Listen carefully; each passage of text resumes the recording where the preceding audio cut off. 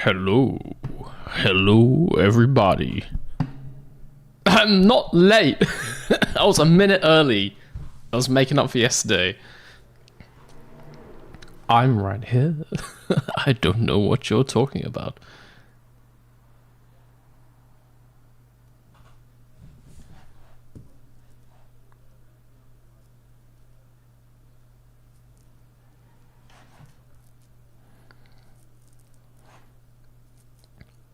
I think my internet's crashed, so that's fun. Oh no, there we go. There we go. I'm not late. I'm not late. I'm not. You guys are gaslighting me on my own stream. I don't need that in my life.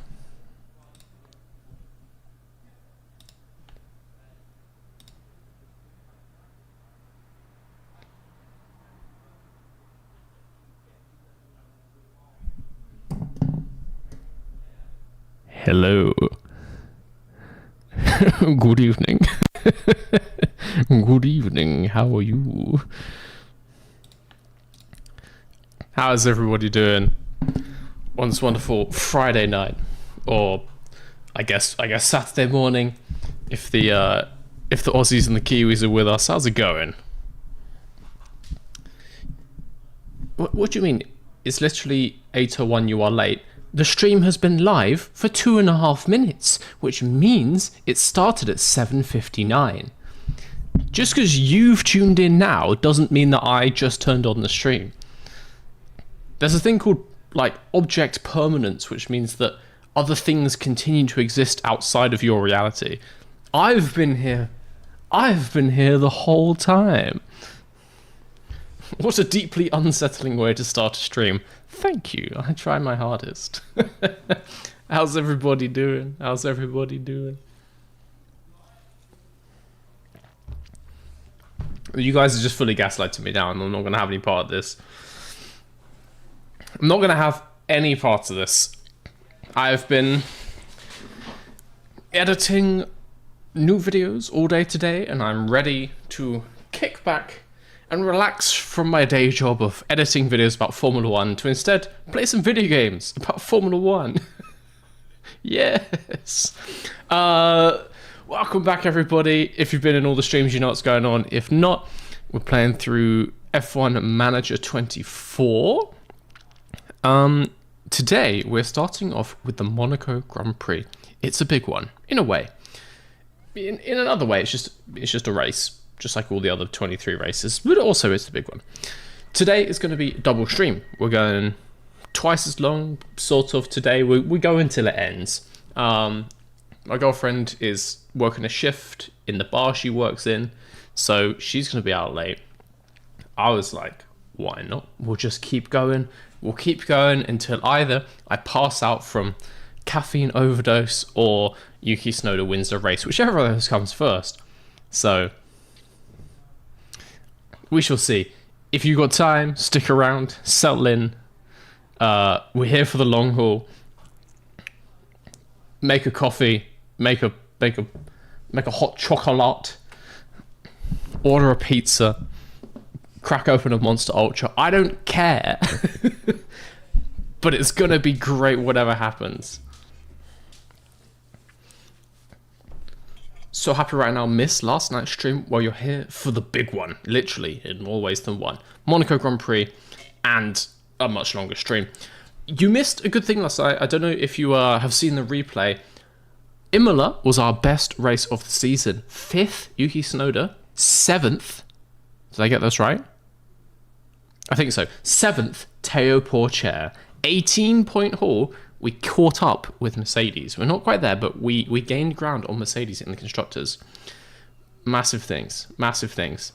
Do you have a beer and a shoe for Synodium? I have a shoe. I'm planning just to go and buy the beer whenever that may happen. It's for the... Whoa, okay. Rewind. Shoey is for a win. A Tsunoda win is a shoey, okay? Not just a podium. No, I never agree to that. Stop trying to change the rules. Pull the rug out from underneath me. We do a shoey for the win. But if and when that does happen, I'll just go and get one, mate. There's loads of like, there's a corner store. There's more than one corner store at the end of my road. They're basically all 24 hours, so I'll just go buy a beer. Is that real Monster at Audi? Oh, it's only the real deal here today. I haven't been to Audi. Well, no, I have been to Audi, but I haven't. Restart. It's the real deal. Only the best for Mr. V, and only the best for you guys, my lovely green screen enthusiasts. It's going to be great. I just saw the chat message, only 8k subs from an egg shoey. Did I really agree to that?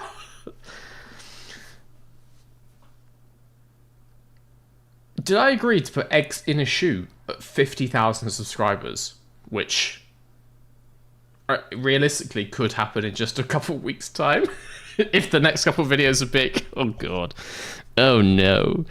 Yeah, the channel hit 42,000 while we were streaming last night. I ended the stream, we had like 42,010. We've been gaining subscribers quite rapidly. If it keeps going at this rate, we'll get to 50k at like end of September, but I've got some big videos coming, so let's see what happens. Let's see what happens. Live buying beer stream. Let me see if I can figure out how to do a, you know, on the IRL stream as well, like take you around with me or go into the shop. I'm not actually going to do that. I'm not committing to that. Don't, no, don't hold me to that. Yeah, yesterday was massive. Today is going to be massiver. Let's launch F1 Manager 25 for get this game going. I can't show you the game until the intro sequence is finished because it's the same one as the TV show, and they will ban my stream. I'm not gonna lie, guys. I don't really want to put eggs in a shoe. I think that's a rational desire. I don't want to do that.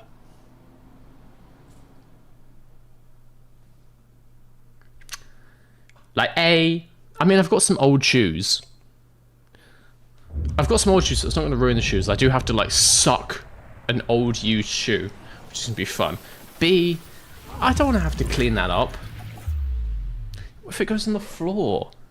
Like mop the egg off my floor? And then C, what if it goes in my mouth? That's raw egg. Jesus Christ. Do you plan to do collabs with other F1 YouTubers? Yes! There's no active plans. I need to actually I keep saying this. I need to actually contact people. I'm horrible at contacting other YouTubers. But yes, I would like to start doing more stuff. I've enjoyed doing stuff online with people, but I am a IRL person. I don't really like, you know, like hanging out online with friends, like recording online as well. I find very awkward. I'd like to be in the room where you can like joke around with people. So I'd like to do more quiz type videos, get some people around. Either we'll get them, where is it? We'll get them on that sofa there, or there's a pub nearby that kindly have said I can use the basement of the pub. It's a very nice basement, lovely basement. Said I can use that to film videos in. So I'd like to start getting some people down. We'll get a green screen up in the pub. We'll do like a quiz. Yes, I would like to start doing that, but I am very, not lazy, forgetful. And so I just forget to contact them. Basically. I've shown up in some other people's stuff. You guys may have seen me on Not Applicable F1's podcast after the British Grand Prix. Things like that. People contact me, I just forget to contact them. Would you do a shoey for a Pourchaire win? Theoretically, yes. However, if Pourchaire is in first and Yuki is in second, there could be some team orders. Let's cross that bridge when we come to it. I don't like recording online, he says streaming. You know what I mean? When you have to like banter with people, it's hard because like when you're on a like Discord call and then someone starts talking, you're like but in real life you can just sort of like you just shout over everyone. You know what I mean. You know what I mean. Anyway. Ooh. F1 Manager 24. Look at that. Mr. versus Garage. Currently in weekend preparation for the Monaco Grand Prix. Got a couple things to do. You'll notice the cars are unhappy. What's wrong? What's wrong in car 2? Front wing has failed. Oh. Right, okay. Other than that, we seem to be fine. We'll stick the crappy engines back in the cars. Yes. Give it the bad engine for practice again. Which I will say worked fantastic for Imola because best race so far. Give them all the crap stuff. Lovely, lovely. Car 2. We have to remember to put these back in before quali. Quali is vitally important, obviously, for the Monaco Grand Prix. These cars have to be in tip-top shape. Which also means we have to nail the setup. We have to nail the setup. We have to nail confidence. We have to nail track acclimatization. So I'm tempted to do all 3 practice sessions. We'll obviously do them at like 16 times speed, but I think it's pretty important that we do all of those because I think it's easier to overtake in the game than in real life, but still, qualifying is king in Monaco. Have I made any upgrades yet? Excellent question. We have made a couple, and I was just about to check actually. When our next ones are going to be done. Mr. Neil Howdy says, ERS in bad condition. I know, but I'm going to keep running it for now. I'll put the new one in for quali. We did well in Imola. Our car's medium speed performance made it a good fit for the track. And looking at the rest of the grid, our car underperforms on full stop. Neil having a sleepy day at the keyboard there.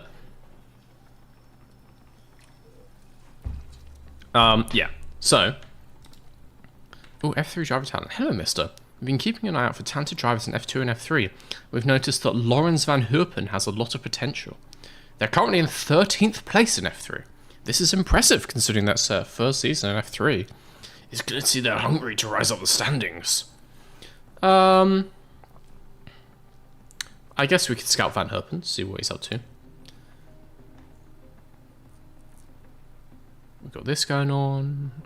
Lovely stuff. Actually, let's look at the point standings, I think, for F2 and F3. Interesting to see how they reflect real life. It looks like Hadjar just won that, which tracks. Cool. Well, these guys are unhappy, demoralized. They'll get over it. Standings. F2. Being led by Hadjar. I was going to say dominating. It's being dominated by Campos, certainly. Hadjar and Marty. Behrman in 3rd. Bit higher than real life. Bortoleto Hauger. Crawford Martins. Mini Aaron. Antonelli 10th. It's relatively realistic, honestly. Fair enough. And then F3. Tramnitz, Boganovic, Esterson, Boyer, Montoya. Very nice. I'm not too keen on scouting all these people yet. We've got Teo and we've got Yuki. They're both relatively young. I'm planning to keep them for a while. And also, I don't know if I'll play this past the first season anyway, so it doesn't really matter. Car development. We are currently designing a rear wing and a side pods. Side pod will be ready just after Monaco, annoyingly. Rear wing ready in 2 weeks' time, which I think puts it... Oh, the side pods are ready on Saturday. Oh, but that's just the design. We haven't actually manufactured them. So we'll have side pods for Canada. These are going to be finished then, but I don't think we can make them in time. So those are going to be actually here for Spain. Fair enough. Fair enough. And then we're researching front wings again for a couple weeks' time. I think that's everything to look at. We're obviously going to get some random emails. before Friday, but let's start to skip ahead.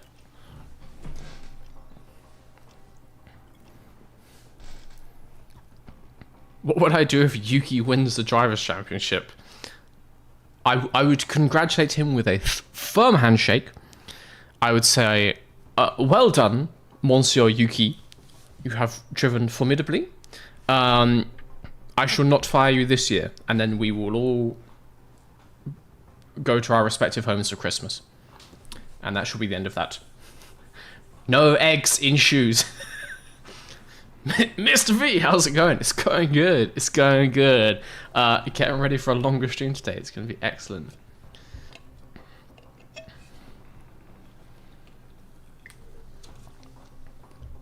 Does the game allow for special race liveries? I mean, in theory, we can just change our livery all the time. So yes, we could do a special livery for Monaco if you guys wish for such a thing. Because I'm pretty sure if we just go in team branding, we can just make a new one and just swap like as much as possible. We did the first race with one, and then we had to edit it because the sponsor logos are all like messed up. Do you guys want the special Monaco livery?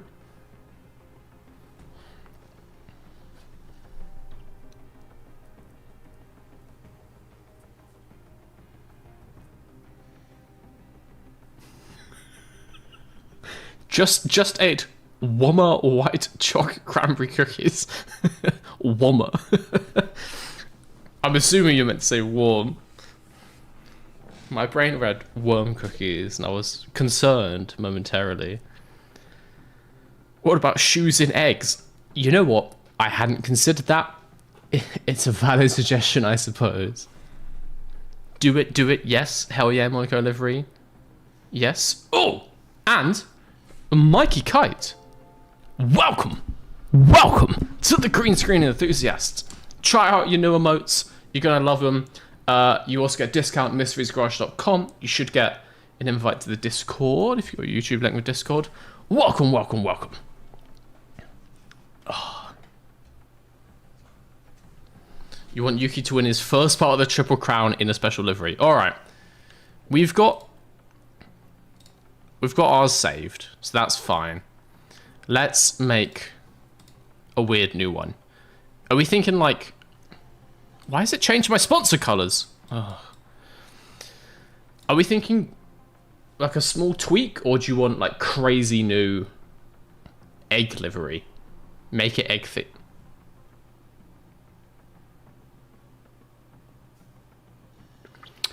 So the thing is, in this game, you can't, it's not like Forza or anything. You can't like fully design your own livery stuff. You just choose some presets and set the colors. I don't believe any of the presets are covered in eggs. Do it white and yellow.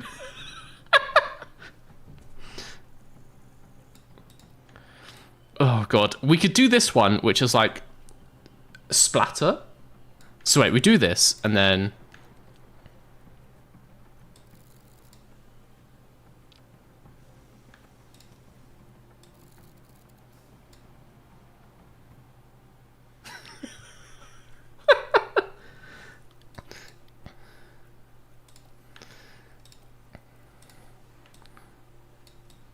If you want an egg livery, this looks like the car has been egged. Don't like emotes, don't like discounts. I like Yuki. I can't fault you there, fair enough.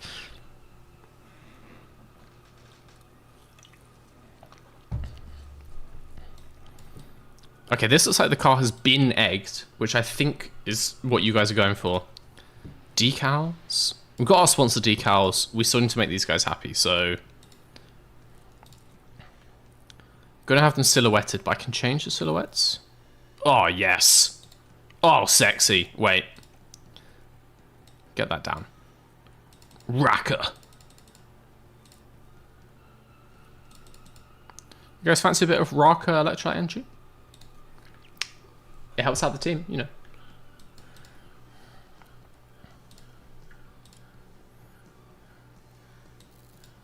Oh. Honestly, not gonna lie, quite a sexy livery. With the black, we've got the team logo. The team logo has to be full color. I'm not allowed to silhouette that.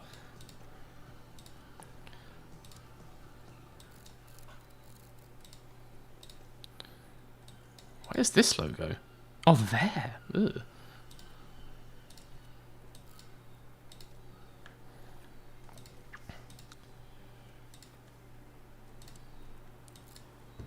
Oh. Oh. Okay, that needs to be smaller. Our Baus has such an aggressively wide logo. It makes it quite hard to fit onto the car. Get the racker in black. I want this thing to be sexy, guys. Like, we have to get this perfect. Move the racker a bit further back. Yeah, look at that balance. Look at that. Oh. Oh. Ooh. Ah. Yeah.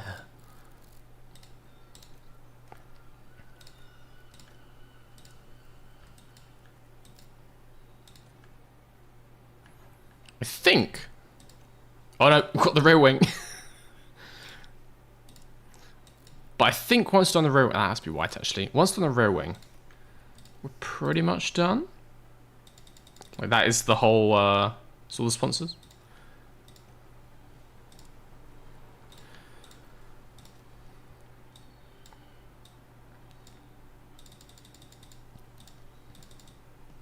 Look at that. The beauty. The grace. A Baus on the wing.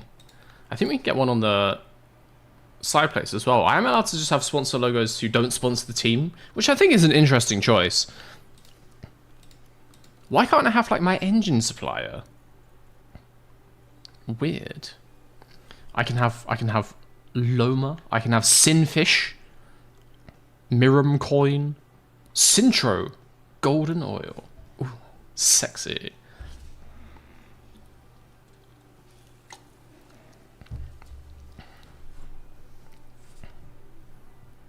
Did Minardi run this livery once? Did Minardi run a livery that looks like it's been splattered by eggs? I mean, I don't remember that. I don't recall it. I'm not saying they didn't, but I feel like that would have stood out, you know, just a little bit. Get the racket on the sides. Okay, car is looking sexy. You guys saying make the yellow a bit less yellow? A bit more like that? I'm not going to go too far down. I want it to be like a brown. I'll take this. Put the other one in that as well. I think that just gives a little bit more contrast. I'm liking it. Wish the wing would say, get yoked. It's a shame you can't like fully customize a livery in this and write stuff on. Honestly, it's the developers being cowards because they're scared of the beauty that I could come up with. It's just a shame. It's a shame you can't do that. You need to get the most egg-inspired wheels. Ugh. I guess just those, right?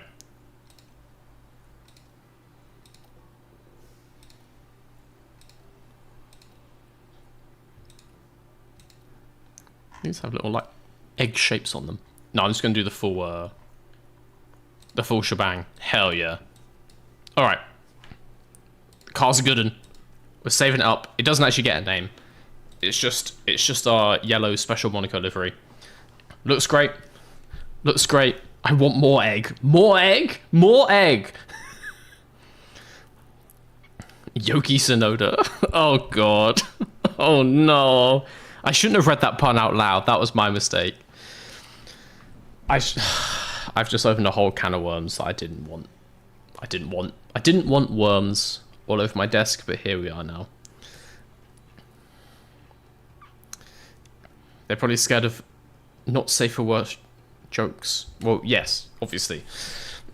They don't want me to draw a enormous cock and balls up the side of my car, which I think is fair. I think that's fair, but give me a few more options. You do it like other games where there's like preset like clip art you can stick on. I don't know. 1990 Minardi looked a bit like that, but less splattery. Okay, I have to look this up now.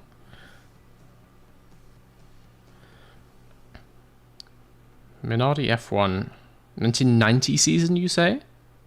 Oh my god!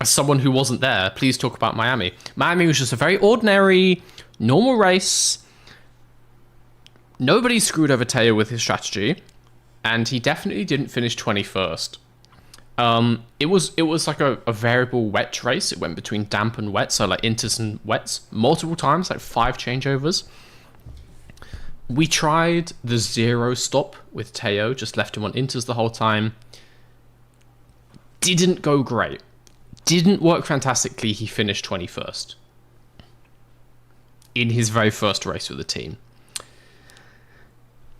which is not fantastic for driver confidence. But then in a dry Imola, he finished 7th. So maybe I am a genius actually. So actually, this session is completely dry, and then a small amount of rain for kind of like 18 minutes, and then dry again. So I guess let's just go out now. Let's get how many? Wait, whoa, how many? Let's just do 20 laps. It'll be fine. Do 20 laps on some hards. Yes, yes. Give him some fuel. Let's get some laps in before it starts raining. Hashtag 7-minute advantage. Yeah, I was frauded. I was frauded. I don't know by who. By my strategy team. I'm not against saying it was the FIA. I was frauded. You guys were there. I had witnesses. I was promised a 7-minute advantage. Justice. Justice for me. Justice for me. Let's get Sonoda out.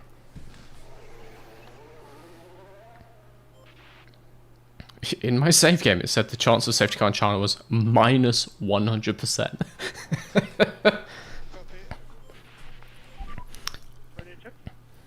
They actually lose the safety car. They go to China and it just gets lost in the luggage. Gets lost at the airport. Yeah, the game has some bugs. The game is not that polished. There's some minor issues. We had one race where we had a puncture in practice, and then our car was like sparking the whole way through quali and the race. It's got some issues, you know. It's got some issues.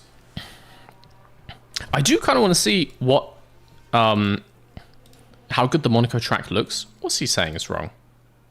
It's powertrain. Well, yeah, he's not wrong. I am going to do 1 lap on board of Yuki. I want to see how good the Monaco Grand Prix track looks here. Motion sickness camera. Yeah. Aggressive line. Aggressive line. Very late apex.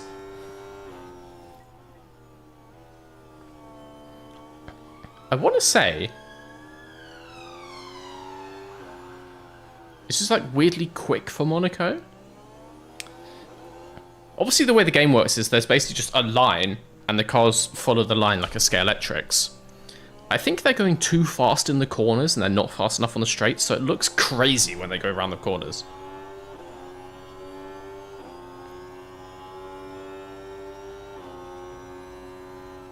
I will say, though, absolutely beautiful, this Monaco. Props for that, because this looks great.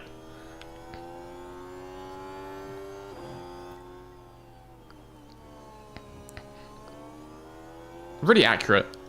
Loving the first person cam. Hell yeah. Hey, Mr. Video Gamer. How are you doing today? I'm doing good, if that's just at me. I'm doing very good. Had a late start because we're going to have a late finish. Got a bit of editing done. And now we are here. Extra long stream, double race incoming. It's going to be amazing. Is it a bad thing to be burnt out because I played 30 hours of F1 in 5 days? Yes. That doesn't sound... You do you live your life, but that's like a full-time job. Like, you Are you a streamer? Are you Jimmy Broadbent? What the hell are you doing? I guarantee even he doesn't play 30 hours in 5 days.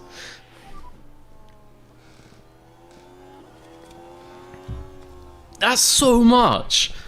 Like in a full seat, in a full rig. That's so much.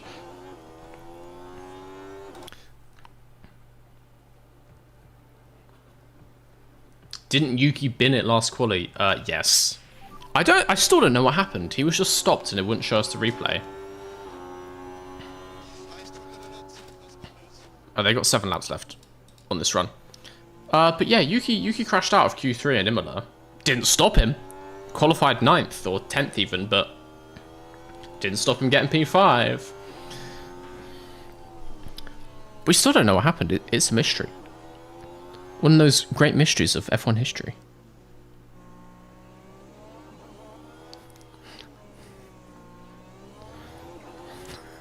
"30 hours a week is rookie numbers from MMORPG." Guys. Please just make sure you at least go outside a little bit. Get some vitamin D. See the sun. Please. How do I say bottle of water? Are you trying to make fun of my British accent? I'll have you know I'm very posh, and so I say bottle of water with many T's in it. Trying to make fun of me.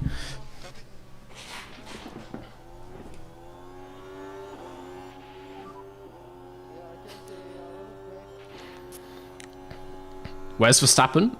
Well, it looks like they have Hadjar in. The game still does rookie tests. So we've got Hadjar, we seem to have Bortoletto, Vesti, Crawford, O'Ward? I was like, who is Owa? It's Pato O'Ward, Djokovic, and Colapinto. The game has never told me that I need to do rookie tests, but I get the feeling because Oladelli was new to F1 that he counted as a rookie. So maybe our commitment's already been met. And also, Porcher was a rookie. So I don't think we have to do it. But the other team's been doing it loads. Like every other race they seem to put a rookie in. It's what, like 6 races a year? 3 of each car? Fair enough. Can't go outside because I'm trapped in a shed. Like trapped in a metaphorical sense, or like literally someone's locked you in a shed. Do you think Valtteri is getting a deal with Sauber? It's a tough one. That second Sauber seat is very much up in the air, I would say. There's several people that look likely to get it. I think still there's a non-zero chance they just keep Zhou. Zhou's not exactly impressive right now, but it's sad to say it, he is Chinese. And I mentioned this before, Audi particularly, like the luxury car market, BMW, Audi, Mercedes, and like other sports cars and luxury executive cars, the market for those in China is astronomical. Like, the market for all cars in China is huge, but specifically those is crazy. Hello? Okay, wait. One sec.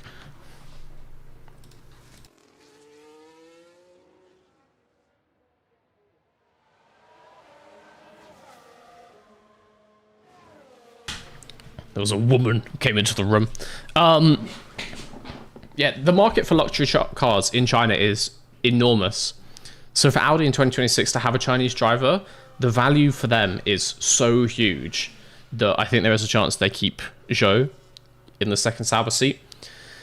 I could see Schumacher, the double German pairing in a German team, just from a PR standpoint, makes a lot of sense. Could see could see Bottas. I don't know. Bottas hasn't been like amazing for a while now. I feel like if I was Bottas, I would just retire. The dude has millions and millions of like euros, right? Why not just go and just try some other stuff, like become a pro cycler?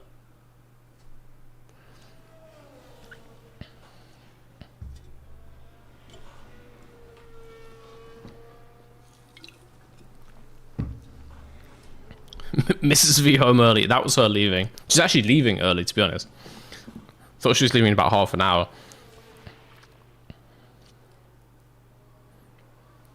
But yeah, I wouldn't say Bottas is the favourite. Like, I could see it happening, but I would say he's like third on the list. Maybe even fourth on the list.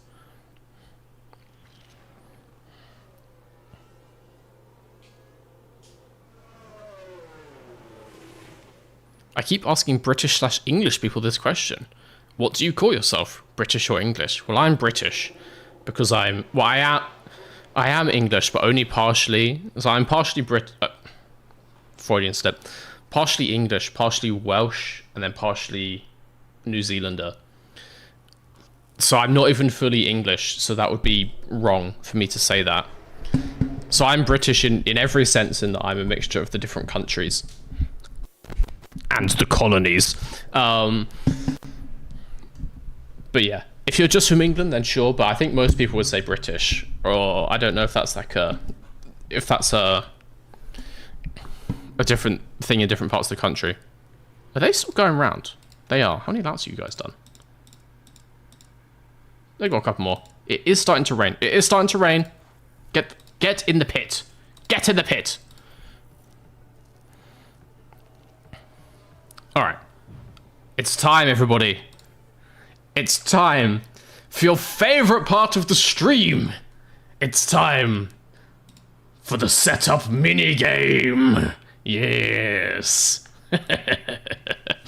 Let's do Sonoda first. He's a bit more picky. Let's see.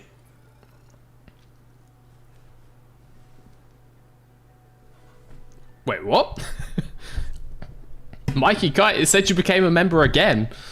For the second time in half an hour. I don't know if that's true, if Streamlabs is just going crazy.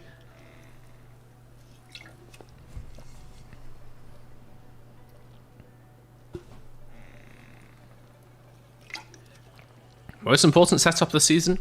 You are correct. This is mental.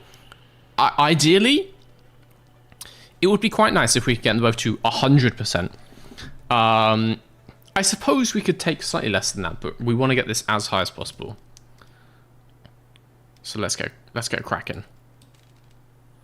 When that straight's way down, it's going to be something like there. We don't need much. We don't need much in the straights. It's Monaco.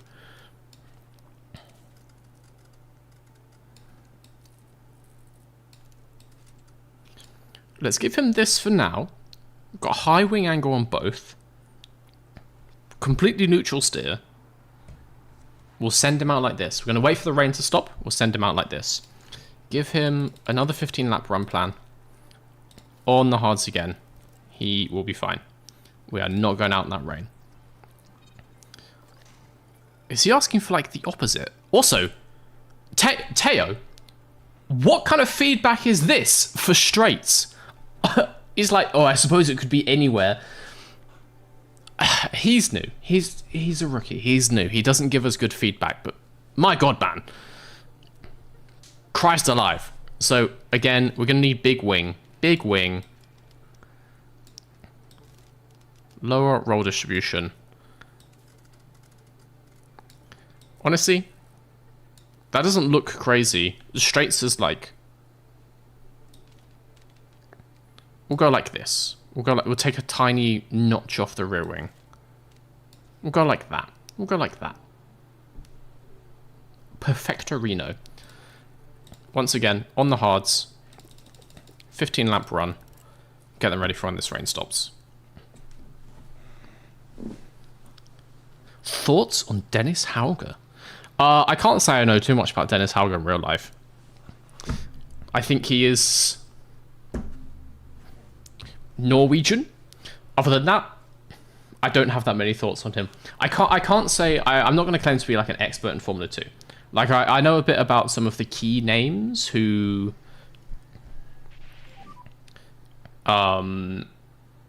let's say like the big names who are most likely to get into Formula 1. I can't say I know a whole load about every single driver in F2, so I'm just not going to pretend. Do I have England or UK in my driver's license? Because I just applied for my provisional and I don't know what to pick. You can choose? I'm pretty sure mine says UK. But I didn't even know that you could pick, honestly. You want maximum wing, minimum toe. We'll see what the feedback comes back with. Does Monaco have straights? Interesting question. Depends on your definition.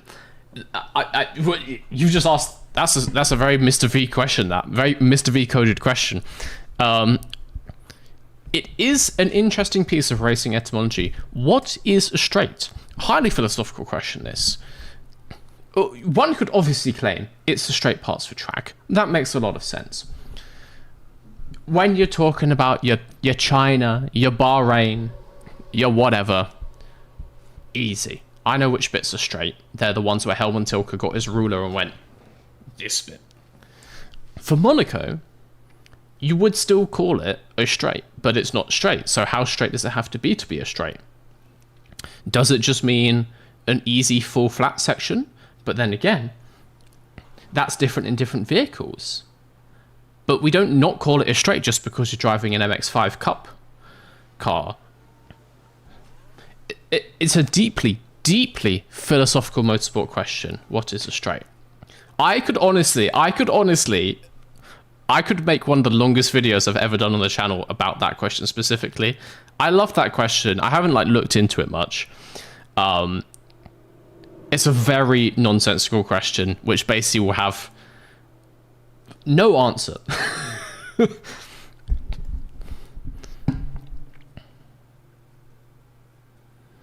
If Monaco has straights, Austria's turn 3 is turn 2, as it should be. So, yes.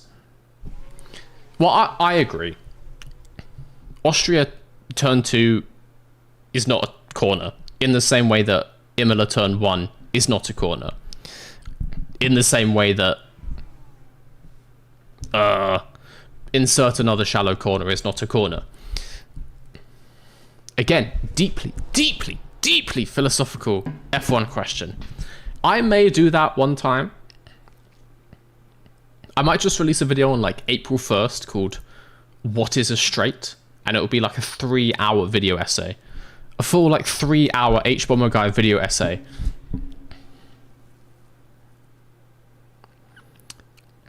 It's so much more complicated than you could possibly imagine. How's the chat doing? It's drying out already. We could send them out on these hards. No, we can't. They're still reconfiguring the car. All right.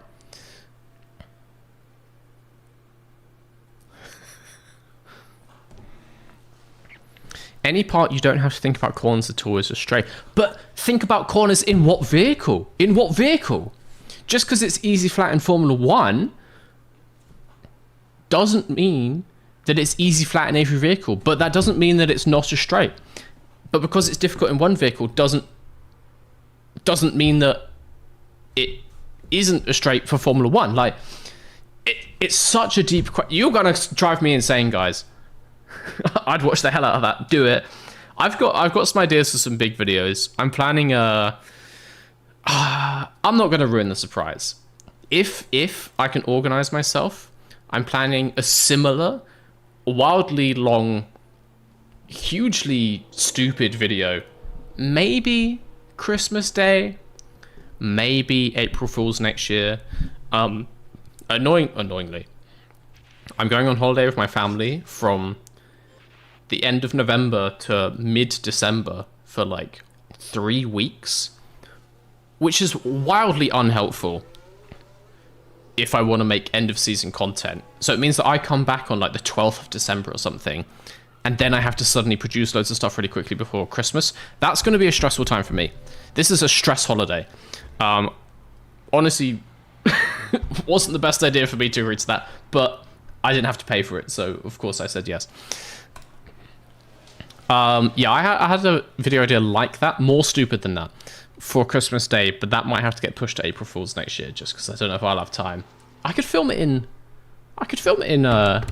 November, I suppose. That requires me to be organised, which can be tough. We'll see. But yeah, this channel's going to start having some like massive, very stupid, bullshitty questions like that. But at the moment, I just need to make sure I can pay my rent every month, so I have to make more normal ones for now. And then when I'm more comfortable, I can start thinking about the stupid stuff. Banked corners are definitely corners, but can also be easy flat. Exactly. But then we have examples like, so near where I used to work, there's a proving ground. There's multiple proving grounds in the UK, but I used to work right next to Millbrook.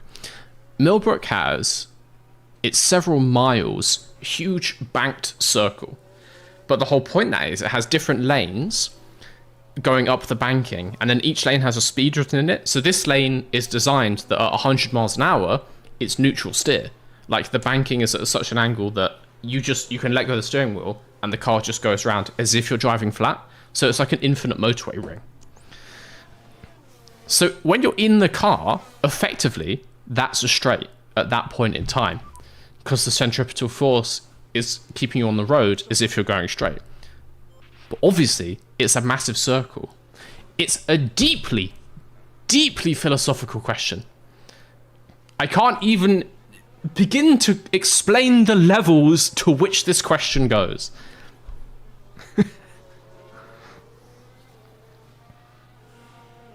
Favorite F1 track? Ooh. Current grid? Well, I mean, that depends. To drive, I don't know, because I would need to go and drive them. Have I driven Silverstone? Yeah, maybe I did one time. To go as a spectator, can't fault Silverstone. To watch, and also to drive in the games. Albert Park, love Albert Park. I really like Bahrain. Big fan of Bahrain International. What else is nice? What else is fun?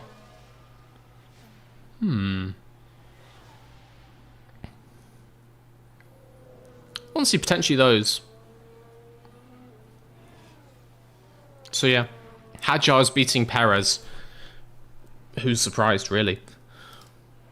Let's be honest here, guys. It's not that shocking, is it? Perez has been doing okay in this game, but he's starting to look a little bit washed as the season goes on. So I feel like they may have programmed that into the game a little bit. For me, it's Baku. I do like Baku. Big fan of the insanity that is Baku. Because when they first announced it, and they were like, oh yeah, we're going to drive up this alleyway between these two sections of a medieval castle. Before we'd ever seen a race there, obviously, that sounded like the stupidest idea ever. And they just did it anyway. And I love stuff like that. So yeah, I do quite like Baku. Just because it's such a, on paper, such a dumb track. Miami's underrated? No. Miami's garbage. Track conditions changed to dry. Oh, we're still watching Colapinto for some reason. Interesting.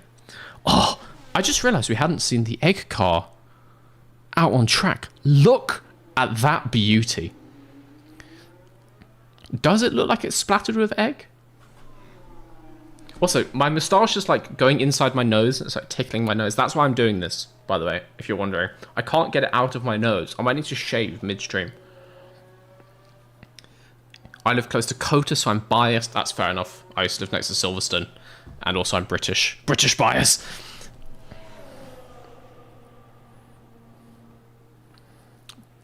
I like Kota. People saying Miami's underrated.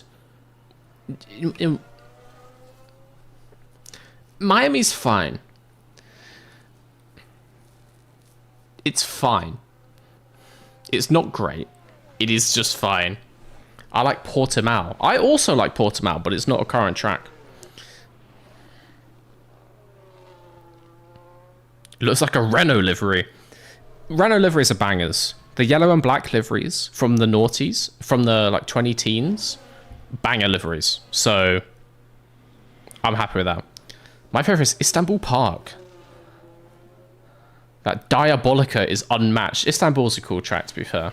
Istanbul's a very cool track. I do love a Malaysia. Massive Malaysia fan.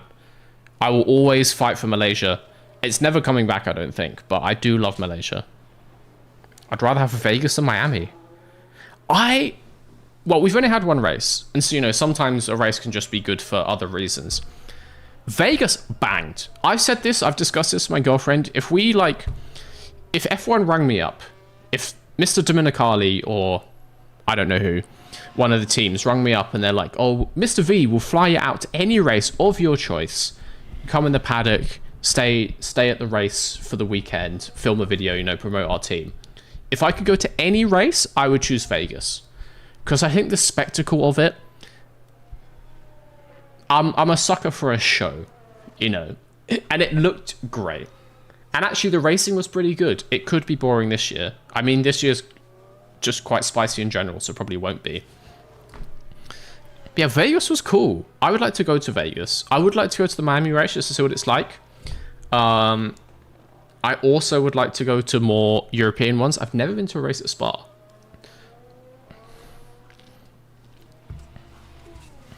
India. I love Nürburgring. Nürburgring's an absolute banger track, but it lost money every year, so. Vegas in person was crazy. I can imagine. It looked mental. I was wasted when the opening ceremony came on. I had such a good time watching that. And also the race was cool too. Personally, I think Paul Richard Portsmouth deserves to be an F1. My God, he's done it again. La Meep. You are crazy. You are crazy. 5 gift subs again. Every single stream. Lameep, you are the MVP. We need like a whole other tier. Just Lameep tier. Just for you.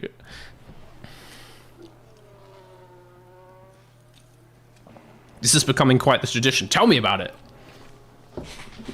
Show of hands, who here is a channel member because of Lameep? It's the majority of you.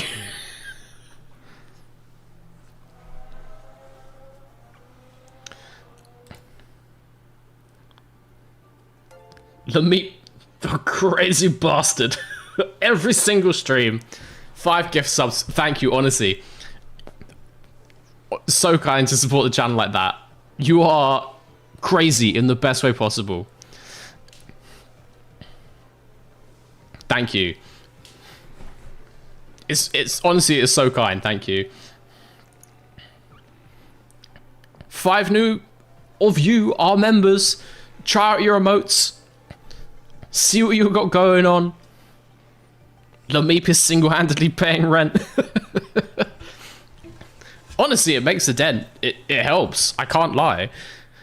Like, it really supports me. It helps me to make this like a comfortable full-time living. So genuinely super grateful. It means the world, man.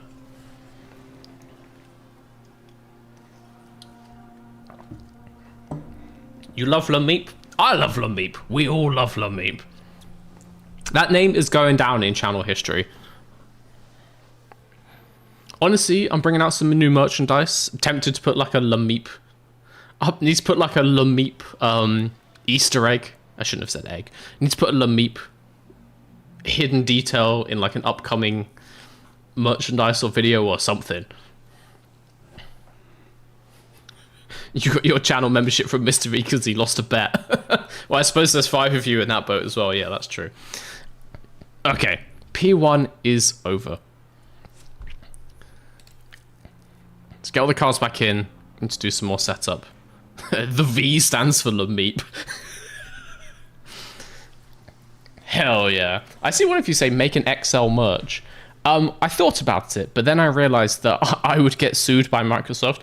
Everything on screen is obviously copyright of Microsoft. Like, I can show it in a video and stuff because it's a tool, but if I were to sell just the design of Excel,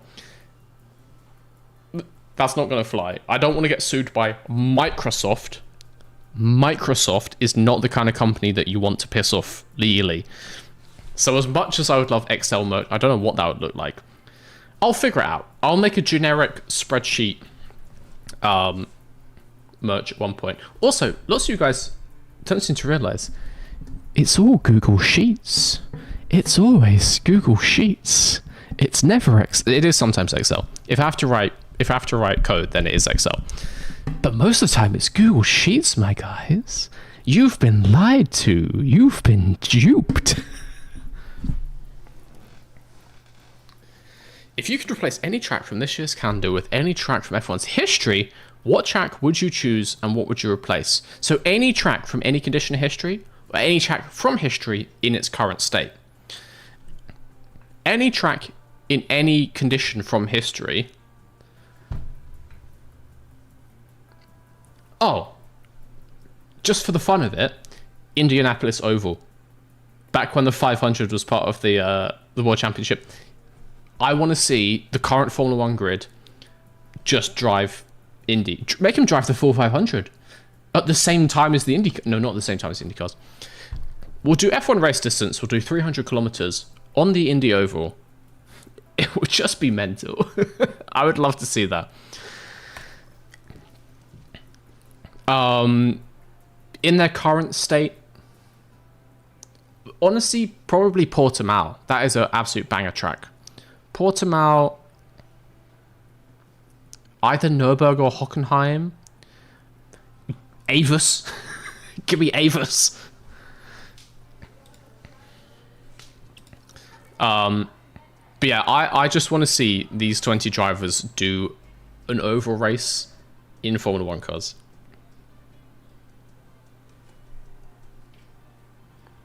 I really want the cargo vroom vroom hat with a 10% discount. It's perfect. Yep. All channel members, including those who just got a gift subscription, check in the community tab. There's members only community posts. Every month you get 10% discount for MrVsGarage.com.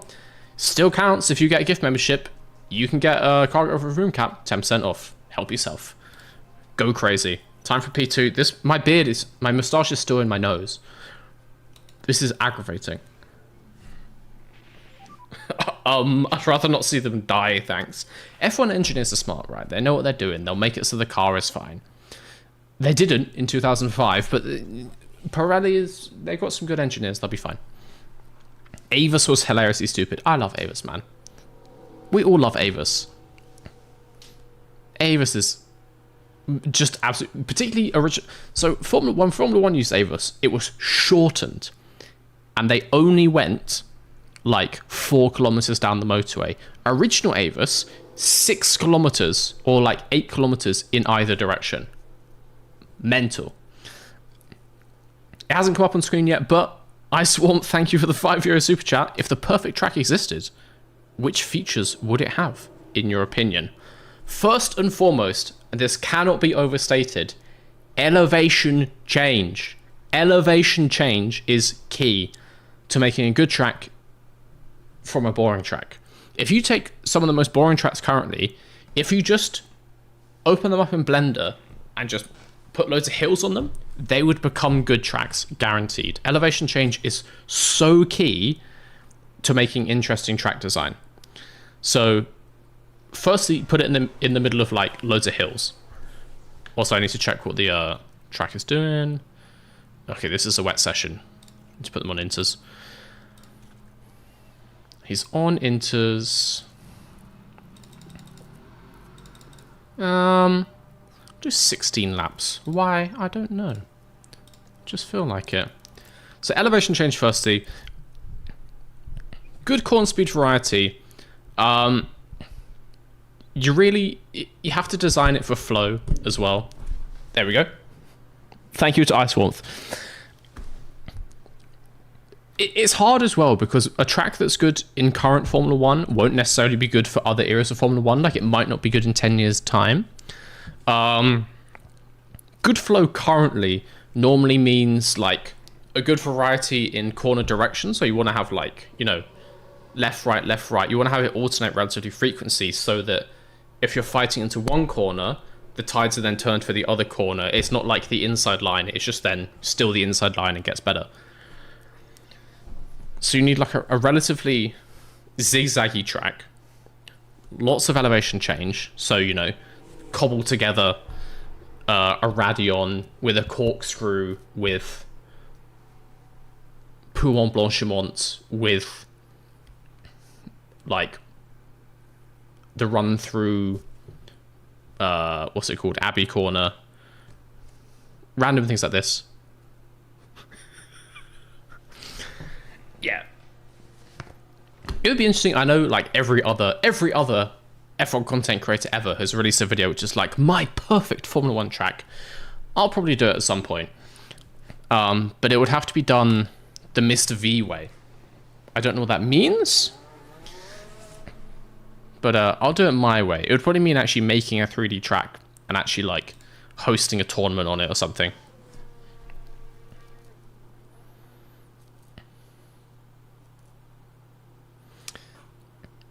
Yeah, good variety, good elevation change. And then for me, I think it's really important to have that like good track atmosphere. Even when you're at home watching on TV, you can see the difference, you can feel the difference. Like when you watch one of the races with loads of people going crazy in the stands, think lots of the European races, but also think like Australia, any of the American races, the audience is going mental, and then you at home, you're like, hell yeah, I'm getting into this. You watch fucking Bahrain Grand Prix and there's like 4 people in the stands and they're like,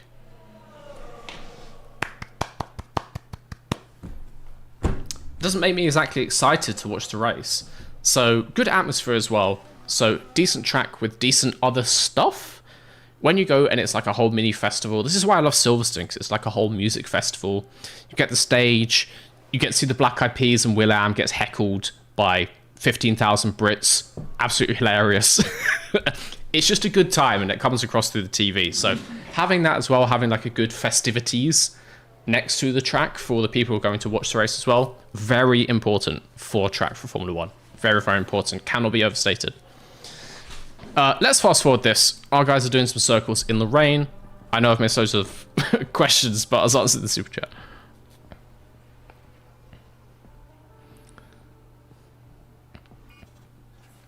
Hungaroring is slow, but because tickets are cheap, atmosphere is pretty good. Hungaroring is the cheapest circuit to go to on average, which is a nice little fact. And it's like from anywhere in Western Europe, it's not that hard to get there. Like flights to Hungary are pretty cheap, and potentially this time next year, potentially this time in about 14 months' time, I might even be living in Austria. I'll just hop on the train. It'd be great. Yeah, I'd like to go to the Hungaroring. I've never seen it. Be a nice one to go to. Mr. V, do you think Istanbul Park Circuit should return to Formula 1? Again, that's an interesting... Like, should return from a racing standpoint? Probably yes, but that's not really the deciding factor. It's economics and it's politics. Do I think it will return? Not anytime soon. I think there would need to be a political shift in Turkey for that to happen. But I think it's a really solid racetrack. I think if Formula 1 was purely just the 24 best tracks, Istanbul should definitely be one of them. What do you think about the 3 American Grand Prix? I like them. I think COTA is an amazing track. I think Miami is fine. Miami is the definition of mid. Sorry to any of you. It doesn't help that Miami is crazy expensive to go to. Like the second highest average ticket price, and then just the fan experience while you're there. It's not a cheap race to attend, which rubs me the wrong way a little bit.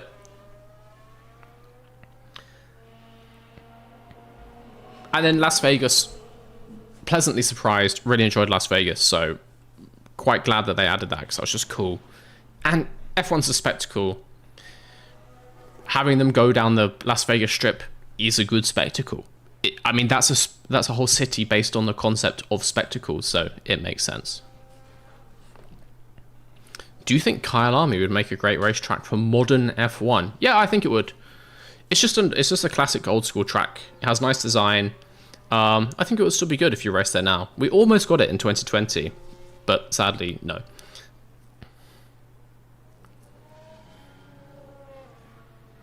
Austria? I see it's a question. Yeah.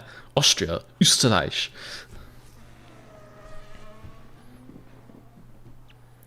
Miami is fine. Merch incoming. Miami is super mid. I went to it the first year and it was a snooze. The race the first year was very boring, which didn't help. Obviously, it was more exciting this year of Lando's first win, but still, it is still just kind of fine in the grand scheme of Formula One, but the second most expensive race to go to.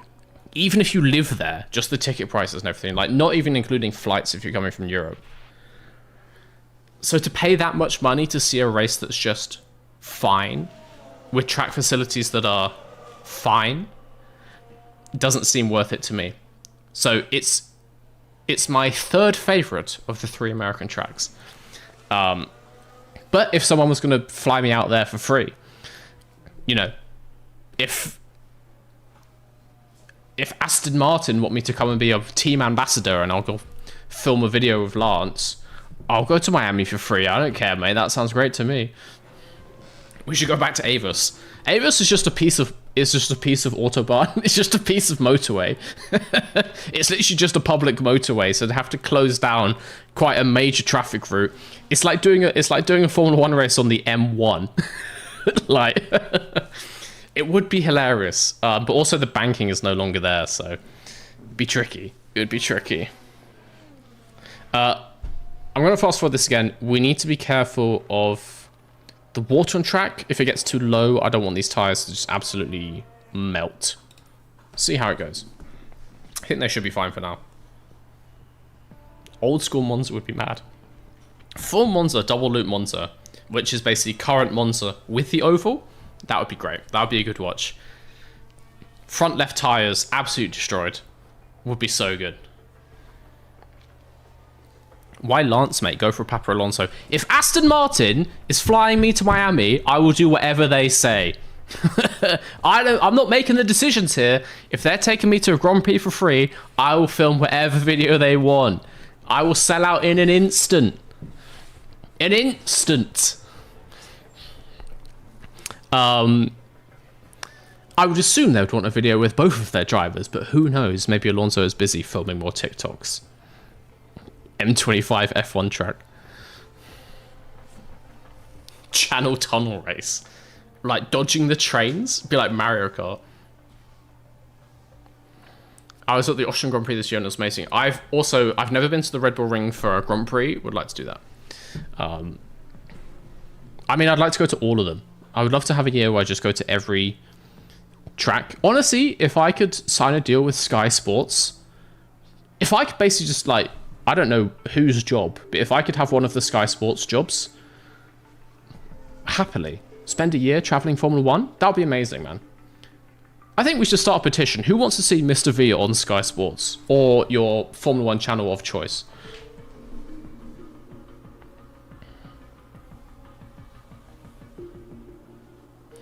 Going back to the perfect F1 track, it would have a loop or a corkscrew. Put the they can drive upside down to the test. That's all fun and games until the safety car comes out and it falls off the ceiling. Oh, the cars are in. Shit. All right. We need to do more setup minigame. It turns out it's pretty good. Well, I don't really know what else I would need to do here because they're all exactly in the middle. I guess we need to get these slightly better.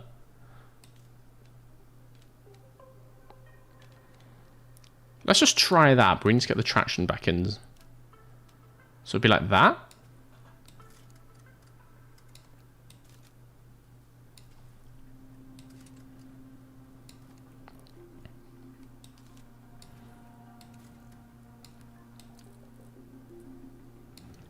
Let's try him on this. Let's try him on this. Is the track still wet? A little bit. All right. See what Teo wants. He says bad. He says straights are bad. All right. Give him that. And then he wants...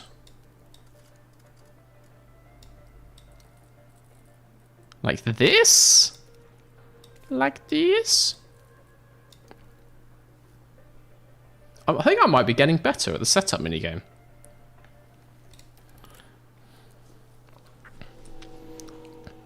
Me plus Lorvies to replace Danica. Imagine the logistics of trying to carry a ladder to every Formula 1 race. Where would he even put it? Tracks don't typically have loft hatches, guys. How is he going to film a video? How would that even work?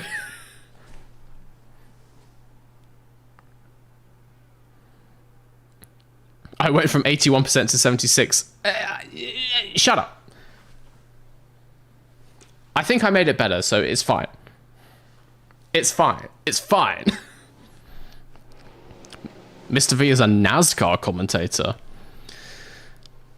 I could get on board with it. I could do that. I think I would need to be the color commentator. I'm the one who shouts, and then I need like Martin Brundle to explain what's going on. I get caught up in the moment. I get stressed and I get hyped.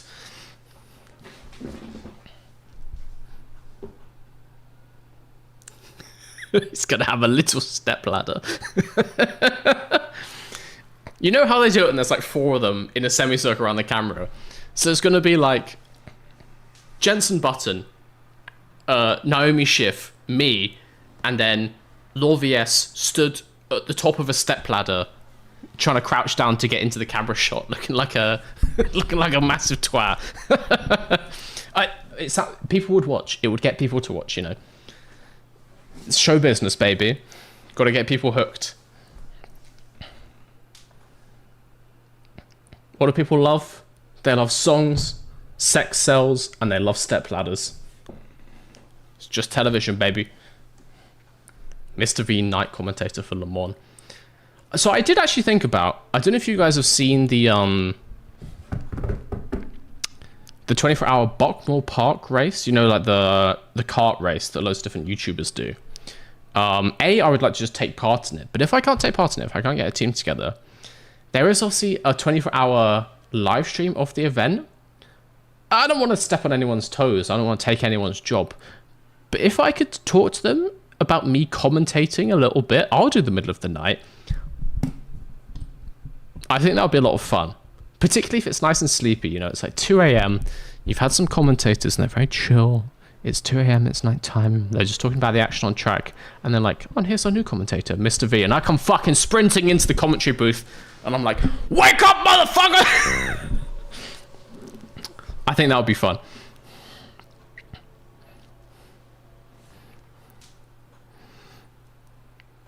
Can you do a live commentary stream one day? Like P1 style? I could try it. I do like to actually just watch the races. Yeah. I might give it a go. I saw someone said, what did I get in my A-levels? Bro, I did my A-levels 21 years ago. 11 years ago.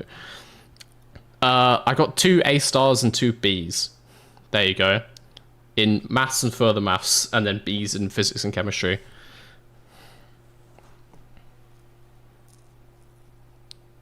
We need this now. Let's get these cars reconfigured. Let's do a little bit more track running. Send them out, send them out, send them out. But yeah, a little bit of spoiler. I need to look into registration. I would like to take part in a 24-hour kart race.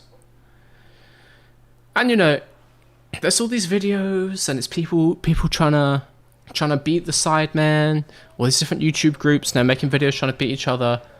I'm just going to recruit 4 like ex-junior kart league, like British National Kart Championship ex-drivers from when they were teenagers.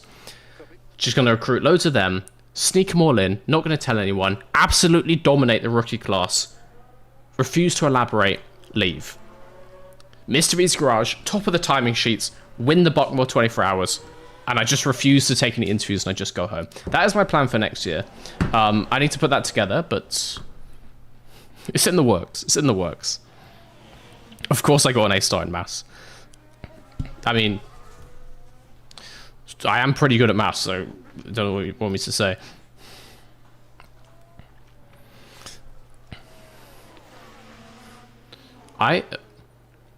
So firstly, I can imagine you as a Sky Sports commentator saying cargo vroom vroom to explain why a car overtook on a straight. Crofty's got its lights out and away we go. And I don't know what Martin Brundle's catchphrase is. He says some weird stuff sometimes. Mr. V. Overtake down into car one, and the car goes vroom vroom. Gets people interested. Planning a trip to the UK for a karting/racing tour near the end of September. Any suggestions? It depends which one you're doing, if you're going karting or track racing. I mean, for both, obviously lots of good kart tracks. I only know the south of the UK. I've never really been karting in the north. My favourite track is probably Wilton Mill. I don't know, I just love Wilton Mill. It's just a very fun track to drive. My local track used to be Daytona MK, which is brutal. Super difficult. Very, like, interesting track. Very difficult track. So, if that's what you want, go for it. I've actually done more track driving than karting. I'd like to get into karting more. But Donington Park, if you're doing a track day, is really nice, as is Snetterton. Bedford Autodrome, kind of dull, kind of boring. It's an airfield, and it looks like an airfield. It's just a big open concrete thing. If you wanna test the top speed of your car, I guess it's good for that. But other than that, it's kind of boring. Silverstone, but obviously very expensive. Yeah, I mean, there's loads. There's loads of tracks in the UK. Check them out. Recruit me. I want to do 24-hour kart race. I have no idea how it works. I don't know when the registration is or anything like that, or if there's like limits on like. Also, I should probably get people I actually know. I don't know where you guys are from. You will need to be in the UK for 24 hours. Brands Hatch? I've never driven Brands Hatch. I've been to watch events at Brands Hatch, just like touring cars and stuff. Most Brands Hatch track days, some of them are Brands National. You know, the Peanut one, which is only 4 corners. No, not National. What's it called? Indy? The peanut shape. That's real weird for a track day. Make sure it's like a national or like a GP layout track day if you're going to go to Brands.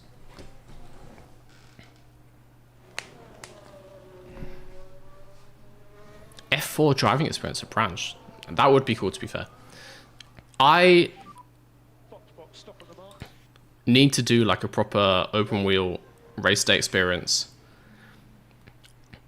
Imagine, guys, a video of me in like an old F1 car screaming inside the helmet. I would like to make that happen at some point. We shall see. We shall see. Oh, we didn't test their setups. You bastards. All right, let's just do Q3.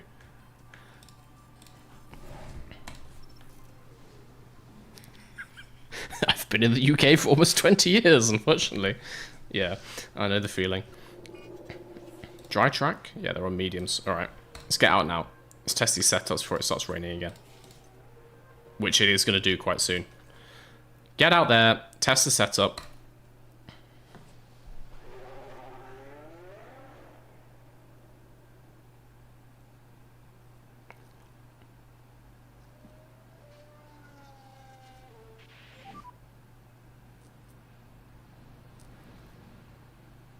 Let me know when you fancy a karting day or track day. I'll be there. Is that you, Chris? What are you doing in my chat?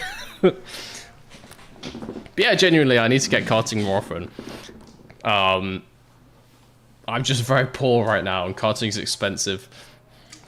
But I'm looking to go soon. I would like to save up to enter the Buckmore 24. Be good fun. I know some pretty rapid people, so I could do well. You are one of them, Chris. You're fucking quick. Not as quick as me, obviously, but, you know, pretty quick. On a scale from 1 to 10, what would you rate the UK? What kind of question is that? I guess it's fine. There's worse places to live. It's not an active war zone, which is a positive. And, you know, you don't go to prison for criticising... Well, I was going to say you don't go to prison for criticising the government, but... They made it illegal to protest, so... It's fine. I'd give it like a 6 or a 7 out of 10. The people are arseholes, though. I would know, because I'm one of them. Risk of rain. Okay.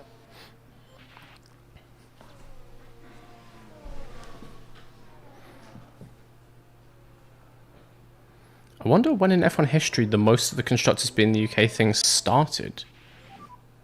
How did traffic? Today it's a normal thing, but in the past constructors all over Europe.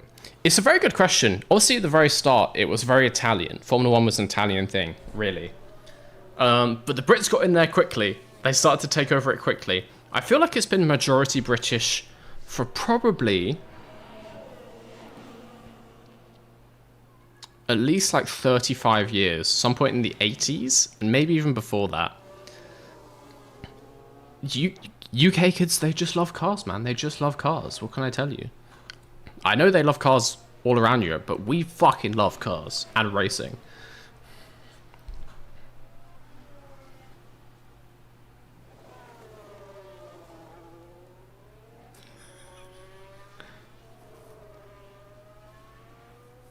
In the 60s. Yeah, honestly, it might have been that long ago. It's been very UK dominated for a very long time. It kind of helps as well. It helps. Part of it is that while the FIA is French, obviously Formula 1 is heavily dominated by the different racing drivers associations. And the BRDC, the British Racing Drivers Club, is a super powerful organization, which is basically just all the ex-drivers. Very influential organization, which is why we get so many new Brits into the sport. And having lots of British drivers encourages British teams, and having lots of British teams encourages British drivers. So it's like it's all a positive cycle. It's been pretty British for a very long time, so it's hard to say. We could look at like team entry lists and pinpoint it. But then again, like, are teams created equal? If we go back in time and there's like 20 teams, but 10 of them are like 3 guys in a shed in the middle of nowhere in Italy, and the other 10 are like huge 1,000-person organizations in the UK, does that count as being half and half? I don't think so. Yeah, we saw.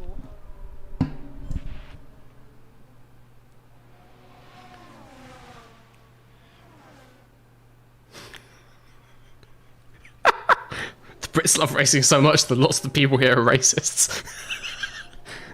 As a top tier comment, and I'm not going to say anything further on that. If you were Toto Wolff, would you sign Antonelli? I don't know, because I don't know all the backstory. Like, I don't know all the deals. I don't know the incentives from sponsors and all these things. It's complicated. It's not just to do with on-track performance. If it was purely on-track performance, no, I would have signed Carlos Sainz, obviously. But that's not the only thing that comes into it. Okay, Porches got his feedback. Yuki's got his feedback. Let's get these guys in, because I want to make sure that we're 100% on the setup this time. Yeah, copy that, mate, copy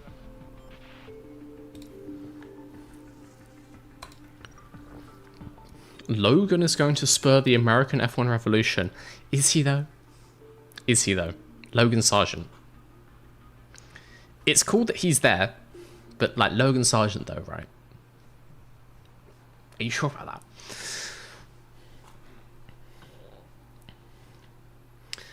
I think there will be good American drivers before too long in the sport. There's some very promising American rookies.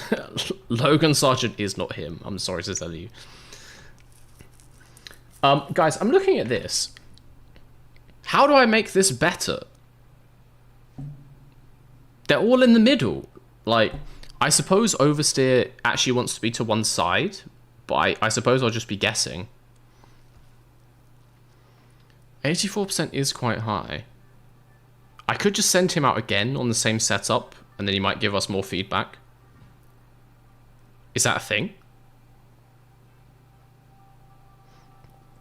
Tosha should sign Max. Yeah, because like if Formula 1 was on pure pace, then Mercedes has billions of euros. Just get Max Verstappen. But it's not about pure pace. There's like all these other things to come into it, so it's complicated. Don't touch the setup. Alright. Okay. Don't diss my GOAT Logan Sargent. He'll win a Drivers' Championship. Wait till you see.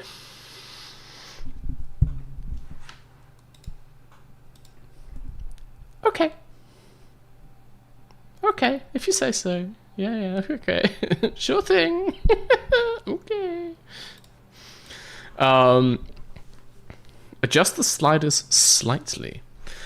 But will his percentage go up? It just goes to question mark. It goes to question mark. I guess I can revert it, right? So I may as well try something slightly different. Straights isn't even optimal, so I feel like let's try that. And then we want braking stability just ever so slightly back. So like there, because that was optimal.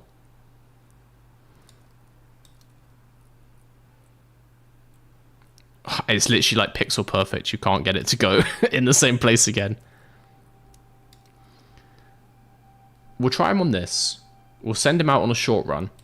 Just do like 10 laps, mate. No, that's not long enough. Do 15 laps. You'll be fine. Same tyres.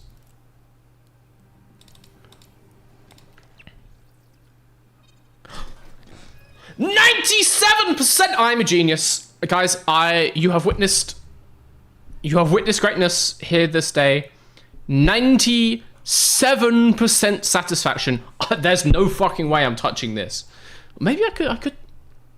There's an extra 3% again. I can always revert back. I can always revert back, you know.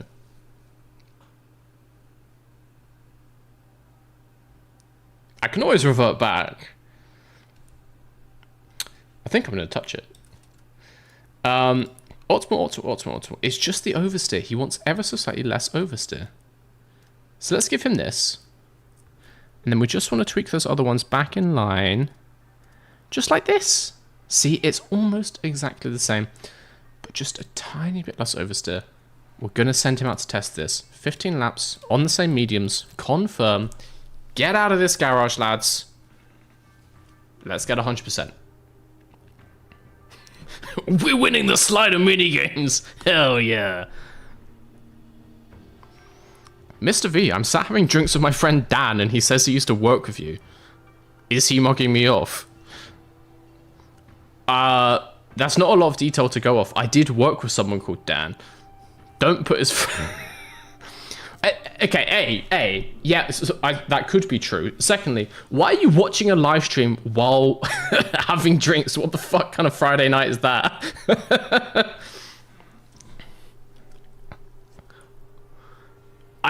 It definitely could be true. I used to work with someone called Dan, and he does drink a lot. so yeah. I need to think of a fact.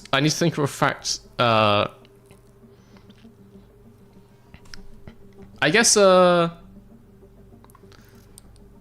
is his child called Lily? If so, then yes, that is a person I used to work with.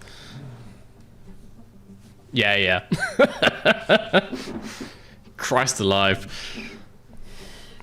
Yeah, you are sat with someone I used to work with. That's weird. Why are you watching a live stream? Go enjoy real life. What are you doing? They don't make Friday nights like they used to. It's going to start raining? It is going to start raining, you're right. Okay, let's put some inters on. Just put these old ones on.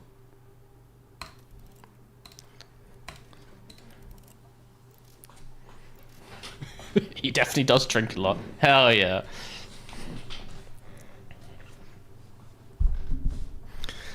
They're probably playing a drinking game centered around your stream. Oh! That's not a bad idea. That's not a bad idea, guys. We need some suggestions from the chat. If one were to play a drinking game for a mystery stream, how the hell would that work?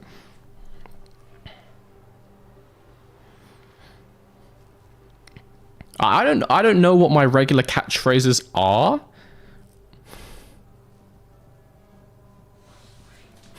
Did I just dox a child? Yeah, I just fully doxed a child. I want to say 3-year-old child. Drink when chat doesn't egg. No, I think that would that's called murder. That sounds like a bad idea.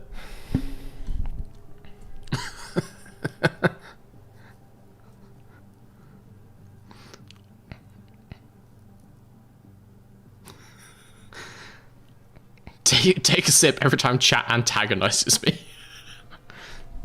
Again, it's just constantly downing drinks. Drink whenever I forget to send out drivers. Synodium confirmed equals 1 sip. Okay, the phrase synodium confirmed is 1 sip, but an actual synodium has to be you down a drink. If we get a synodium this race, if we get a synodium in Monaco, I will do a shoey. I'm going to downgrade it from a win to a synodium, but you have to do one too, guys. Every single one of you in the chat, if you're at legal drinking age, I mean, actually, I don't care. Just fucking go for it. Every single one of you has to do a shoey with me. Every time he does a Ferrari thing. Also, who said medium speed alcoholism? For fuck's sake. Drink every time one of our drivers makes an overtake. Well, it is Monaco. It is Monaco, so it should be quite a sober night. That should be fine.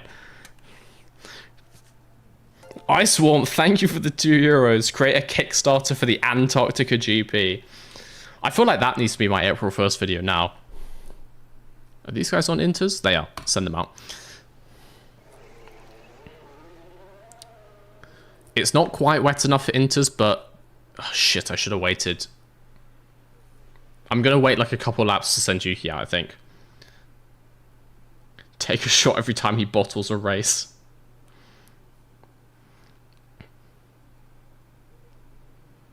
Mr. V, say medium speed alcoholism in the voice. Yeah, but the emphasis is on the medium speed bit, not on the corners bit.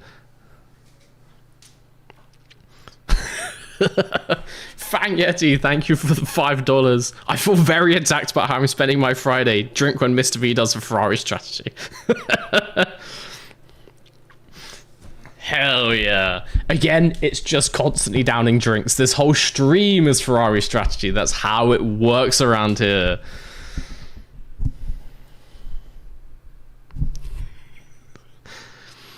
There's a lot of people suggesting that I regularly screw up the strategy for my drivers. I disagree. I think we've had very good strategy. We had a very good race in Imola.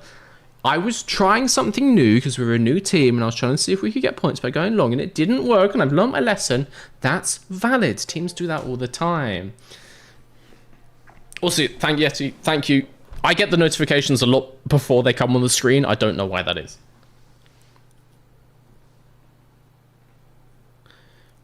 Do you have an unpopular F1 opinion? Well, I say it all the time. My unpopular F1 opinion is that Lance Stroll is perfectly valid Formula 1 driver and is mid of the grid. There are multiple drivers less talented than Lance Stroll. Send him out. Oladeli mention equals 1 shot.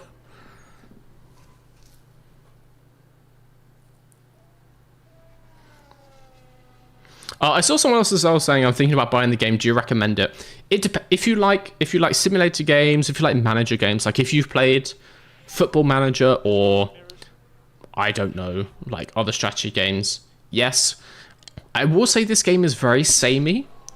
Like realistically, there is just a best way to do the race. So you're just watching it in fast motion to make sure that you come in for the right time if there's a safety car.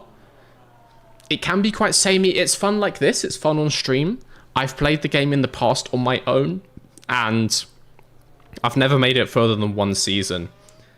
It depends what you like. But then again, I never make it further than 1 season in the F1 games, like in the driving games either. I think I'm just the kind of person I just get bored of. I think if I was a Formula 1 driver, guys, I would just get bored halfway through the season. I would just give up. Very much like Lance Stroll. Drink every time we get an email. That's actually not a bad shout. That's a decent... Honestly, if you're doing a drinking game, drink for each new email, because there's not that many, but there will be some. And also, you don't know when they're going to be. I quite like that. People say buy Motorsport Manager instead. From everything I've heard from you guys, it sounds like Motorsport Manager is just better in every way. So yeah, if you think about buying it, consider just getting Motorsport Manager. It sounds like it's very much the City Skylines to F1 Manager's SimCity, and the indie game is just better in every way. But yeah, if you enjoy driving cars, this is not necessarily the game for you. This is very much like a strategy game, a planning game. There's a bunch of emails at the start, and then yeah, but there's gonna be emails again after the race. There'll be more emails, don't you worry. Let's fast forward this. We've got both our guys out. We need to get them to 100% setup confidence. It's guaranteed to happen. And then we're going to be ready for the Monaco Grand Prix. We don't like the look of the engine. We need to change the engine after this session. I need to remember to change the engine before qualifying. It's pivotally important. Drink every time Perez is goated. Again, if you're trying to stay sober, if you have a problem with alcoholism, I suppose that's an excellent rule. Motorsport Manager is good. F1 Manager definitely has more to do long term. Interesting. Interesting. Motorsport Manager has 6 sliders in the minigame, and 6 is more than 5. Yeah. I've not played Motorsport Manager, so I couldn't say. There's a yellow flag now. Ooh, Norris crashed at turn 7. Now we can see what happened. Like crashed? Right, let's follow the action now at turn 7. Did he Perez it? And that's the moment the car plows into the wall. Oh, he just actually Pick themselves up after that. he just grinds the wall. It's not what everyone in the garage Hell yeah. wanted to see. In the game he is goated, he won Imola. Yeah, but Verstappen's won like 5 races, so he's still significantly behind him. Drink every time Max is a race leader. Max is not having a great practice so far. Tsunoda, on the other hand, I would like to point out, P2. P2. It's only practice, but it's a good sign. Always a good sign. Lando did the wall ride. He's been watching too much NASCAR, it seems. If it worked in, what was it, the LA Coliseum, it can work in Monaco. Basically the same track. Right. 3 out of 5. 4 out of 5. Please just get me some feedback on these setups. Wait, no, he came back in. Why? Go back out there. Oh, that is not helpful feedback, Teo. Get out. That is not helpful feedback. Get out of the pits. I didn't realize they'd come back in. God damn it. I need to get this 5 out of 5 feedback. I need to see the 100% setup. It'll be the first time in my life. Drink for Sonodium in FP3. It's an interesting question, guys. I'm not going to do a shoey for top 3 in P3, but those of you doing a Friday night drinking game, does it count? Dan, you fucking texted me.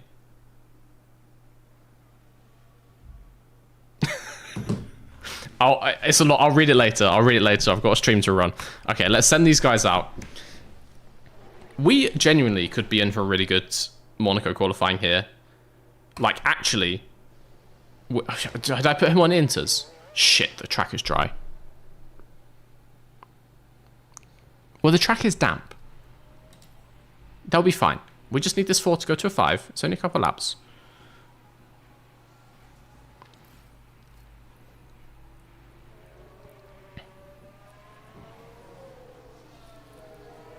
The car feels great. The car feels great. That sounds like the feedback he would give if the car was at a 100% setup.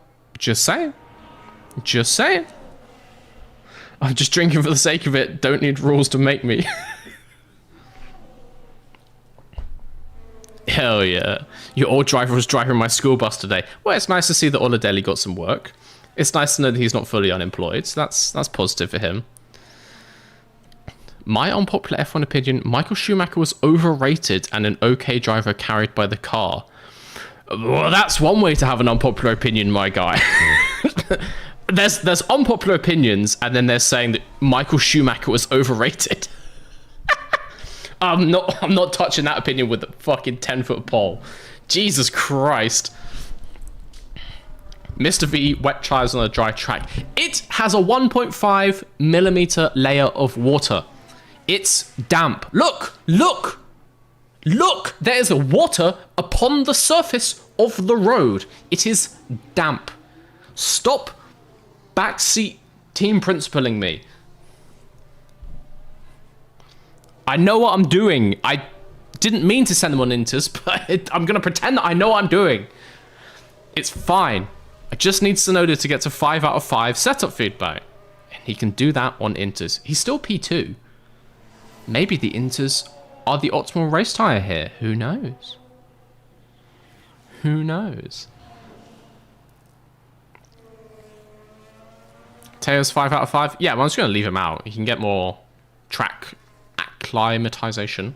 Words. Michael Schumacher Pete in his Cars cameo. I actually need to, this may be for an upcoming video, I need to watch the whole Cars trilogy again, probably sometime next week.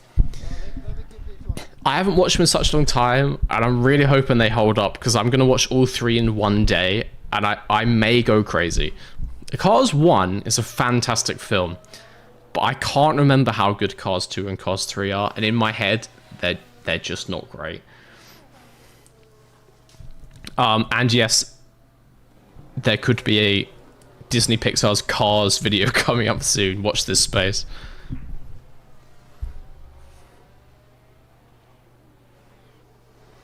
Don't get me wrong, Michael was a great driver, but he reminds me more of a prime Daniel Ricciardo than the prime Max Verstappen. Fucking hell. It's different, right?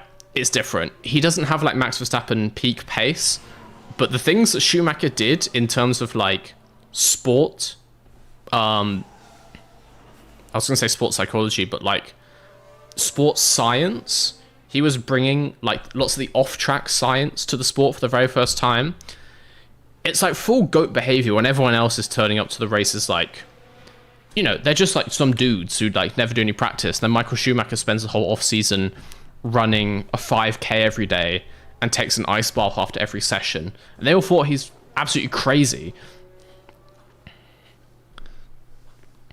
So for those reasons alone, the GOAT of the 90s easily, and the early noughties.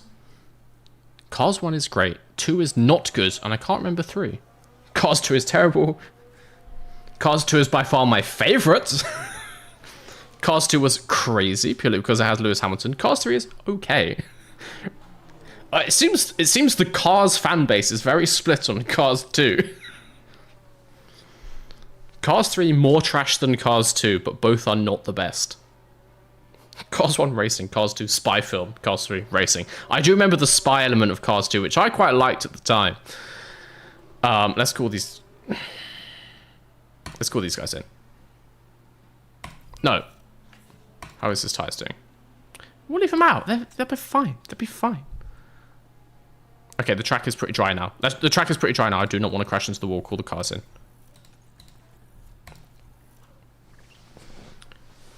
What car do you drive yourself? Interesting question. None at this point in time. So I recently moved. I moved down to the south coast of the UK, and this new flat you see behind me. Not that you knew what my old flat looks like, because I'm always in the green screen. No, I mean you saw it in like some of the Surfshark advert and stuff. You see it from time to time.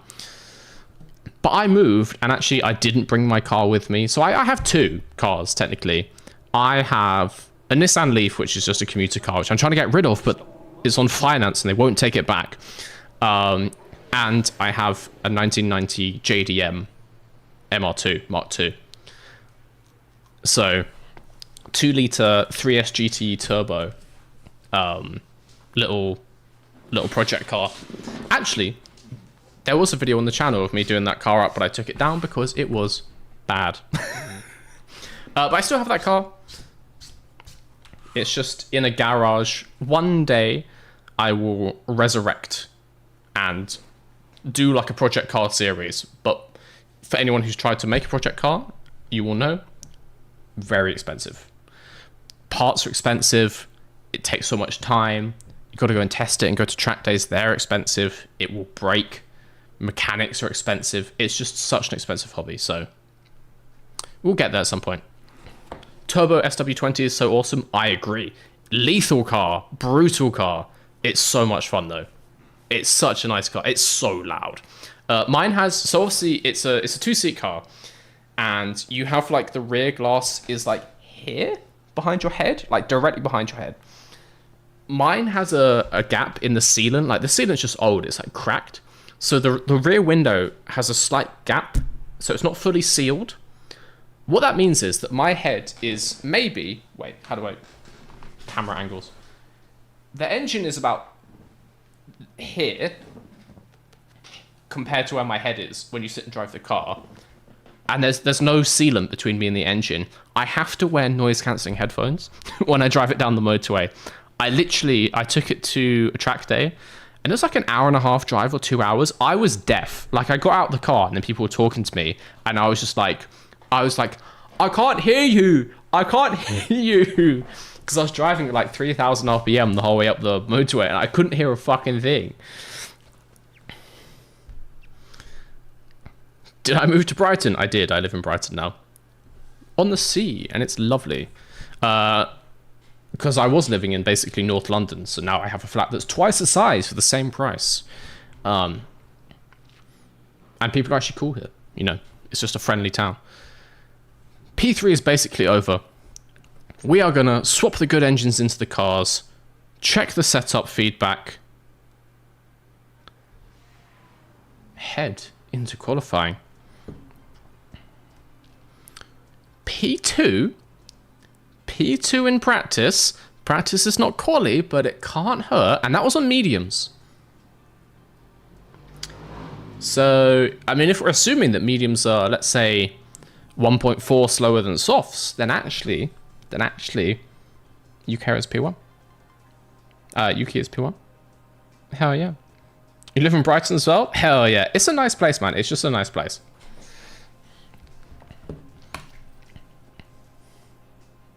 Setup satisfaction 97, which is less. Sorry, 96, which is less than 97. All right. How confident are they? Pretty good. Pretty good. The yellow car in the bright blue garage is horrible. Snowdome in Monaco. I mean, never say never. We never say never. I need to actually... There we go. So, revert to the 97 setup. Hell yeah. Car parts. Give him the good engine. We'll give him a new ERS, specifically for the session, and good gearbox. Same for Teo. This is his best setup, 85%. New engine. Brand new ERS. New gearbox. And I believe we're ready for qualifying. Ready for qualifying? I think so.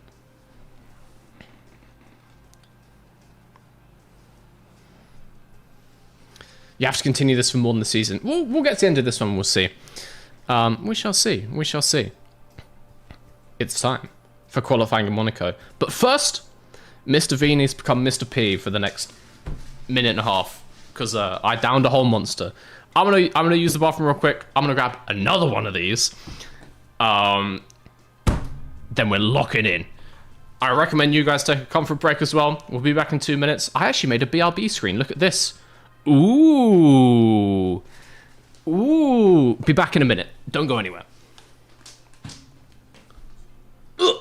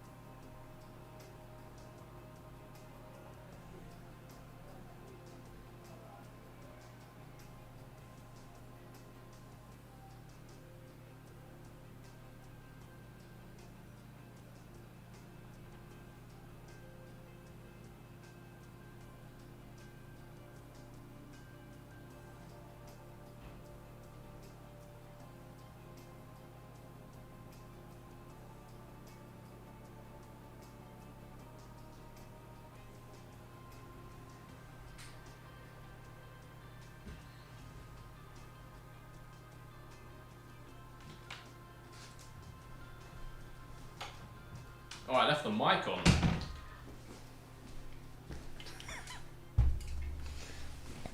Hope you guys didn't hear me dropping a fat dump in the next room.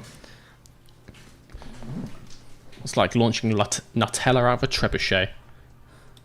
We are back! We are back! It is time! Monster Ultra number 2. To join in with the egg spam. It looks much more impressive on YouTube than it does on screen. A lovely, refreshing monster. Get them from your favourite supermarket now. Lock in, guys! It's time. If we do this right, and we send them out with enough time to get around and start a lap, we could have some major results here. We had some of the best practice of anyone. Fucking everyone goes out straight away. Oh, I see. It's going to get slippery. So really, we just need to get this off my screen. Soft tires. Soft tires, send them out. Snowda goes first. He's got nice big space. God, there's an Alpine. And a Ferrari. And a Mercedes. And a Mercedes. And another Williams. Oh, God. Oh, my God. Okay, let's just send them both out because that's quite a pack. A little bit of an issue with having the last garage in the pits is that we're a little bit stuck. So this is fun. And the Hasses. Oh. Oh, no. Oh, God. That does not help our chances. Right, really need these guys to, like, hold off. Majorly hold off and make a gap. I don't know if they will do that on their own. Yellow flag. Copy. Who crashed already? Correa. Let's see what happened there. So we're heading now into turn 5. Well, I see your issue, Juan. You need to turn the steering wheel. Have you tried turning the steering wheel to the right there? Because I get the feeling that might work better for you. So the stream will be like 3 hours more. Yeah, maybe. I was planning to go until like 1 or 2 a.m. UK time. We're doing 2 races today. We're pulling an all-nighter here in the garage. It's going to be epic. This is actually the last monster I have, which may have been a mistake. It's going to be epic, guys. It's going to be epic. There's a chance I drink too many of these and my heart explodes. And I'll just be sat dead here in the chair for the next 4 hours. That could happen, or I might just pass out and the stream will end. Who knows? But the plan is to do 2 races.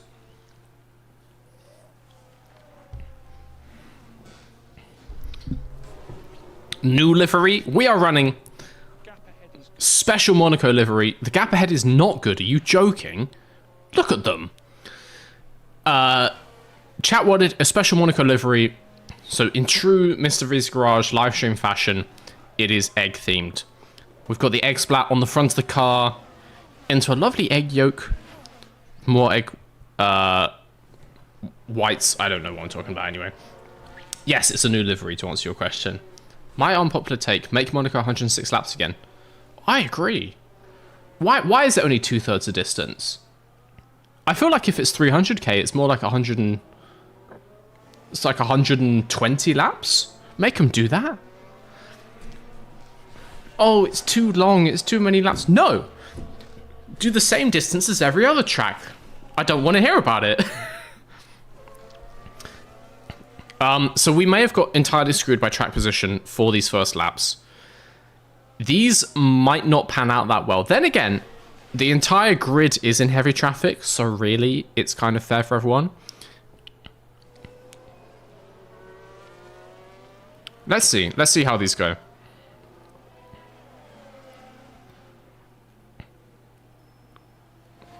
Snowda goes 11th, 10th for Snowda, 12th for Chair. It's not bad. It's not bad. Not bad. 10.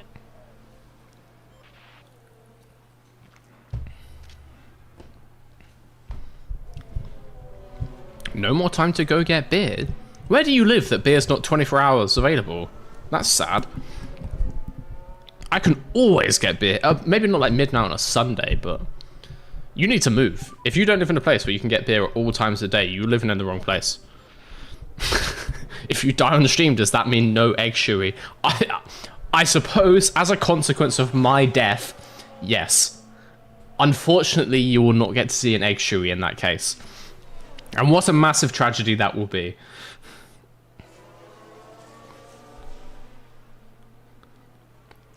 I saw again with the €5. Thank you for the super chats, man. I don't know why it's not on screen yet, but I can see it. What if F1 had a transfer window mid-season like in football?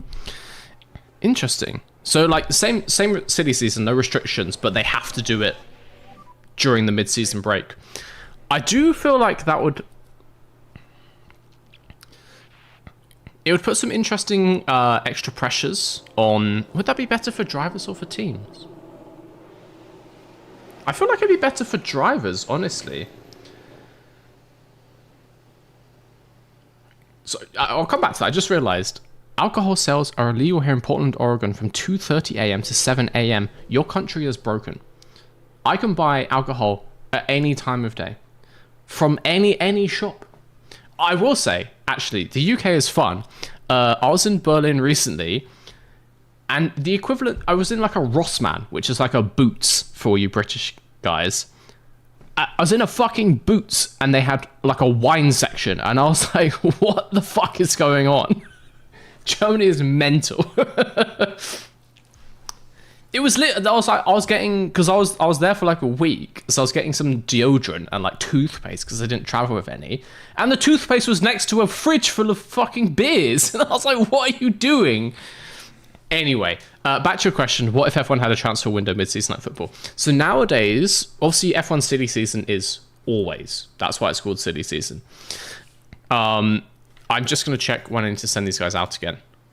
The track is apparently getting more wet and then starts to dry, so I suppose really we just want to go out at the very end. How long is an outlap going to be? How long did that outlap take before? Please tell me. Not that long, honestly. Not that long. So we need to go out like 1:30, 2 minutes on the clock? I'll call it 1:45. We'll see when everyone else starts to go. So silly season is all the time. What that means is there's a constant threat that drivers can be dropped or replaced. Think of like a Carlos Sainz or a Sebastian Vettel, and Ferrari just inform them at the start of the season, oh, by the way, you're unemployed now. Obviously, if we had a transfer window, do the same tires again. If we had a transfer window, the teams can't do that, or they could do that, like at the start of the season. They could say, we intend to sign Hamilton and we're going to drop you at the next transfer window, but that puts power in the hands of the driver, because then like they can't actually do the change for several months, right? So I think it gives more negotiation power for drivers, and then also it would just be insane. It would be insane those couple of weeks when you can put the transfers through. There'll be all these like backdoor deals happen. It's kind of how it happens now, because you see like you get one change in city season, then you get loads of changes all at once because it's a domino effect. It would be like that, but it would be mandated, and you would just see like 5 transfers in 5 days. It would be crazy. To be fair,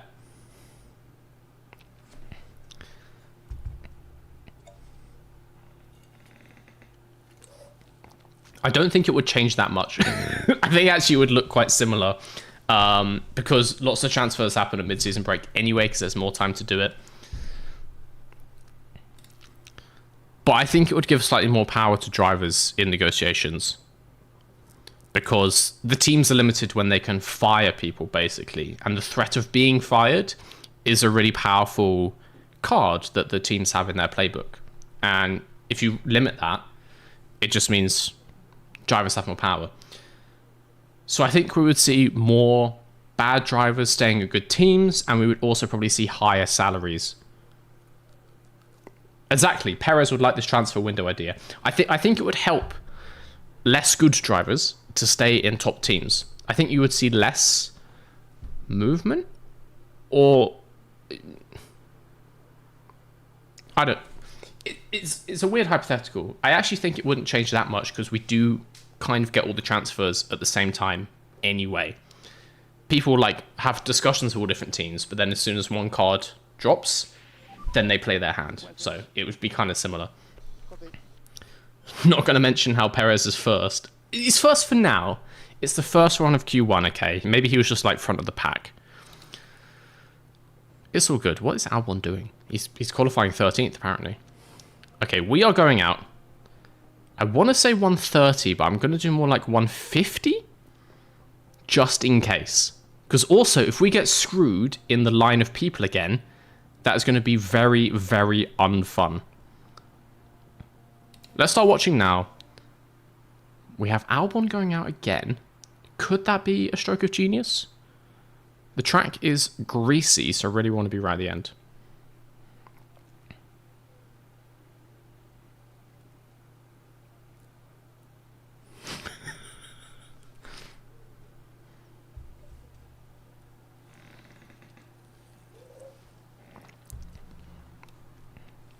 England has different rules for shops each week. 1 week I hear shops in England. We have different rules for different types of shops, which sounds weird. So like there's supermarkets, big shops, can only open for 6 hours on a Sunday. And they're kind of limited.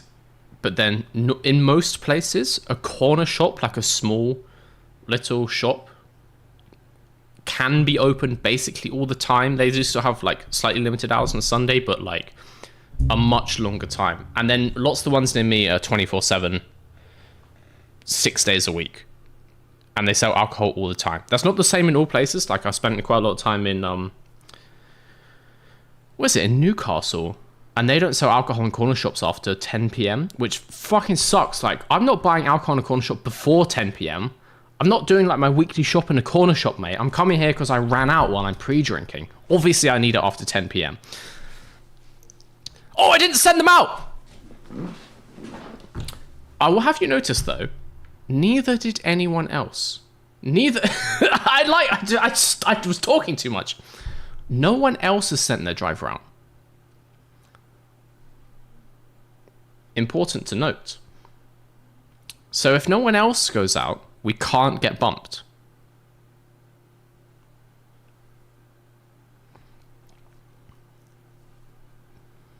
How does 24/7, 6 days a week work? Don't ask questions.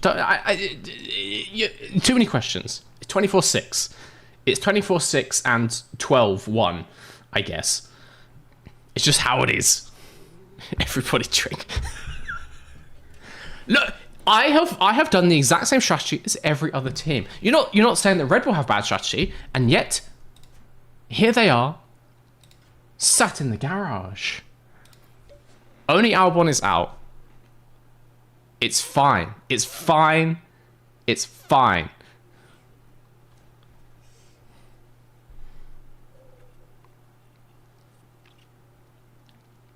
It's fine. I'll take a shot of my monster, but it's fine. It's a valid strategy. Everyone else is still in the pits. We're through to Q2, okay? Do I speak German? I mean, no, I'm learning. I'm not fluent. I can speak some German. But no, I've been learning for a year and a half or 2 years now. I'm not great, just doing like babble. I need to join like a night class, honestly. But no, I can understand some German. I'd like to become more proficient. So my girlfriend is fluent German. She's not mother tongue German. Her first language is English, but she is fluent German. It's her second language. So I'd like to learn as well. And as I said, we've talked about moving there because she's fluent German. So why not? Why not go live in Germany or Austria when rent is half the price and I can buy beer in a Rossmann next to my toothpaste. Hell yeah.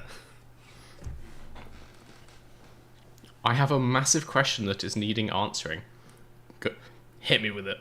Hit me with it. What do you need to know?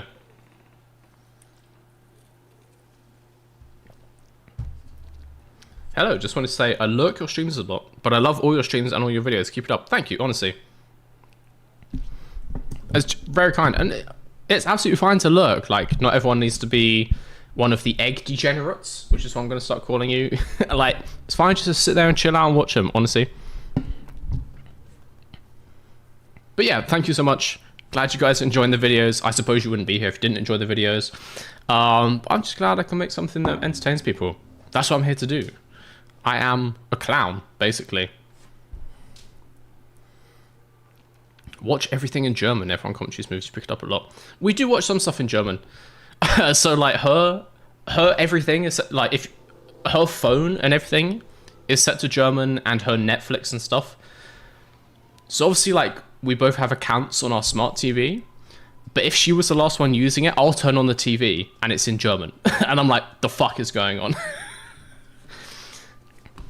The weirdest thing is I'll go on Netflix and loads of the titles have different names. So I'm trying to figure out what show is what from a German title, like just based on the pictures. It's kind of fun. So you pick it up that way. I should do more of that, but I'm lazy and I just spend all my time in Premiere Pro. Your videos are different. Why would I want to be the same as everyone else? Where's the fun in that? Rent is half the price over here. What do you mean? What do you mean? What do you mean? Do you have any idea how expensive it is to live in London? Like, it is unreal. We've been looking at places in Vienna, the most expensive part of Austria, and it's half the price, literally half the price of this flat, which is 70% of the price of living in London. Actually less. But yeah, rent is just stupid in the UK. Absolutely stupid. Liebst du Ei? Nein. Stop trying to feed me eggs in different languages, okay? It's not going to work. Time for Q2. 10th and 12th. 10th and 12th is fine. You guys shut up.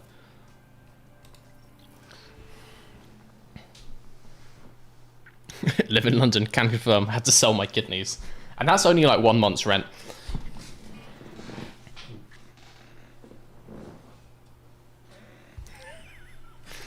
We should switch. I do everything in English when I meet people. I'm confused that they talk German. I had a similar experience. I've spent quite a lot of time in the Nordics. Like, I've been to Stockholm a few times. I've been to Helsinki and stuff. People are so confused when you speak to them in Swedish. Obviously in Helsinki, that would make sense. But in Stockholm, I learned some Swedish, and if I use even the smallest bit of Swedish, they'll be like, the fuck? Like, why aren't you speaking English? What is wrong with you? It is a really funny reaction. Let's look at the track details. It's just sort of medium wet the whole time. Okay. So we can basically just treat this like a normal quali, but on wet tires.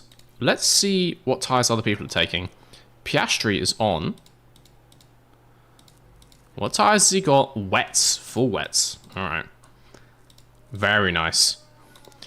I feel like we should go out and do like a few laps for our banker laps, and then we'll go do like one hot one at the end. Get some more fuel in there. Lovely stuff. DRS enabled? Yeah, mate, why not? Fuck it. Be fine.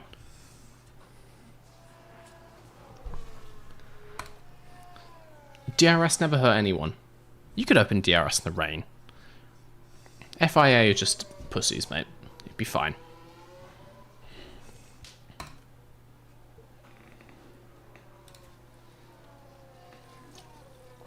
I keep thinking our cars are McLarens.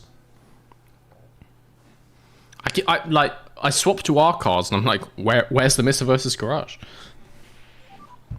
Focus on your tires. Copy. Get to the race already. We need to do quali. This is the race. It's Monaco. This is the race. That's how it works. Let's see how they do. Let's see how they do. I'll stop talking. I'm so sorry. So, 5th and 6th. We're doing a few flying laps this run. 5th and 8th. Tsunoda not improving, but he is stuck behind Tsunoda P3. It's only the middle of Q2, but Tsunoda did just go P3.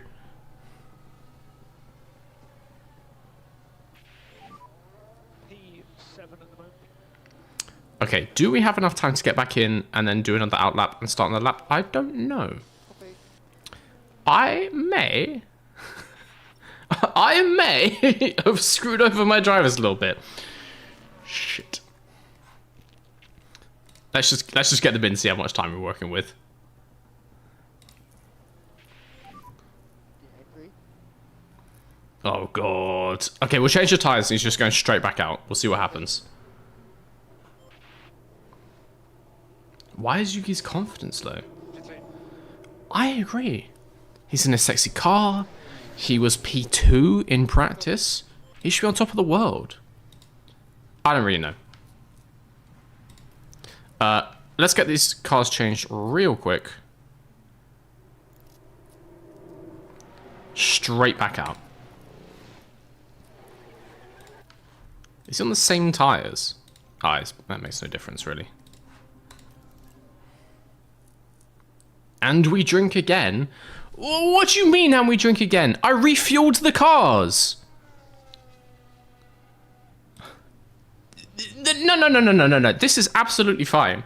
This is absolutely fine. This is... Just watch. You'll be fine. Just joined. What's up with the new livery? I was requested a special Monaco livery, which makes sense. Monaco Grand Prix is the time for a special livery. In this game, you're allowed to change your livery as much as you want, so we've made a lovely egg-themed livery. It's got some lovely egg yolk splat on the nose. Why eggs are the mascot of my live streams? I couldn't tell you. It's based on not a real event that happened on a stream in the past. There's no history of eggs on this channel. Yeah, it's an egg-themed livery, so that's that.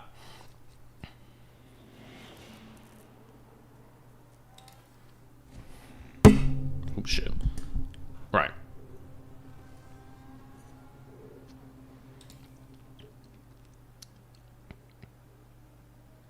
Ninth and 10th. 9th and 10th. That's Q3, baby. That's Q3, baby. Hey, Mr. V, I was crying, but I saw that you were live, and that brought a smile to my face. Well, I'm glad, I suppose. Are you alright? Are you okay?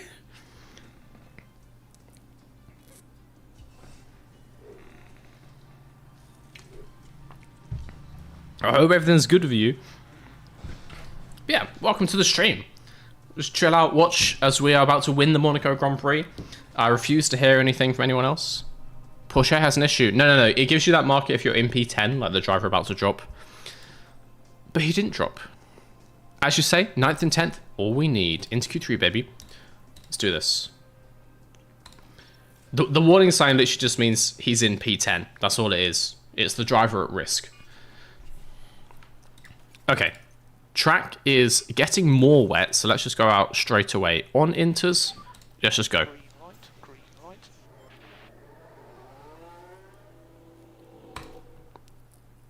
Okay, poor Chair might be stuck with all the other people trying to get out of the pits.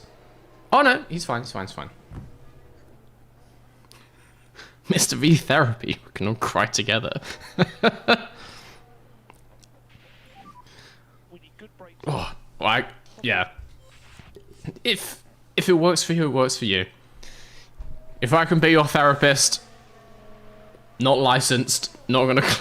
but if it helps, I'm glad. How do you like the game? I'm considering buying it. I like it, but I like doing it on stream with you guys. As I said, I played... I have F1 Manager 23 or 22, and I've played like a season.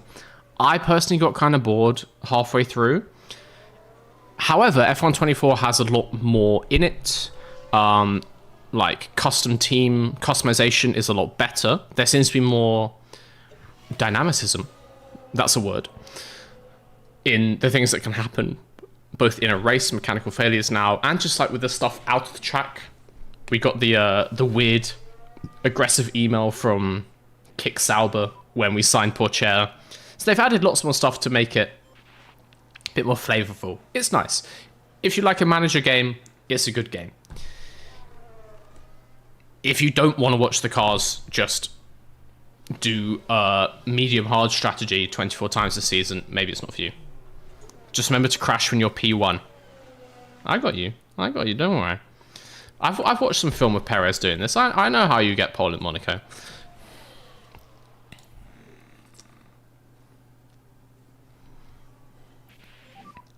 Sonoda P1! Sonoda... Crash the... Oh, for fuck's sake. Probably. 0.06 to Hamilton. 0.06. Oh. Oh, and the track is improving. We're ahead of Norris. I'll take that. That's a small victory in my book.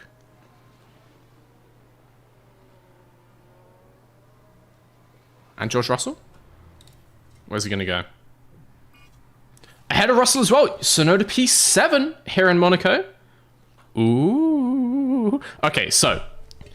Outside your garage, reminder it's slippery. It looks like the rain is continuing.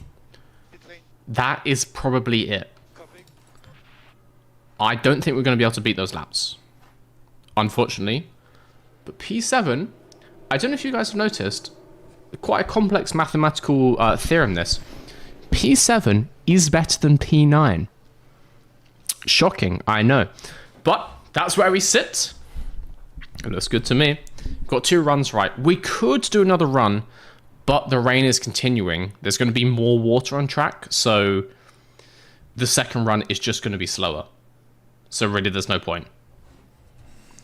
Is there a Flavio option? No, Sat. We've been saying this in previous streams. This game should have illegal options. Because it would be realistic. You should be allowed to cheat in the races. You should be allowed to spy on other teams. I should be allowed to make illegal parts and like break the technical rules. All of those should be in the game because that's real F1. That's the real experience. As far as I can tell, there is no option to get my driver to jump into the wall. Wait, are they going out again?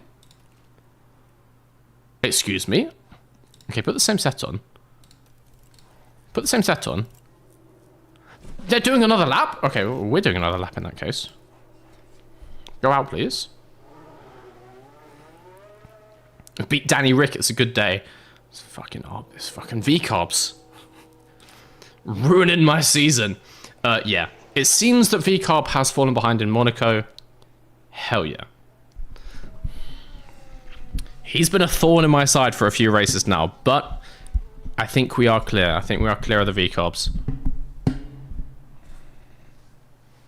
Take out all the brake marker boards so no one knows and you easily win the race. It's not the most subtle idea I've ever heard. There's other options which might be harder to detect. You see Christian Horner just like going around the track on a Thursday stealing all the boards.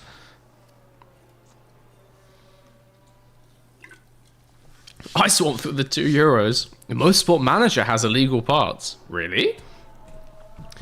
But that's realistic. Because real life Formula 1, every team has illegal parts. So why can't I do it in the game?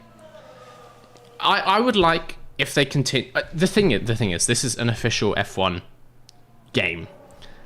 It would be weird for the official F1 game to admit that teams are doing illegal stuff. So I understand why it's not in the game, but from a fan perspective, let me make an illegal wing. Let me make a flexi wing. Let me fill the fuel tank full of lead, which we just dump out on the track. That's realistic F1. Right, let's see where they qualify. Sonoda on a flying lap. Yellow, yellow. not the best. Not the best sign, is it? It's not that promising. It's not illegal if you don't get caught. Fundamentally, just untrue statement there. But I do agree. I do agree. It's only bad if you get caught. I don't know how well known this is. I don't know if you guys are aware of this. All F1 trains are cheating loads all of the time, even still today. That's how Formula 1 works. Thank you, IceWant, for the €2 super chat. That's how it works. They're all cheating in as many ways as possible. That's just the sport. It's about loopholes. It's a loophole sport. And it's just about who's better at not getting caught.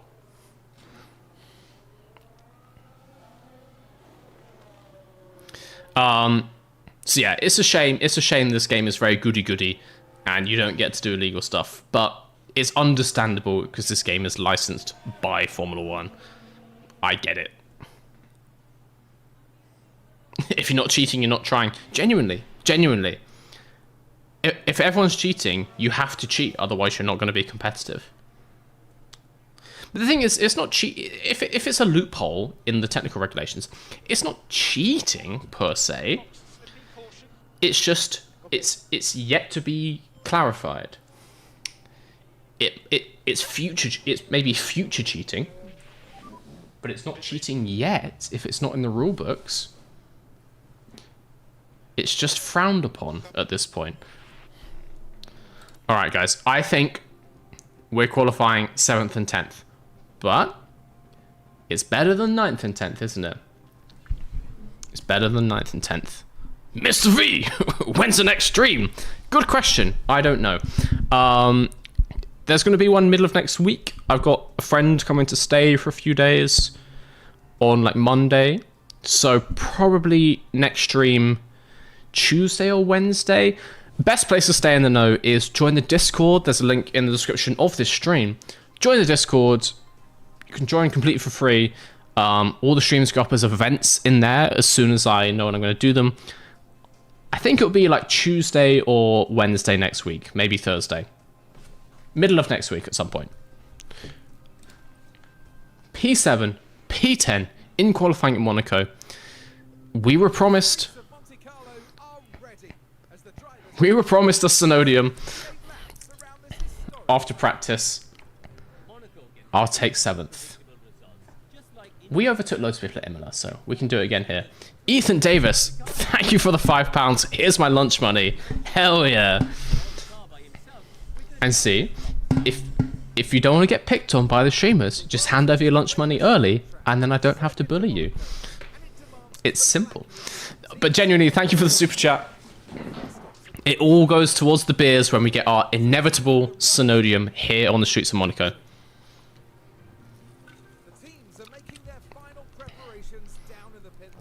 Yuki points finish equals Shui. No, no.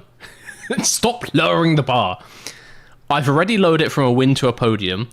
Get what you get, okay? Be grateful with what you're given. Excuse me?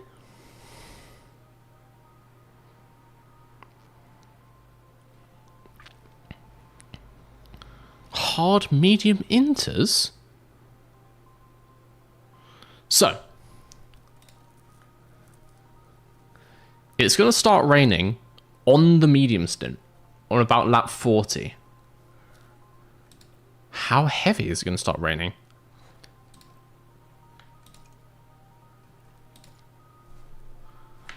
How heavy is it going to start raining?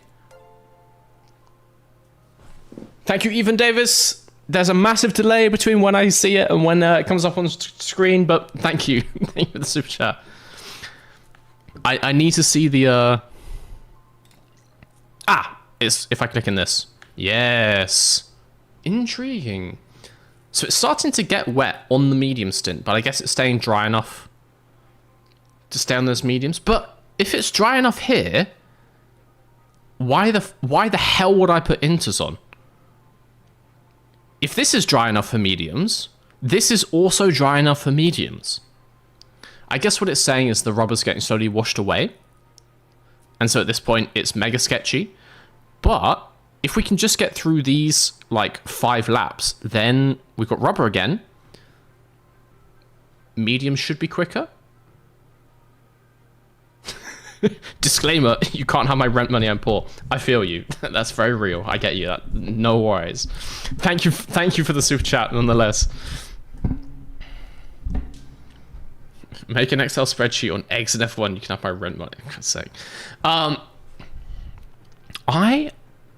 Looking at this, I'm feeling like we don't go on the inters. I want to go like medium then hard. We just stay out, we persevere. Or maybe we just do like hard, medium, medium.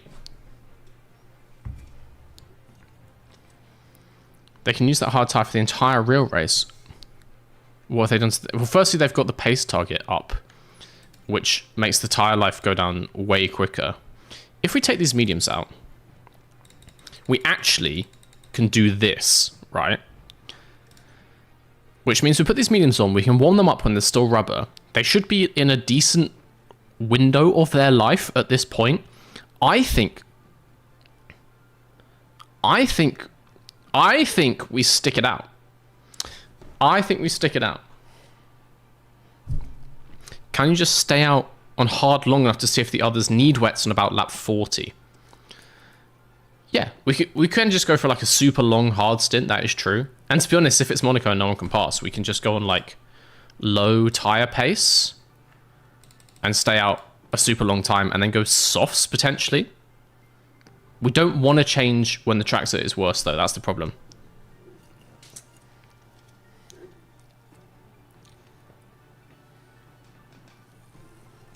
Smells like a good strategy. I know, right?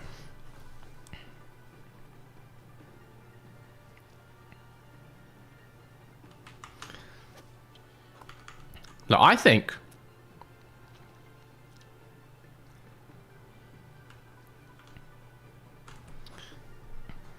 I would do hard soft. I'm thinking hard soft is the way to go. I'm thinking it's the way to go. According to this, we are going to be putting softs on just as the rubber's getting to its lowest, but we should be able to warm them up. Stick it out Sonoda, but go safe with the other driver. Do the riskiest strategy on Teo instead of Yuki just in case. But what if Teo gets a win and Yuki doesn't? That would be very sad. Okay. I have complete faith in this strategy. 100% faith. Teo, on the other hand, can have the game strategy. No, it does make sense the other way around. Okay, fine. Fine. Because also Teo is behind, so that does kind of make sense. When is it, like here?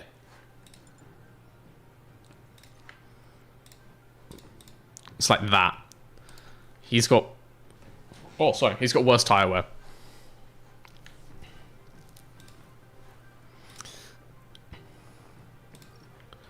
Sonoda can go back on the game one onto inters.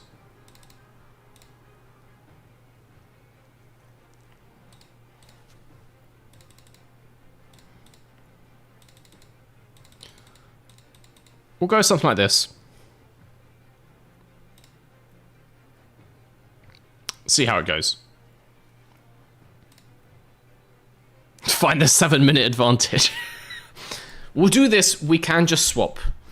I will have him go out not on such a heavy pace, I think. Update that. Let's head to the race.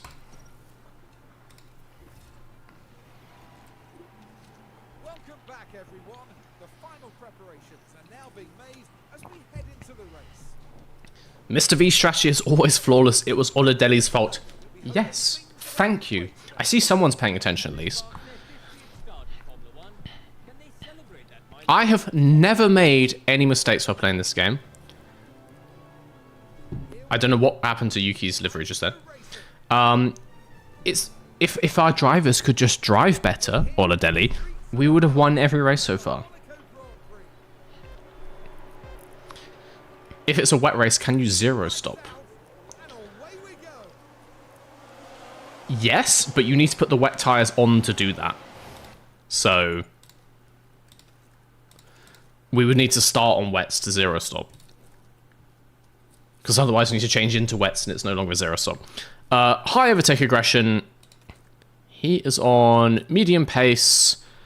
Push on this to start with. Same for you. Let's see how it goes. Tsunoda already past Russell, up into P6. Ahead of both Mercedes. But Hamilton is coming back. The place that we end this first lap, massively influential on our finish here in Monaco. Hamilton is getting feisty around the outside. Tsunoda holds him off. Pourchaire has gone backwards. He is into 11th, but Pourchaire is going longer. He is going longer. Could pay dividends.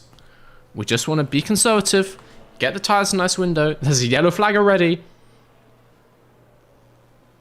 Now, who is that? It's Lando Norris. Lando Norris. You don't need to watch it. He's fine. Tsunoda up into 6th. We're a second behind Perez already. We're in a good place, though. We're in a good place. First couple of laps, we're going to push. Just like in Imola, this car has excellent pace early stint. New tyres, early stint, start the race. We have really good pace. We need to use that to our advantage. DRS enabled. Stay as close to Perez in front as we can. Perez ahead. We could be on for something here. Turn up your fuel usage. Oh god, I didn't under fuel. I completely forgot. Yeah. Massively push on fuel because we're going to get that back in the rain. Cancel lift and coast. Copy. Norris is so unlucky in this game. Both of the McLarens, mega unlucky in this game. They're still like second in the constructors, I want to say. But yeah. Team principal never make mistakes, obviously. Always blame the drivers and strategists. Exactly. I am sitting here delivering perfect strategies to these drivers, and they insist on driving slowly and coming in 6th. What more was I to do? Yeah, both the McLaren drivers are like fully cursed in this game, it would seem. At least one of them will have a mechanical fault or like a spin every single race. Norris got punted by Verstappen in Imola, fighting Verstappen for the win, very much like the real Emilia-Romagna Grand Prix. Verstappen fully just shunted him into the gravel, took him out of the race, and then Perez won.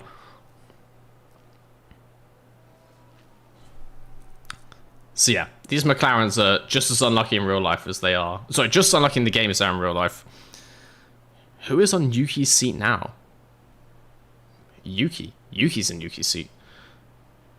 I don't understand the question. When did the Ferraris take the lead? That's a very good question. Well, they qualified right at the front, right? I actually wasn't... I was just looking at where Yuki was. I didn't really see who was on pole. Snowdium incoming, I call it. We'll see in 78 laps time. We'll see. But I remain hopeful. What are the tyre choices for the others? Very good question. Every single person on hards, apart from Hamilton, on medium, who is stuck behind Yuki. Hell yeah. Gonna put these on neutral. Yeah, it looks like the whole grid is probably doing that optimal strategy that we saw before. Interesting to see if they do actually go for the inters. Because could be interesting for Teo if every single other person does go for inters. He's got experience staying out. He got all that knowledge in Miami when he did a 0 stop on his inters. He's used to staying out in the rain. He's done it before. Can he put that experience to good use here in Monaco? We shall find out. Right, so we're not planning any stops until at least lap 30-something. Hamilton is close behind us, but I get the feeling not much is going to happen between now and then. Oh, he needs to go on a lower tyre pace if he's going long. But he's got good life in those medium... Oh, no, he doesn't. Okay, he needs to go on good tyre pace. Push on fuel to get the pace. We're going to start doing this quickly. Let's go 8 times. We'll start getting through this. 78 laps, but just in case, we don't want to miss anything. So we've got Tsunoda, Hamilton, Norris in a little train. Then we've got a gap Russell, Ricciardo, and then Pourchaire. Would like to see Pourchaire on the back of Ricciardo. Not too happy with that 2-second gap, which does seem to be growing. But he's going long. He's going long. Comes good in the end. As long as he's not, 20 seconds behind. Should be fine. Let's use that 21st place experience. Experience is experience, okay? It all counts. It's all on his CV. It all counts. And once you've come 21st, all you have to do is not do the same thing again, and you won't come 21st next time. See? Genius. Norris takes Hamilton into 7th. Verstappen mechanical fault? Excuse me? It's a minor one. It's a minor one. He doesn't seem to be too bothered by it. We need to see if he starts going backwards, though. He's dropped off the Ferraris. He wasn't right up behind them anyway. Tsunoda's actually dropped Hamilton. Norris is right behind us, but Hamilton is dropping back. Tsunoda, with the absolutely mental pace on these hards.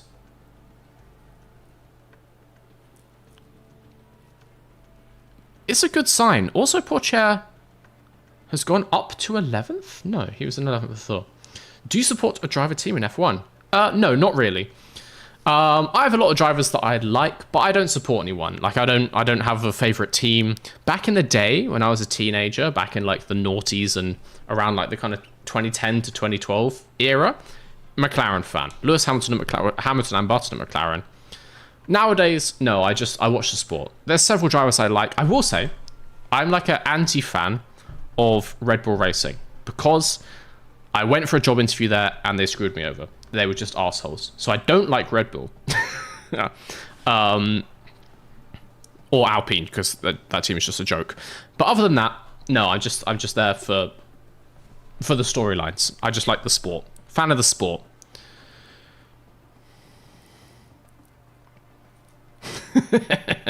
Who is your least favorite F1 team and why is it Alpine? Too many reasons, mate. We've only got like several hours left on the stream. There's just not enough time to list them.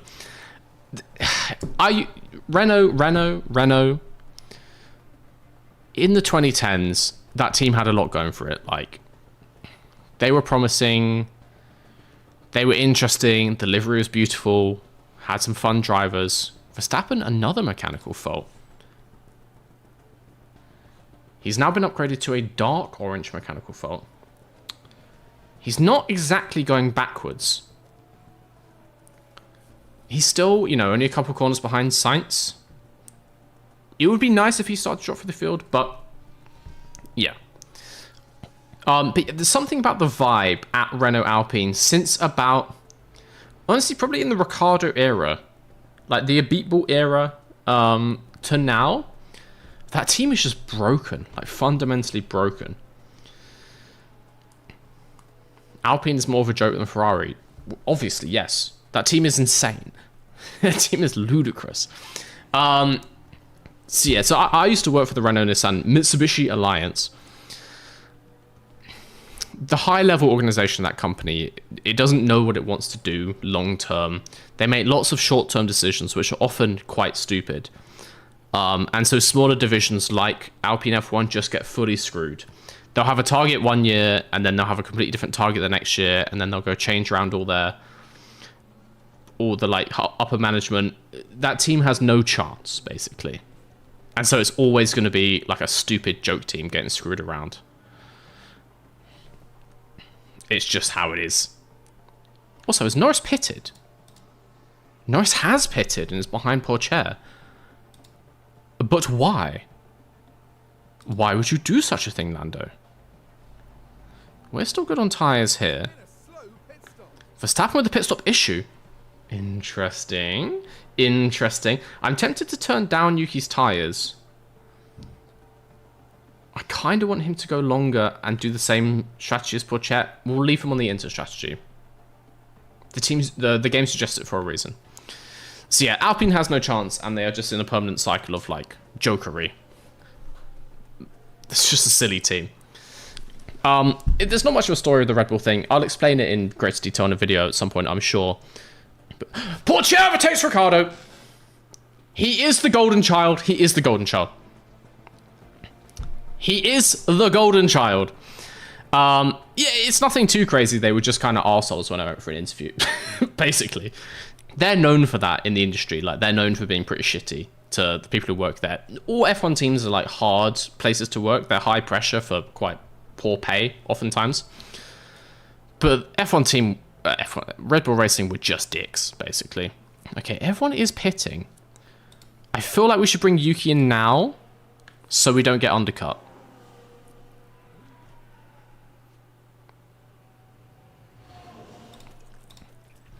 If we want to stay on like the popular strategy, we really need to put Yuki on some mediums now. I think we put him on softs now and see.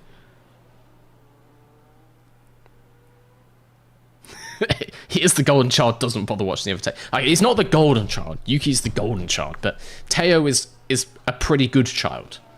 He's an okay child.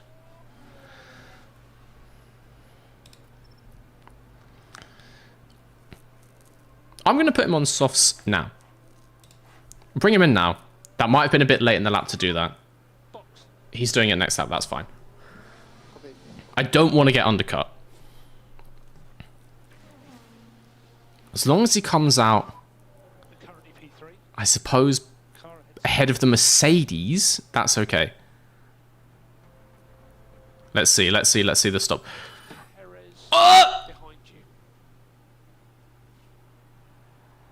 Red flag? And I was about to make a pit stop. Red flag, Tsunoda P3. Yes, indeed, guys. Yes, indeed. Okay. I mean, that takes effect now, right? Like, he's not going to do the pit stop.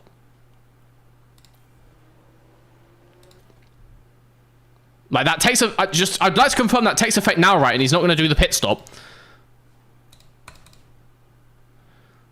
Because he looks like he's got... If I get screwed somehow by the game...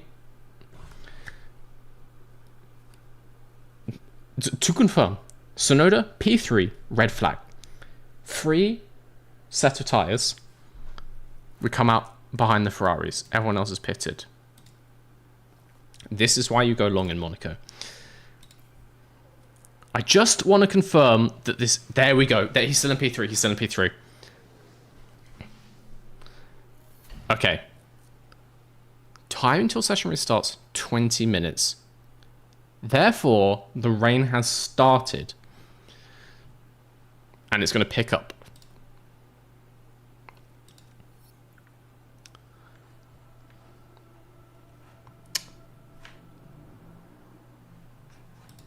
I need to see the rain conditions.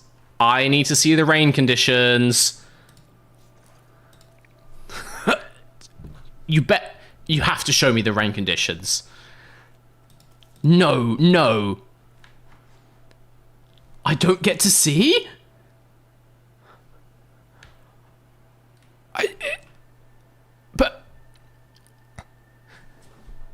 But do I do both on mediums? But that's the thing, like, is it raining now? Is everyone else going on inters?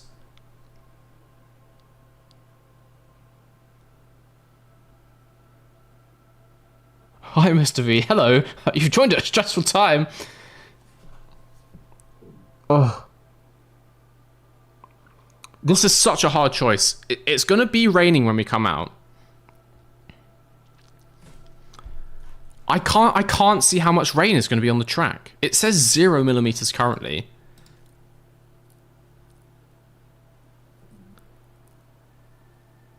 Yeah. Why is this not a thing? What an insane feature to leave out. I can look at the weather conditions at any other time, but in a red flag, I'm not allowed to see. That's not realistic. If you're sat in a red flag condition in real life, obviously you can just look at the sky and at your weather radar and make a decision based on that. Trust the yellow. Click on the tire strategy on the right. It's not a clickable thing. It's not a clickable thing. It's not a thing. Split the strap. Put them on softs and the rain will pick up later. It should tell me. So yeah, it did say 0.6 millimeters when restarting, which is a very fine layer, but obviously 20 minutes of rain pour will wash the track away. I can't click on any of this. None of this is clickable. I think we want to go on slicks. I believe we want slicks. I guess. Pourchaire. No, he's not. We're not even halfway through the race. I don't think he can take one set of mediums to the end. It says tire life 55 laps. That just sounds like straight up bullshit. It's not a thing. Inters. This is stress. Flip a coin, someone says. It said it was going to rain hard. I know. Okay. Sonoda needs the safe strat. So Sonoda potentially needs the inters. Pourchaire, I'm thinking, goes on mediums, and then we just don't pit again. He just goes on like super low tire wear, and we just don't pit him again.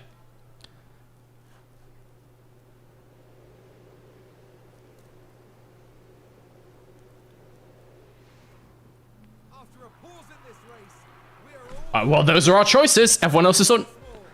The Ferrari's on inters. Ferrari's on inters, guys. They're all on inters. Oh. Fuck. Well, we better make the most of it, I suppose. I suppose it's time to push, isn't it? Take the lead of this race. Okay, Pourchaire, if you go like this, those tires should get to the end. We're going to conserve them lots, just in case it starts raining more heavily. You said inters, but other people said mediums. There's only one of me, and there's 200 of you, and it's not that easy. We're here now. We have to make the best of the situation we've got. Let's watch this first lap. Sonoda is on softs, and the track is not that wet. He is easily faster than these Ferraris. All we can hope for is to gain a 20-second lead straight away. He's obviously on maximum aggression. Yeah, he is. 20-second lead in the next 2 laps, and then we can pit for inters. Easy strat. Clearly doable. Let's get this win, Yuki. Get round Leclerc. Get round Leclerc. Sonoda P1. Sonoda P... Let's have another red flag. I'm just suggesting. See, all we have to do now... All we have to do now is get a 20-second lead. It's simple. Easy. Easiest strat you've ever seen. Let's actually look. While we're here now, because we can look at the... Can we look at the thing?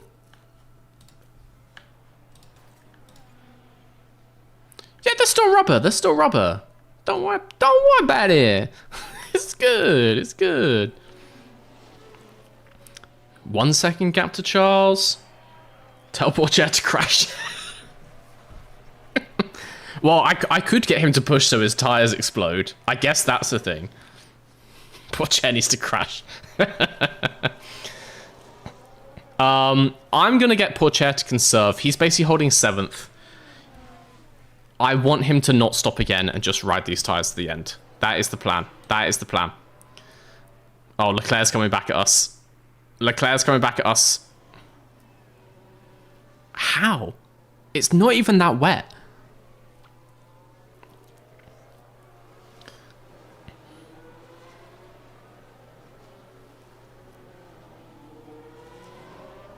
I never realised, but because of the tunnel, if it rains, surely it's still dry in the tunnel. Yeah, absolutely. It actually makes it very tricky to run wet races in Monaco because just that stretch in the tunnel is quite a high-speed stretch and also a corner. Yellow flag. In sector 3? Oh, we've had a crash. Red flag. Red flag. Red flag. Oh, that's where they hit the wall. Now their No. confidence will have taken a hit with that. We just need another red flag. Yeah, but genuinely, because the tunnel is actually like a relatively harsh right-hand corner, it can really destroy wet tires when they get to there and it's dry. So it's like a genuine thing. Like, it is tough to run wets in Monaco. Okay, his tires are getting hot. DRS. We need to go back down. Cool, there it is. Why does he have DRS? If he has DRS, clearly it's not that wet. So why is he that quick on inters? He shouldn't have DRS on inters. That doesn't match at all. Can Yuki make these tires last? I doubt it. I guess I can get him just to, like, go super light and hold everyone behind. I suppose. Oh, this is the crossover. 0.8 millimeters of crossover. I'm just going to remain hopeful for another safety car. People keep crashing. And here we've got a yellow flag. People keep crashing.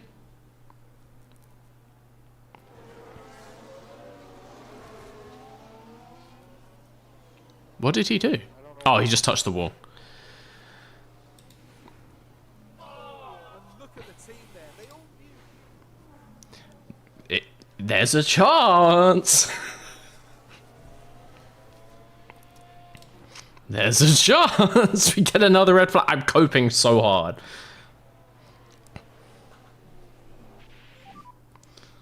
Surely there's some drainage through the tunnel making it wet. Well, yeah, but like only a little bit wet. Like significantly less wet than the rest of the track. Poor chair crawling. Yeah, but he's conserving his tires. I don't care what happens. He's taking these tires to the end. And if he can hold Norris behind, that works great. Also, if Porsche does crawl along and holds Norris and Hamilton and Russell behind, at the very least, he can make a gap for Tsunoda to pit into. So all we need is for Teo to make that train. Because if we do that, at least Tsunoda still gets P7.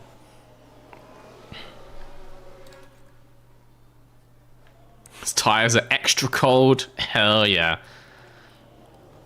He may need to push a tiny bit more just to keep those tires a bit warmer.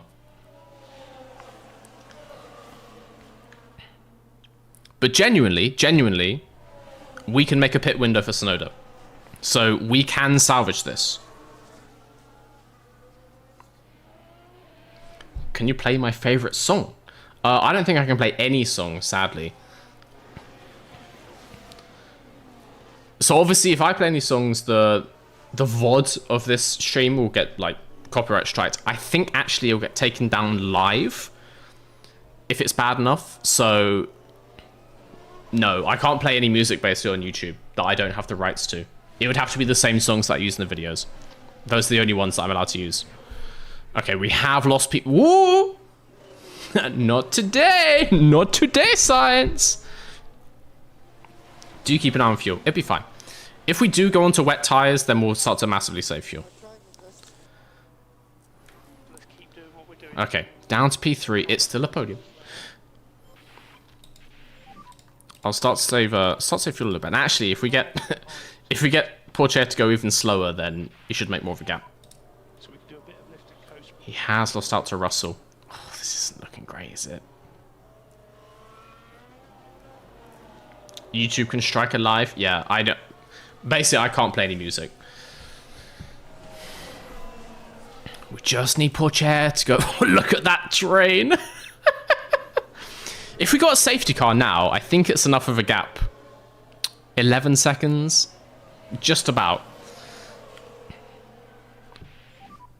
Should tell Yuki to always defend. Yeah. Verstappen is the car behind. Yeah. Oh, Teo. Oh, Teo. Oh.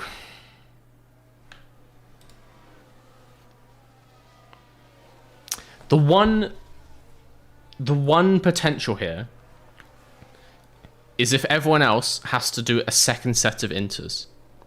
Again, I'm really reaching. We just have to hope. We're going to have to bring Tsunoda in. We're going to have to bring him in. Teo's staying out for now, just to hold everyone up. It's not going good. It's not going good. Piastri behind. Box, box. Box. Box now for New Inter. I think I'm going to have to bring Pocher in as well. I wanted him to stay out, but the amount of pace that he's about to get overtaken by a Sauber. A Sauber in 2024. That is not acceptable. Yeah. And who says there's no overtakes in Monaco? Not helpful time for that comment. Thank you very much. I think we're going to have to bring him in as well.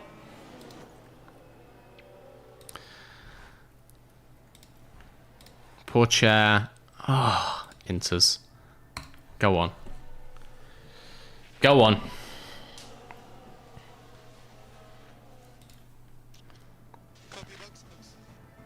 Let's be real. If we played it safe... Oh, I just got a fastest pit stop. If we played it safe, we would have got top 8 at most. If we want to win, we have to take all the risk. I do agree. Sometimes it's go big or go home. Sadly, today, it would appear the answer is go home. Yeah. Our one silver lining is maybe other people were pushing their inters and they'll need to stop again. That's probably not the case. But, you know, a man can dream. A man can dream. I'm just going to fast forward this race now to end our misery.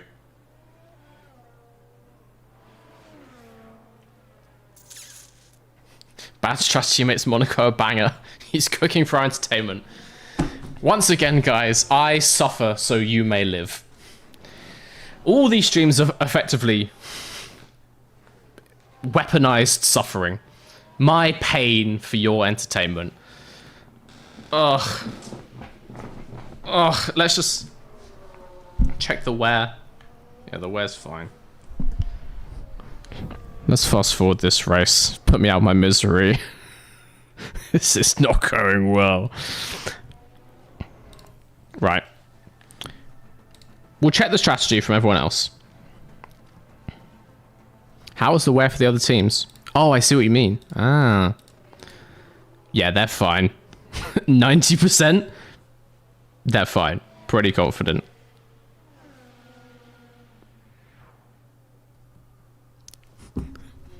This will go down in at least the top 10 worst Monaco strategies. Yellow flag. We've got a yellow flag here. Correa. I mean, we've already pitted, so we can't benefit from this. The car makes contact, and that won't do the car any good at all. I mean, in real life, that's a red flag. Or at least a safety car. And just like that, the hopes of But we need to check, is he just driving again? He's already driving again. Yep. The car just respawns you. It just Mario Kart respawns you. It just picks you up and drops you back on the circuit. This feels like another Mr. V video. I'm highly successful in my videos, I'll have you know. I'll have you know. Yeah, let's just fast forward this. I think Monaco may be done for us. Ooh, Snowder overtakes Stroll. Yay. Wow. I feel like we can push on these tyres, no? We've got so much life in them. Oh dear, I went for dinner. Something bad has happened. Yes. So, yes, there may have been a minor strategy fumble on the red flag. We need to investigate. At this point, we don't know who caused this. We don't know whose fault it was. Someone in the organization has made a minor strategy blunder, which has put our cars in 14th and 20th.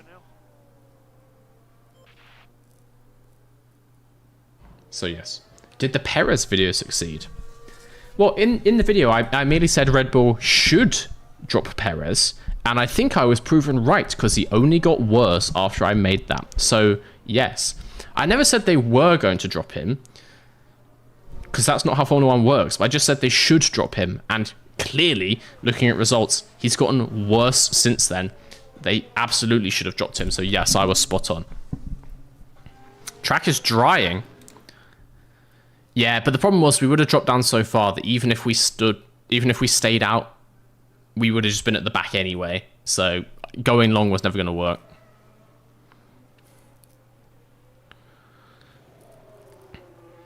The rubber goes back up to very low.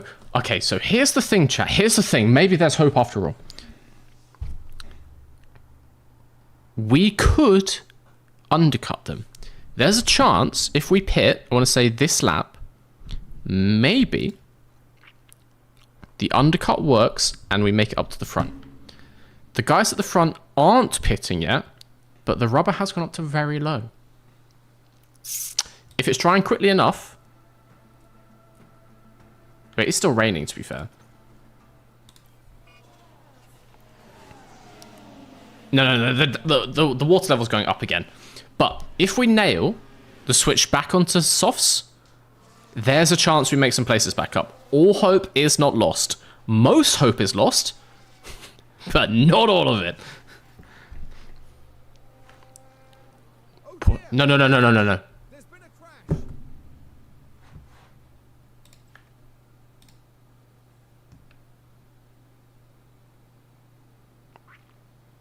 Poor chair crashed.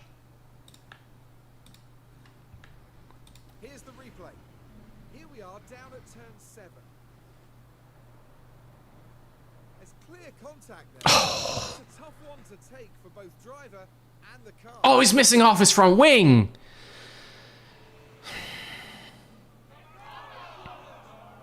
Ah, well, you know what? I'm going to put him back onto slicks. Fuck it. That's what he gets.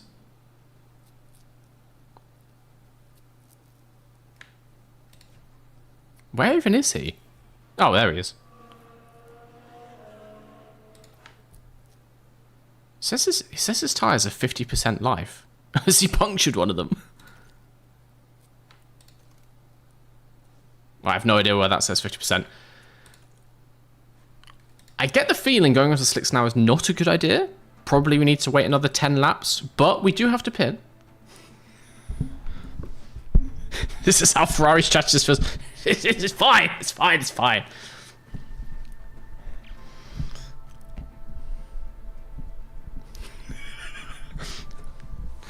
Yeah, the poor I was making my grand statement about there being some hope remaining. All that hope was in Porcher's front wing. We have now lost the very last bit of hope. Man who thought he lost all hope loses last little bit of hope he didn't realize he had. You are not great with wet weather, Shaz. Yeah, that's fair. That is fair. Okay, Porcher needs to pit. We could put him on inters, and then we're just going to have to bring him back onto slicks anyway. So I say... Let's just put him on slick. No, it's 10 laps. We'll put him onto inters. It's fine. One left? Ooh, we need to make some more front wings. That's not fun. Come in this lap. Get a front wing, mate. You'll be fine. I mean, it's not like he can go back much further. He's in P20, so he's only going to lose one place.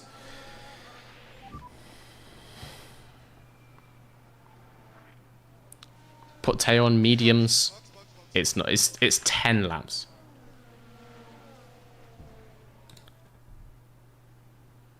Or no. There's no way that mediums is going to work. If it's staying wet for that long and the rubber's gone, there's no way. We'll just lose so much time in the next, like, 8 laps. Biggest what if is if you put inters on after the red flag. Well, I think we can safely say it would be better than this.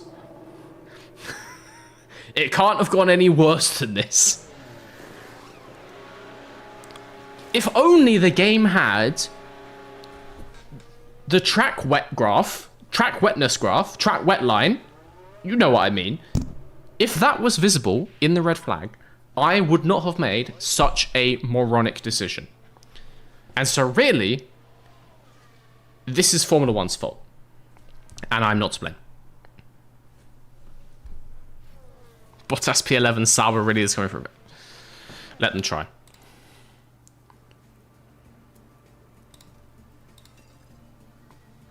Sonoda overtakes Gasly. Now is that Yuki Tsunoda? Sonoda crashed on turn 7. What is going on turn 7? He's lost his front wing as well! I don't have any left! I don't have any front wings left! Sorry, mate. You okay? Yeah, I'm good. Oh. No! No, there's no more front wings!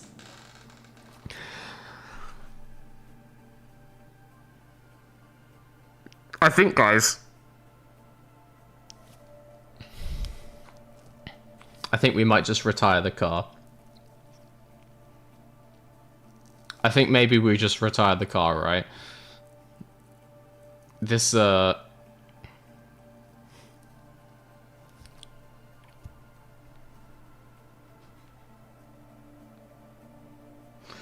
keep him out? Fucking hell. I'm not allowed to. I'm not allowed to make a change.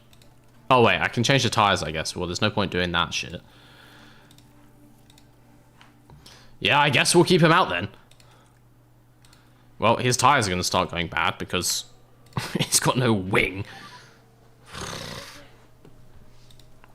Box this up. Yeah, we're checking. No, don't box this lap. We can cool the tyres more. Copy. So yeah, so Monaco hasn't gone great. I think it's a good summary. We've had some minor issues. Hope is now negative. We are still in 13th, and actually, It's stopping in pit lane. Copy. rain is stopping. Rain is stopping. And we can try and get the undercut going. Where's Pocher? We can try and get the undercut going. Pocher's in 21st.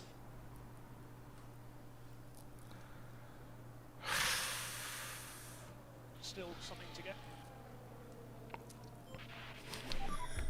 Copy, copy.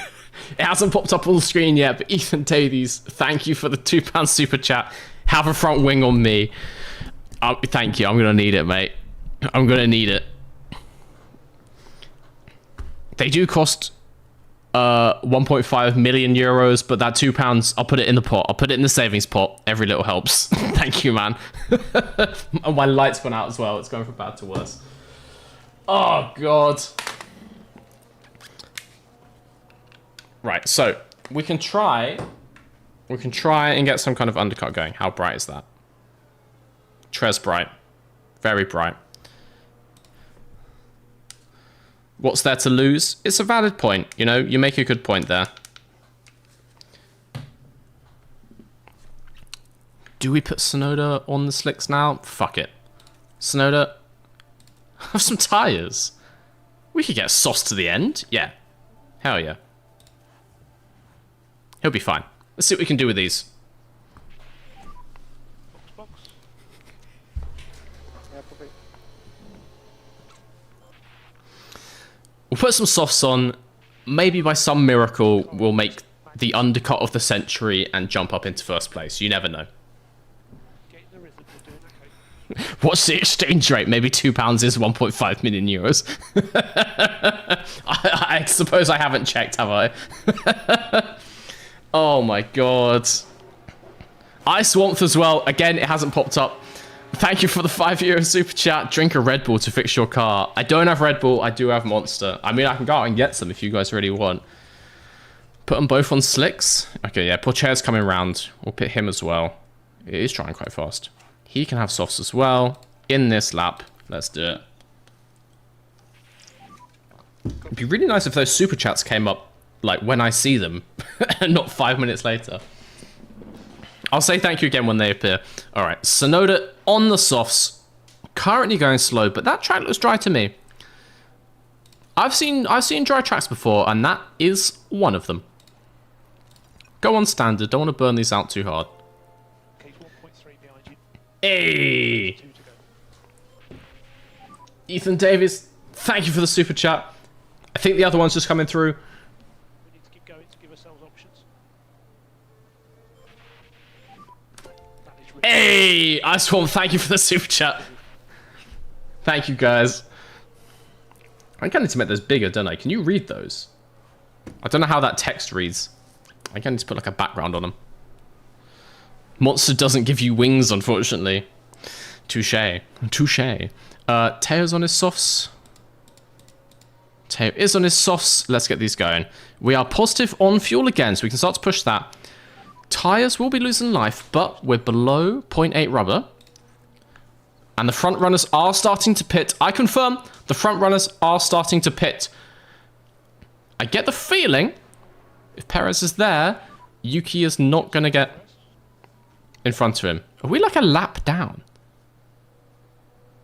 Yeah, we're almost an entire lap down. Oh, God. Can't really read it over the timetables. Fair play. I guess I can put it like... you won't see it until the next one comes in, but I'll put it like here. It's like under my face cam, which should be slightly easier to read.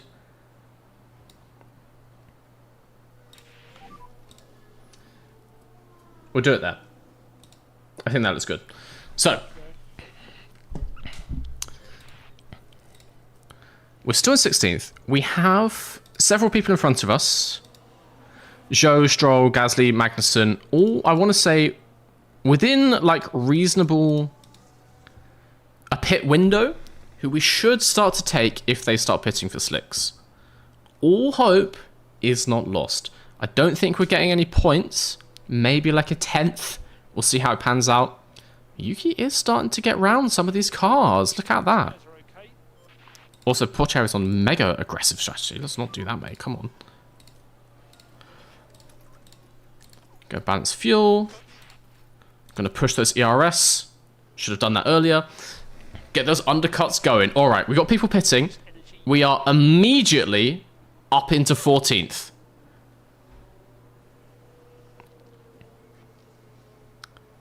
Things are starting to look up, Mr. versus Garage. It's not points by any stretch of the imagination, but it's getting there. We've also got Magnussen up ahead. He's just pitted. Car in front is Magnussen. We can take that. We can take him. Come on, Yuki. Come on, Yuki. Give me that fuel push, just for now. Just for now. Get these undercuts in. Cancel the lift and coast. 69 likes on the stream. Nice. Okay, we got it. We got it. We got it. We got it. Down in the pit. Oh, that's Hulkenberg with a pit issue. I'm gaining places. I'm gaining places. I told you, all hope's not lost. My dreams are shattered, but all hope is not lost. It's all practice, guys. It's all practice for Canada. It's likely going to rain again. Canadian Grand Prix coming up straight after this one. It's all practice. Sonodium confirmed. Right, let's start to speed this up. We just need to be careful. And we get past Magnussen. Hell yeah. I don't know if Bottas has pitted, actually.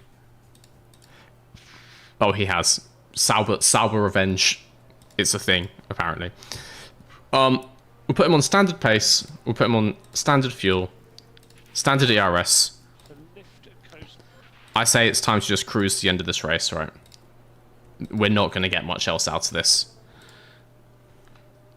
I'm sorry to say it. I think we're finishing 2 cars outside the points. We do have other cars with mechanical faults. We are so far back. My guy, we are so far back. Yeah. Yeah, it's not happening. Yeah. Oh, look at that strategy graph. Oh. Do we have wings for Canada? Virtual safety car? I could pit again. No, is the answer. I don't know how fast we can make them. We can obviously like do some rushed manufacturing. I get the feeling we have no more wings. Wait. If you don't have enough parts, you're not allowed to do the next race. Am I right in saying that? Like, have we just ended our career?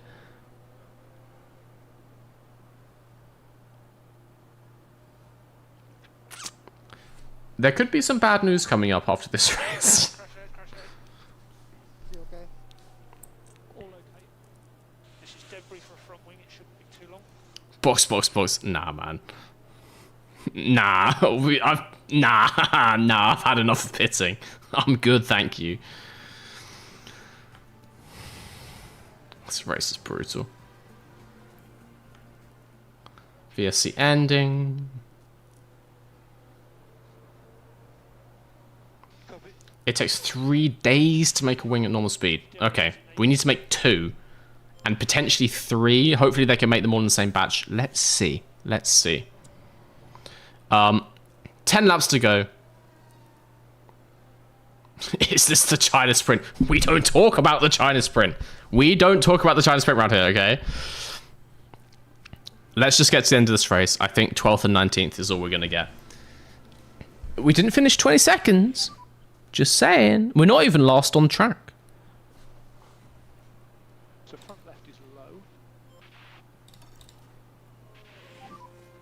Lean on the tyres at the right speed, but don't overslip them. Yeah, we don't talk about the China Sprint. Don't mention those words in my chat. Safety car? For what? We need to focus on the energy now. Get the delta positive. Copy. Keep working on front tyres. You fucking serious? Another red flag? No. No.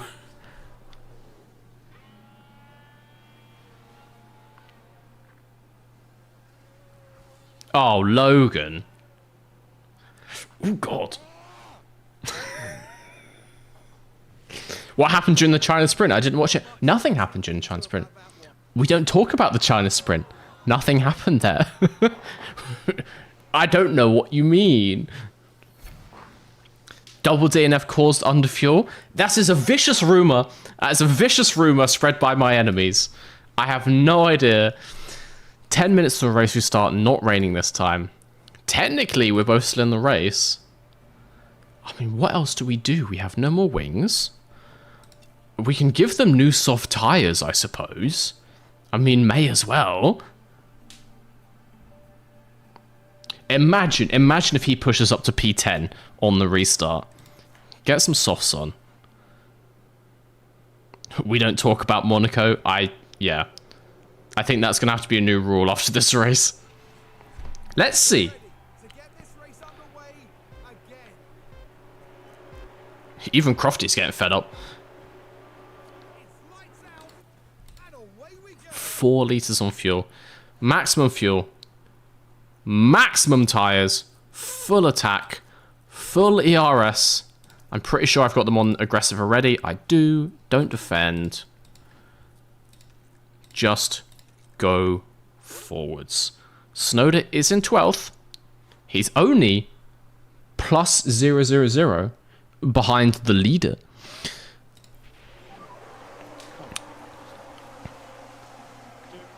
We could jump up to 10th on this restart. We have no front wing, which doesn't help. Stranger things have happened. Snowder up into 11th. Our mortal enemy, Daniel Ricciardo, ahead. We have experience fighting Ricciardo. We spent our whole season doing it. If we can salvage 1 point from this race, Bottas, you stay in 11th where you belong. I mean, you stay in 12th where you belong. Thank you very much. Thank you. No sour revenge today. Our mortal enemy, Daniel, whatever Daniel's middle name, Ricciardo, is the only person standing between us and a points finish here in Monaco. Also Yuki's target, which means we get 200 grand if he overtakes Ricciardo. We're full push. Absolute send these tyres to the end. We're missing a small amount of front wing, which allegedly is bad for downforce, but it doesn't seem to be slowing Yuki that much. 6 laps until the checkered flag. Let's put it on ×2, see if we can make something happen. Daniel Joseph Ricciardo? That is a villain's name, if you ask me. It's like a Bond villain. Do you know what Yuki's middle name is? Does he have one?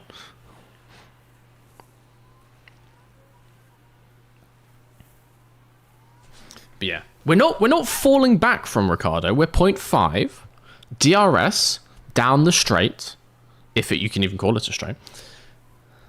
Yuki. It's close though. Maybe into turn 4 or whatever it's called when you go out to Mirabeau.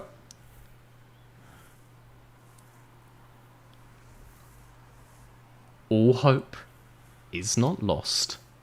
Less swing equals less drag. I mean, but genuinely, that is true.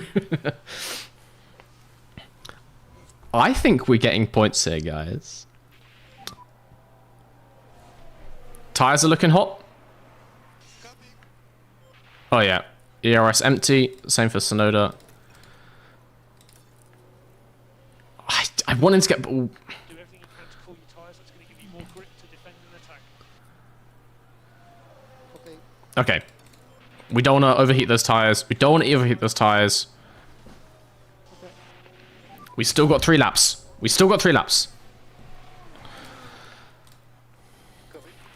We are right on the back of that V-carb. Daniel Joseph Ricciardo. Our historic mortal enemy. If we can at the very least finish in front of him, I can sleep a happy man. Not after this race, because we've got a whole other one coming, but whenever I go to bed, after all these monsters pass through my system, I can sleep a happy man. Point, not points. It's a very pedantic comment. Yes, you are correct.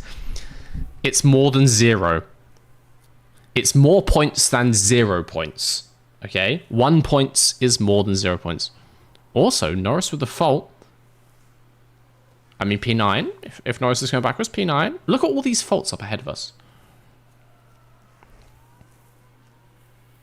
I mean, we've had 2, so why not a 3rd red flag?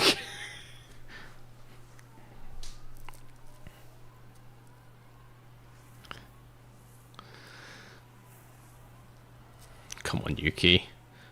Come on, Yuki. I'm going to slow it down for the final lap. Russell out. Points! Points! Russell is out! I thought you were joking.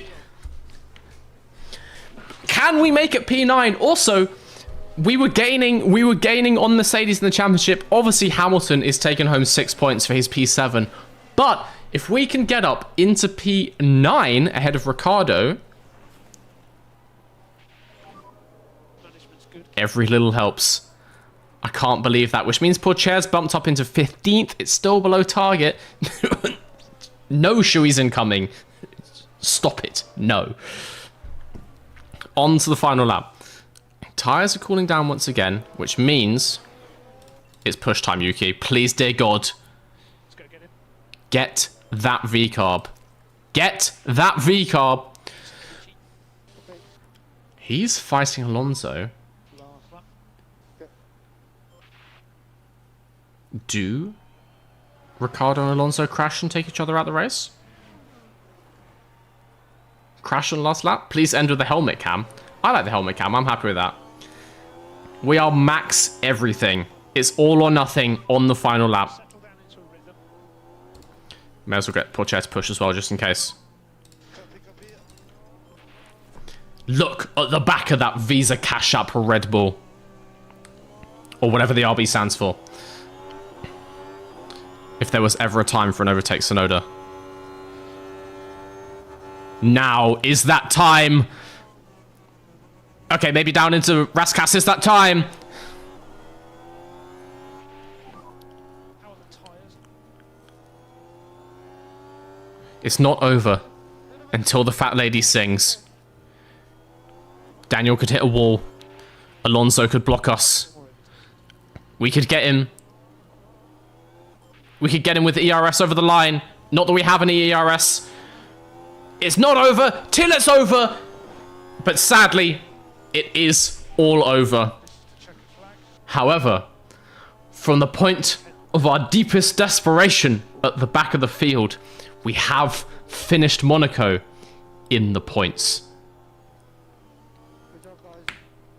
I can confirm, guys, we are in the points. The night is always darkest before the dawn.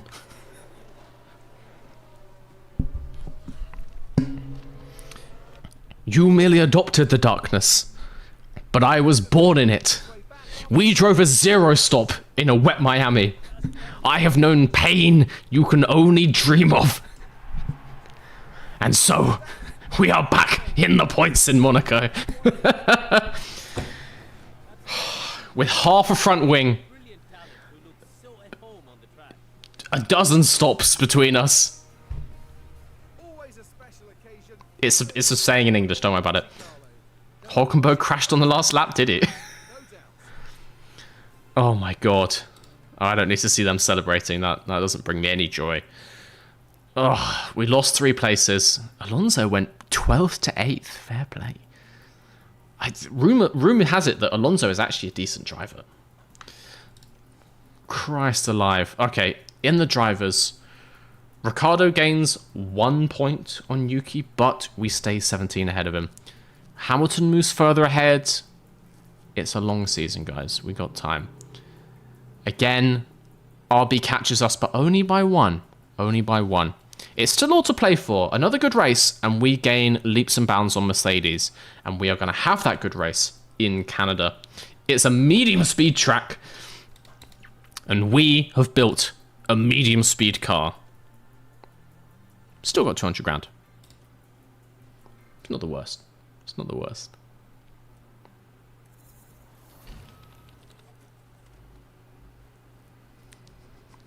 Charles absolutely fuming. He'll have to eat all the ice cream to recuperate again. Imagine coming second behind your teammate in your home race in Monaco. Christ alive. Okay, go to manufacture. We need every single engineer to work on building new front wings. Where's manufacturing? Where's manufacturing? Make front wings. Wait, what? Front wings, front wings. Does it increase time if I make more? No. Let's make 4. So we've got a spare one for each car. Ice Warmth, I see you there with the €1.99.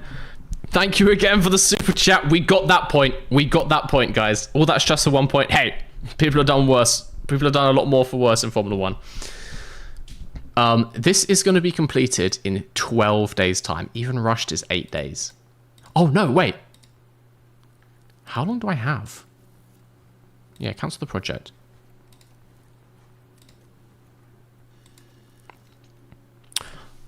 We got a weekend off before Canada. We can make more wings. Sometimes you got to just take those wins, guys. What am I doing? Manufacture. Front wing. Yeah. 12 days? 8th of June. Sorry, my brain is... I'm so sorry. I'm so sorry. When the fuck is 12 days? 8th of June is the Saturday. Okay, we can't do that. We're going to have to do the quicker one. We'll make 3 parts. We'll make 3 front wings. 5th of June. Absolutely fine. Approach, normal, rushed.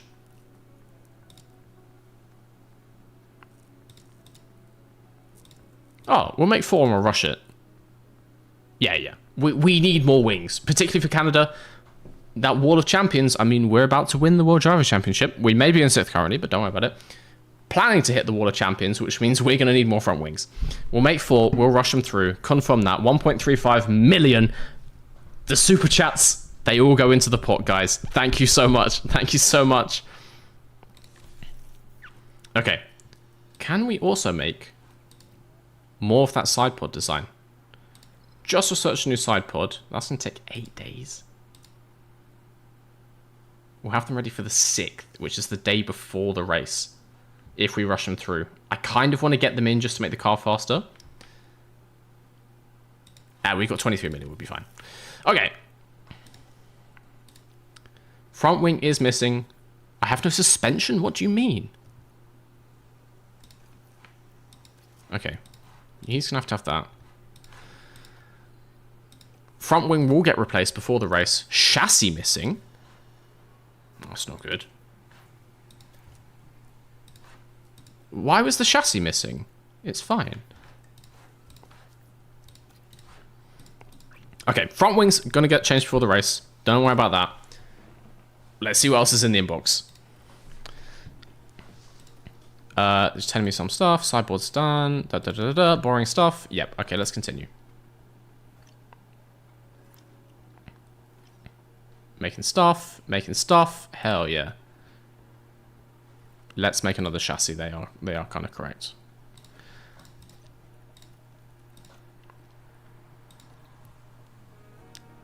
Two spare chassis, one spare chassis. Do we full Williams it? One spare chassis.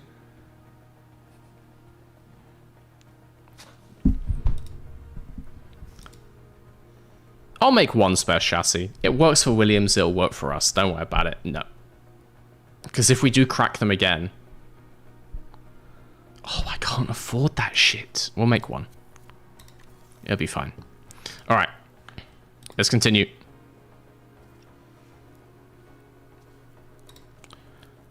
Michael Loom, May in Formula 1. McLaren with the HQ upgrade. Spotlight on Mercedes. We intend to end the championship on the podium. Mate, you're finishing behind Mr. Versus Garage in some races, so you might want to manage your expectations, Toto. All good, all good. Driver development update. Oh, look. Teo's gotten better at his control and his defending. And Yuki's gotten better reactions. Love to see it. Okay. Pit crew training. I'm just going to leave them unbalanced. It's fine.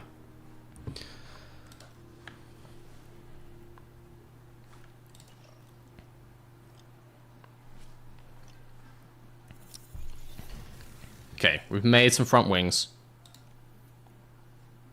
Let's get them on the cars, please, dear God.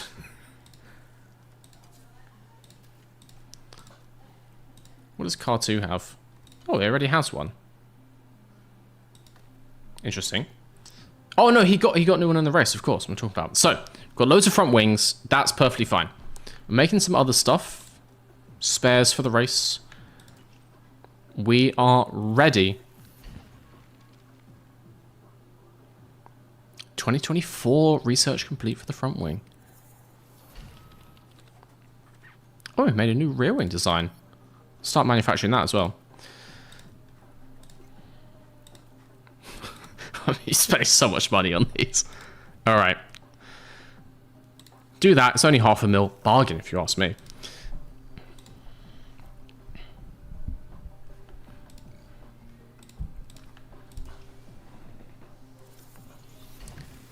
Made some new side pods. Lovely stuff. Just one set. It's time to head to Canada.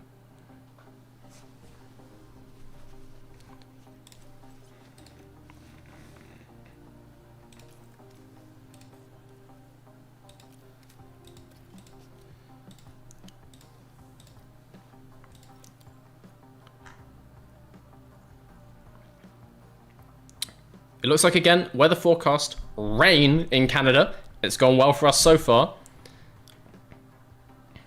Okay. But we've got some upgrades on the car. We've got new side pods. We've also got the front wings fixed.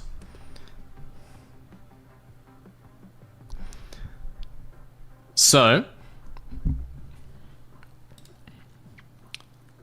despite the rain, this should be a much better track for us. Much more similar to something like Imola. Switch back the livery. Oh, God. Yeah, you're right. Oops. Well, it's a special livery for the whole stream. How about that? We'll change it back for next week. It'll be fine. It's too late now. It's too late now, okay? We're keeping the livery for Canada. It's a 2-race deal with Big Egg. New sponsor for Mr. Versus Garage. Big Egg. The Egg Cartel. It's too late. It's too late. It's too late. Can't change it now. So, rain today, cloudy for quali, and then rain again for the race. Love a wet race. Absolutely love a wet race. It goes so well. It goes so well. Okay.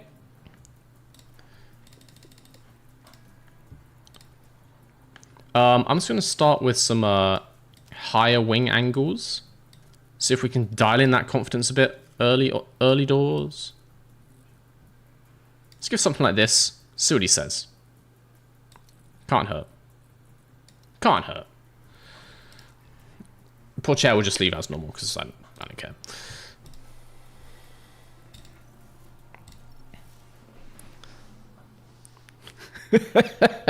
Sorry, missed the race. How did Monaco go? It went.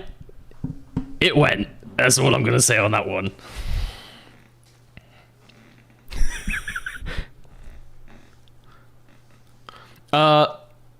Messed up the strategy. Hit the wall twice. Almost had a mental breakdown. Finished P10 and scored. A mixed day. A mixed day. Still in the Yokemobile. We are very much still in the Yokemobile. It's a fully dry session. All right. Let's get these guys out. Let's start getting used to Canada. I forgot to switch the livery, so we're still in the Eggmobile. I'm actually going to send both these guys out. Then I'm just going to head for a quick pit stop myself because the second monster has hit the bladder. Perfect, mate, perfect. I'd recommend you guys do something similar. Sending the cars out. Just going to leave this running so you can see. Back in a second. Whoa.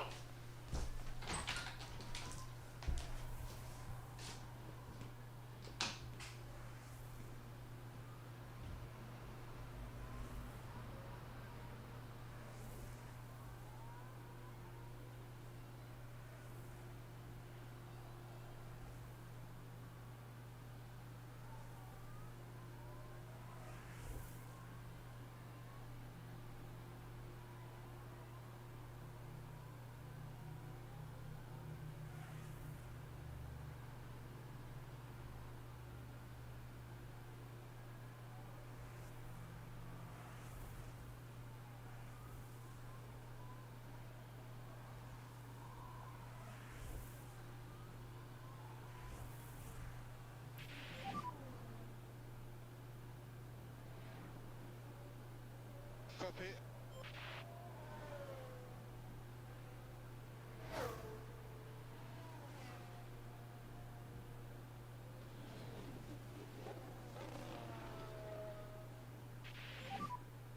Yeah, I can see a lot of break. How is it going? I might actually leave this open. It's getting hot as anything in here. I feel like I went a little bit manic in the Monaco Grand Prix, so I think we're going to take this one a little bit more chill. Just to get the heart rate down a little bit.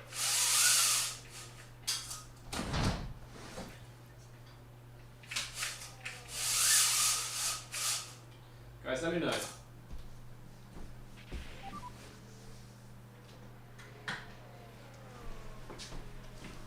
Can you hear that fan that I just turned on, by the way?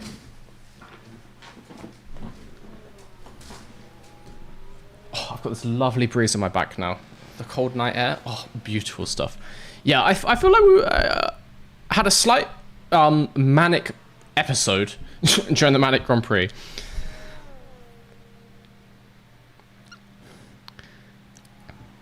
So I feel like we should take Canada as a slightly more calm event. Is it raining? I was promised a dry session. I was promised a dry session. Alright, let's see what they can do. Please don't crash the car. Are other people on inters? No, other people on slicks as well. Alright, fine. Yeah, I'm gonna try and get the heart rate down a little bit for Canada. Take this like a normal race, okay? A bit more chill. Yeah, we saw.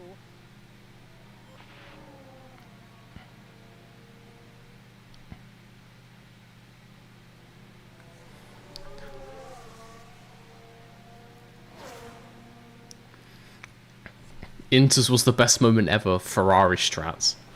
Ugh. I do actually need to start going through these streams and like bringing out some clips because As you guys have told me, my pain is your entertainment, and so I suppose I should start making some clips and sticking them as shorts on the channel. I can see the appeal of that moment. I could see how that would be entertaining if you're not me. Alex Law just dropped. Apparently he didn't wake up from a coma after his appendicitis, and his friends in F1 were told to be ready if he doesn't make it. What the fuck?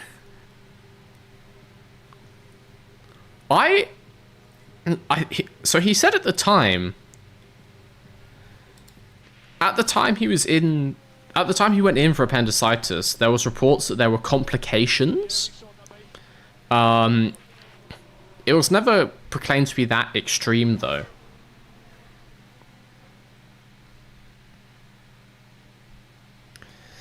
Yeah, I remember news that there was like complications and he stayed in hospital like a couple extra days, but obviously they like played down the news, I guess. That's wild that he nearly didn't wake up. That's quite a step up in intensity. Jesus Christ. The people want the BRB screen. You can have it now if you want.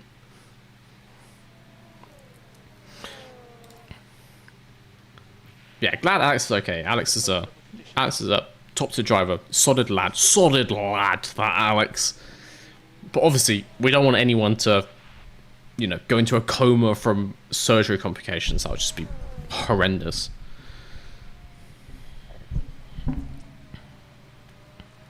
That's crazy. Okay. Let's get this going. I think I'm gonna skip a couple of the practice sessions because we watched every single session from Monaco. Gonna start jumping through this a bit faster. I'm gonna leave them out a little bit longer. Now, actually, I'm not. I don't want this to crash. Let's get these cars in. Teo always gets his feedback in so fast, but then again, the feedback he gives is not fantastic. I guess every driver has all these like other stats that you don't see about how quick they gather information and how accurate they are with the setup feedback and stuff. It's kind of interesting. Anyway, let's see what Teo wants. So, great on the oversteer, good on the straights. We can make that better. It's gonna be something along the lines of this, and then like that. Oh no.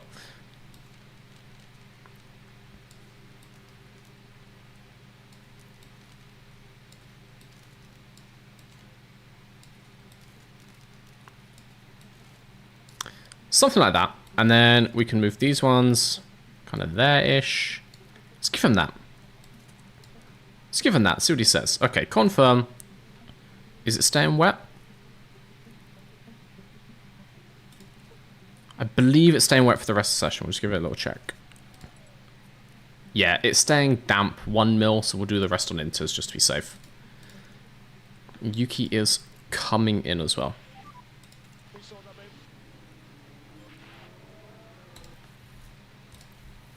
All right.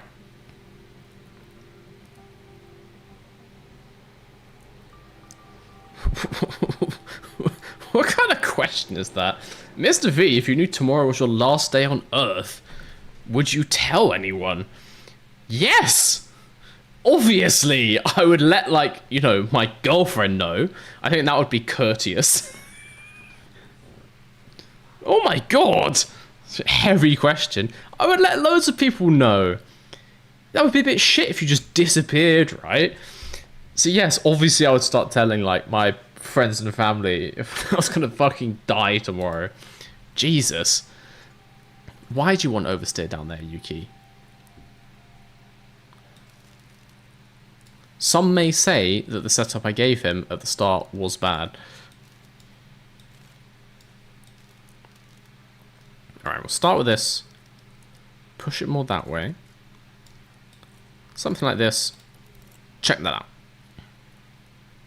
Oh god, what tyres did I put him on? We can change that afterwards.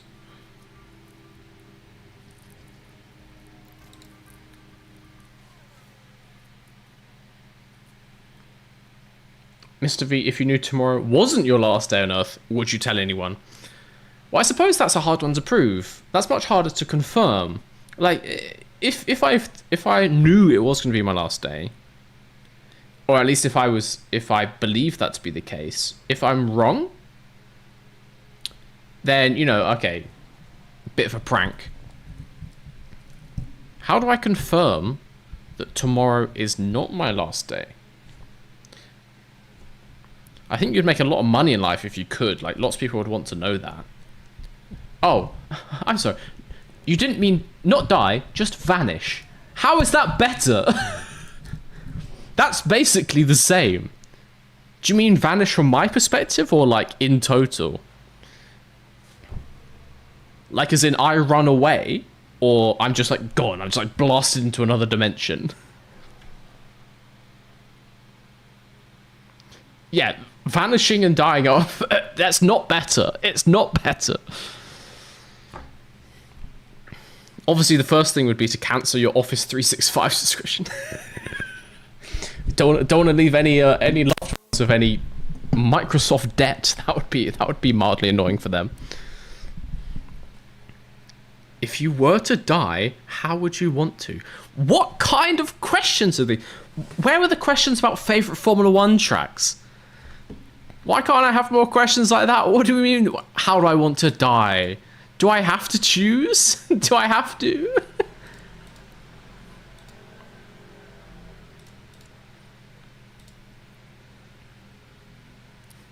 I'd rather not, because if I do choose, it feels like I'm one step closer. So I'd rather just not pick, and then, you know, I'm not allowed to die.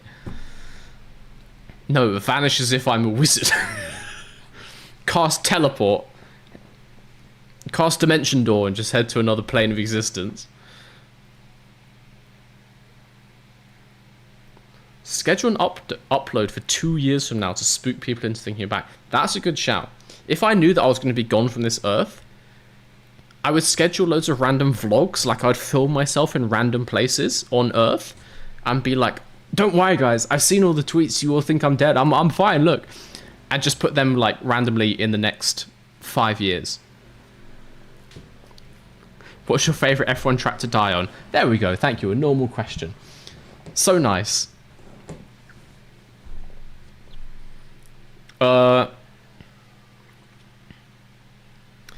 Let's say the Hungaroring, so that at least then my friends and family can come and watch me for nice low ticket prices.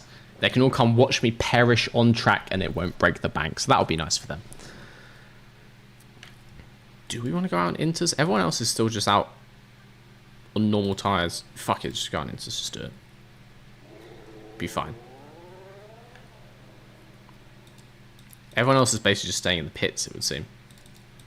I want to get my setup dialed in, so I'm gonna put Yuki on some Inters as well. Confirm.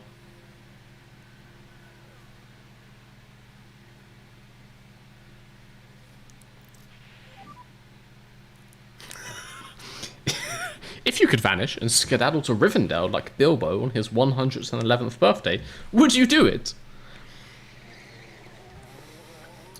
I can't say I've ever been to Rivendell, so I'm not sure if I'd like to live there or not. I suppose so. If it means basically eternal life. I guess. You know what? Yeah, it sounds like a laugh. If I'm 111, I've done a lot of stuff in the normal human world. It's time for a change at that point. I may as well try something different after 111 years.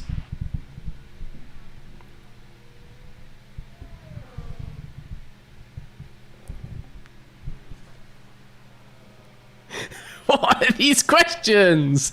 Would you rather kill a happy family of 4 or an unhappy family of 7? Neither! If I have to answer, I guess it's the family of 4. Because their happiness really doesn't come into the court proceedings, does it? The judge is going to be much more favourable if it's a family of 4. I think either way is a pretty hefty jail time. Goodness gracious, chat. What are these questions you're asking? I'm not even going to read some of these out. You guys need to chill out. Fucking hell. Throughout history, which and when F1 team would you want to work for? Oh.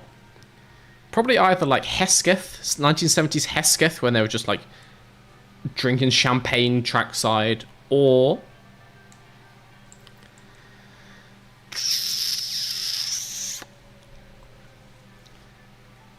I feel like it'd probably be cool to be like noughties. Something in the noughties, maybe like maybe like in the Enstone team in Renault back in the day. You know, in the Flavio days, win a couple championships. I'm sure it was good fun under Flavio. He's probably a bit of a dickhead, but you know, fun in a way if you're higher up in the team. So yeah, I'll go for like, let's join Renault in like 2001 and I can be there for the glory days. And also, you know, I should get a house near Oxford. It's a nice place to live. Can't be that bad. I would have said Ferrari, but I really don't want to work for Ferrari. That doesn't sound fun.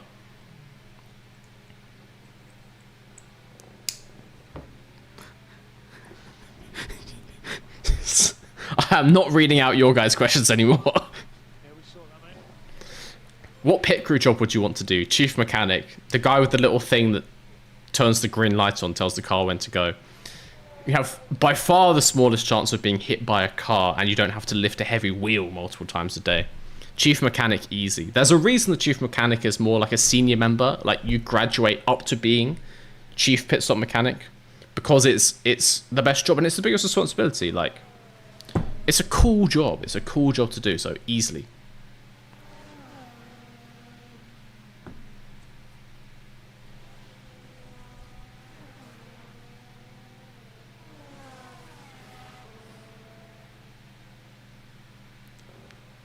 If there was a button that removed 1 point from Max Verstappen's point total each time it's pressed, but it also killed a random person in the world, how often would you press it?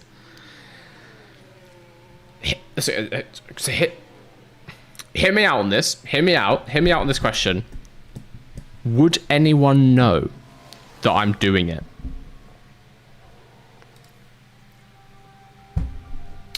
Just answer me that before I give my answer.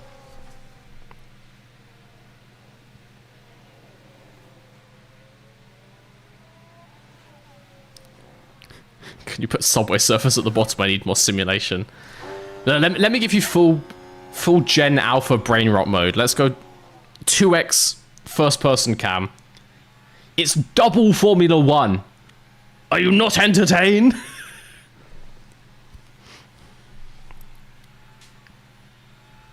Only chat.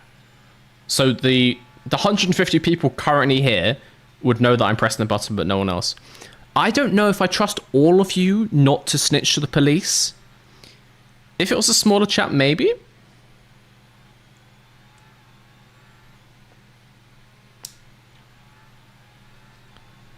That's maybe too many eyes. It's too many witnesses. Too many witnesses.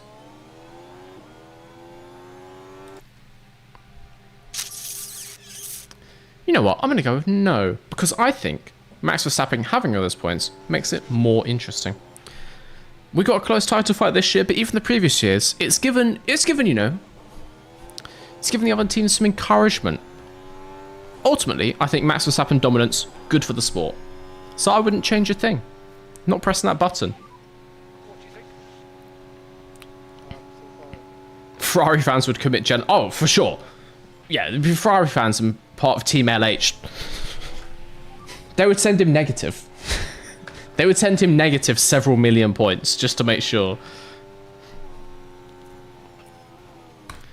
Let's leave these guys out till the end. Get used to this track. This should be a good race for us. I want to get all these numbers as big as possible. Got good car knowledge, get good track knowledge, get these setups dialed in. We're going to have a good time in Canada. Why won't YouTube take my money? I want the nice egg. I don't know. Are you trying to become a channel member? It's stopping in pit lane. Okay. If you are, thank you.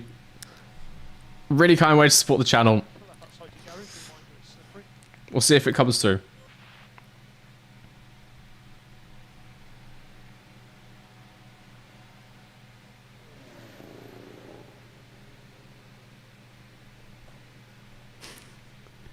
Oh, come on, it's so hard to prove. It's so hard to prove in court that I pressed that button. No, I think Max Verstappen dominance has been good for the sport overall. Okay? That might be my unpopular F1 opinion for the stream.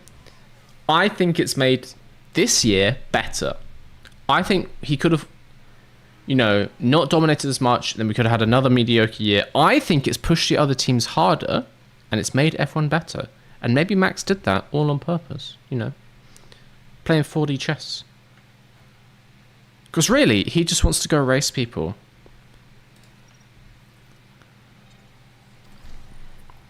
All the Max ever wanted is just to race his friends on track.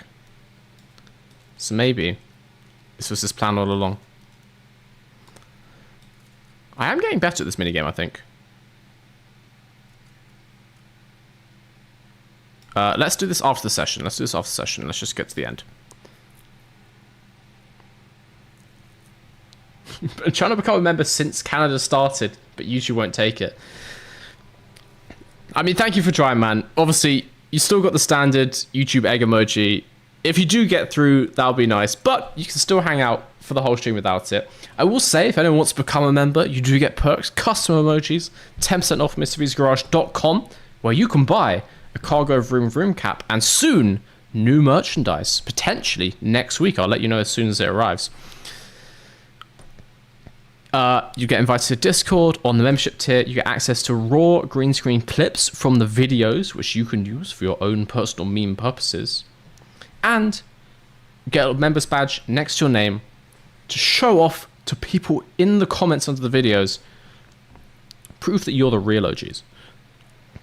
Alright. Get to the end of the session. Make some setup changes. Just going to sim P2 after that, though. Yuki Tsunoda second again. We have a habit of running well in practice. We're getting used to this. Alright.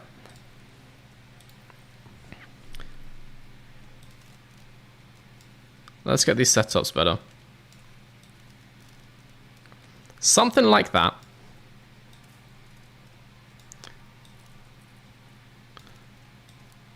I feel like we can get these more in the zone. Something like that. Let's give him this. Let's give him this. Oh, poor chair's liking it, but there's always room to improve.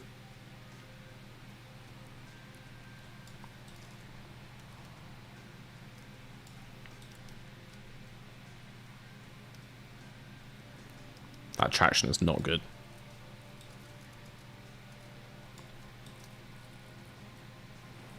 Let's go with that. Let's see what he makes of that. It's a high toe out. It's quite a high toe out. Okay. Go to practice 2. I will manage it, but I'm going to do this one really quickly.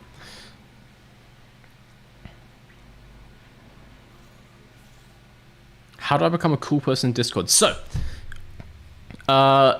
you need to link your Discord with your YouTube. I don't know if you do that from Discord or from YouTube. I'm being stupid.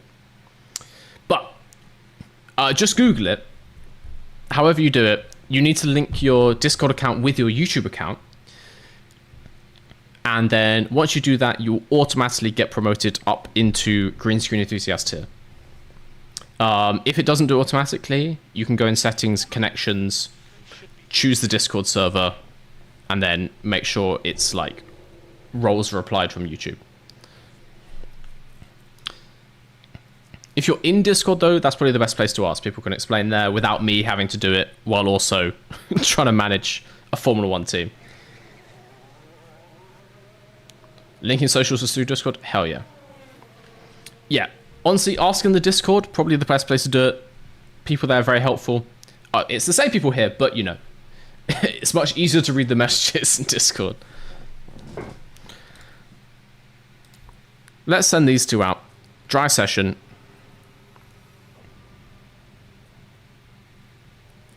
Who would you rather see get the second win first, Lando or Oscar? Very good question. I guess if it's my personal opinion, for the chaos, Oscar. Just because it will make a lot of people very salty, including Lando. So I think for the drama, Oscar. And also, big Oscar Piastri fan. I like both of them, but big Oscar Piastri fan. He's a cool guy. And the drama would be so good. It would be so funny. It would be so funny. The meltdown from Norris fans if Piastri gets his first and starts to like catch up and even overtake him in the Driver Championship. Can you imagine? Everyone loves Oscar. Oscar is Kimi Räikkönen of the 2020s. He's just chill. He doesn't say much. He turns up. He just wants to drive the car fast, and he does. If it was your last day on Earth, would you rather be strapped to the front of Lando's car or Oscar's car? Well, I think I know why it's my last day on Earth if I'm on the front of a Formula 1 car. I feel like I could avoid this situation entirely if I just get on neither. It's quite a quick way to end it, sat on the front of one of these things, going through a 4G corner, slamming into the wall at 180.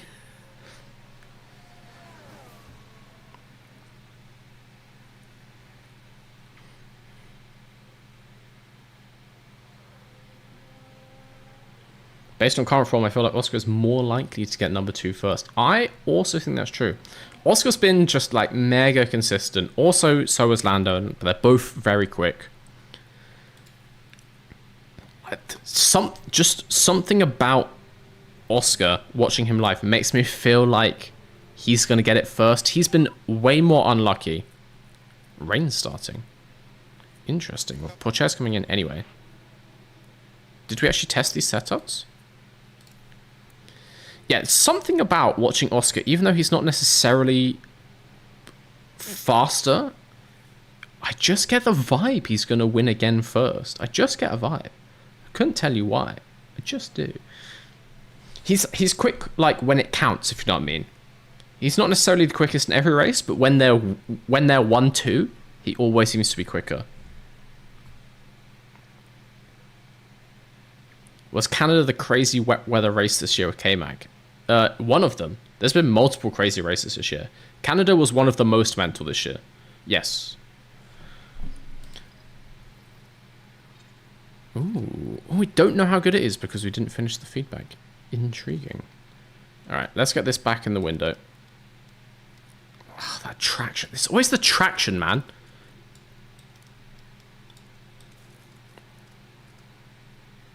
Okay, that's looking good. It's looking promising. It's looking promising.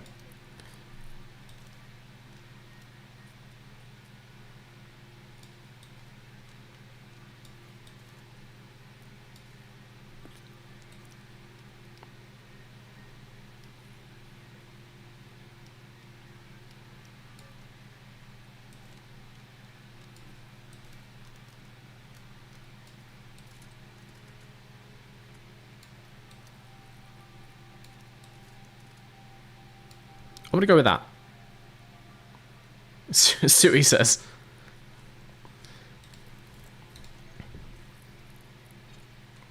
Oscar's very happy. Oscar's very happy. We haven't actually got the feedback, but I'm tempted to not change that. I don't think we're going to get much higher. So I'm just going to send him back out. Finish the feedback. See what they say. Lando could go through his whole career without a driver's championship. Well, everyone could go through their career without a driver's championship. Are you saying you think you will? To be honest, there's not that many championships to go around. Like, the average F1 driver nowadays probably has a career of, what, 15 years, let's say? Often, we get people doing, like... Oh, shit, let's send the cars out, maybe. We get, like, runs of, like, 2 or 3 years, the same person winning. And that's without longer spells of dominance like a Hamilton at Mercedes. If one person wins like 3 years at a time, in your entire career, there will only be 5 champions. Let's say, on average. 20 drivers on the grid, only a quarter of them, probably like, on average in a numbers game, are actually going to win a championship.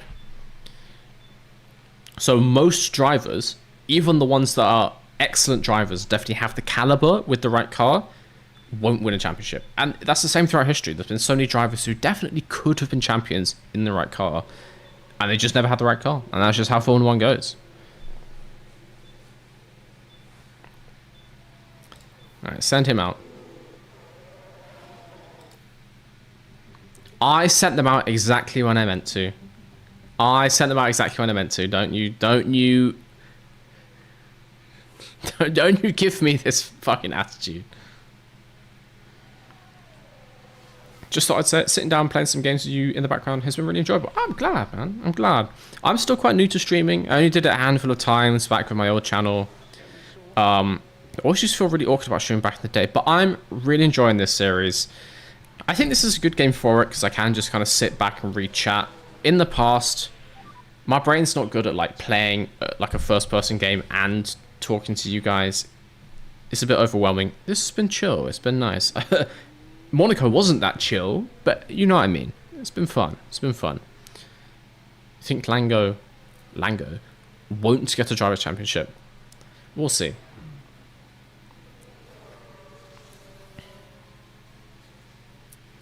Who do you think will be the champion this year? Wrong answers only. Sergio Perez.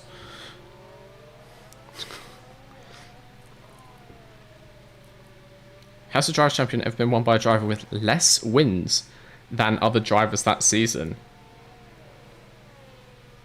Yes. I want to say. Don't ask me for examples, but I'm pretty sure the answer is yes.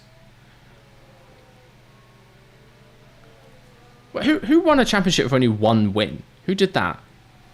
Yeah, I think it's happened multiple times that not the person with the most wins has been the champion. Because if you just... I mean, if you get all second places, you could win the championship.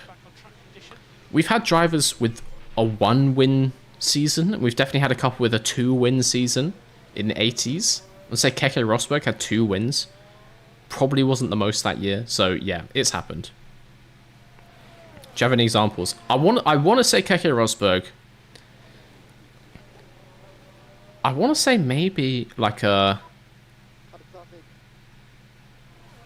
Phil Hill, but even some's more recent than that.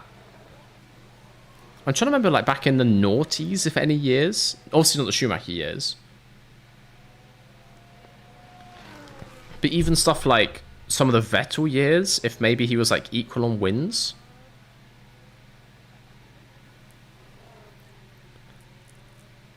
Yeah, maybe Keke Rosberg, honestly. Wait, I can just leave these guys driving. Let me look it up. What was it, 1983? No, it was not 1983.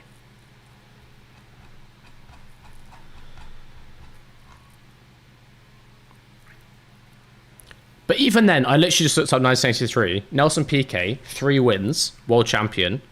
Alain Prost, 4 wins, runner-up. So just randomly, by getting the wrong year, I found you an example already. So yeah, it's happened multiple times. When was Rosberg's championship? I can't remember the year. 1984. And there's been lots of occasions where obviously people are equal on wins. 1984, wait, Lauda at 1, 2, 3, 4, 5. Prost 1, 2, 3, 4, 5, 6, 7. Prost loves getting the most wins and not winning the championship. Mate, that man could have had so many driver's titles in his career. It is ludicrous, his career.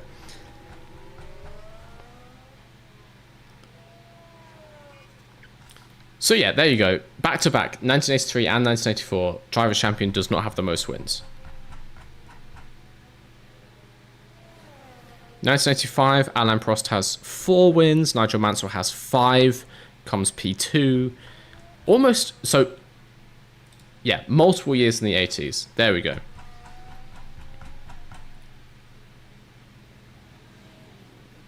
1987, Nelson Piquet has 3 wins. Nigel Mansell has 5.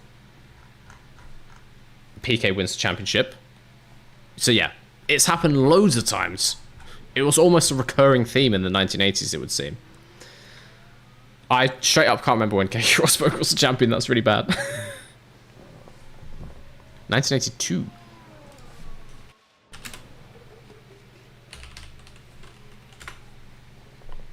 Hell yeah, Mr. Rosberg. 2 wins. No, 1 win. Peroni had 2 wins. Watson in 3rd had 2 wins. Prost in 4th had 2 wins. Lauda in 5th had 2 wins. Arnoux in 6th had 2 wins. Tombe in 7th had 1 win. So Keke Rosberg finished with less wins than 2nd, 3rd, 4th, and 5th, and 6th in the Drivers' Championship. Imagine. That is stupid numbers. Keke Rosberg is the GOAT for pulling that off somehow. Honestly, I refuse to hear any other arguments. Keke Rosberg is the GOAT. 6 drivers with more wins than him, and he just wins the championship anyway. It's the most Finnish way to do it.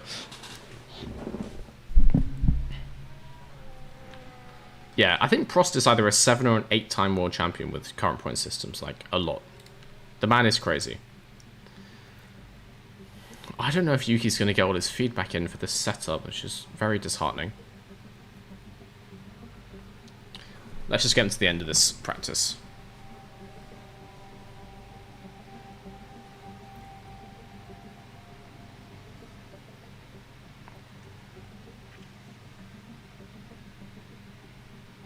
Yeah, I think with various point systems, Prost is an 8-time world champion. The guy was so close all throughout his career. Mr. V, unfortunately, doing some work this early morning, so I should be lurking, but worry not.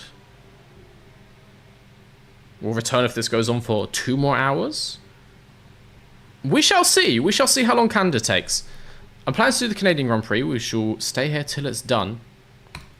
We'll take a look.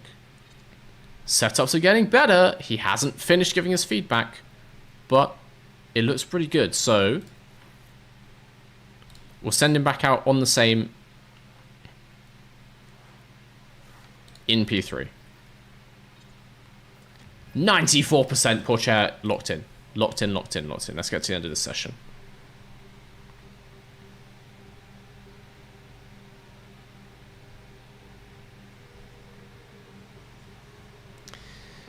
Cyber, it looks like maybe today's not your day to become a green screen enthusiast. I'm sorry. I mean, unless Lameep decides to drop even more gift subs. As I said, you can still enjoy the streams. Maybe give it a go next week. I'm planning to stream again. Probably be like, I want to say Wednesday next week. We shall see.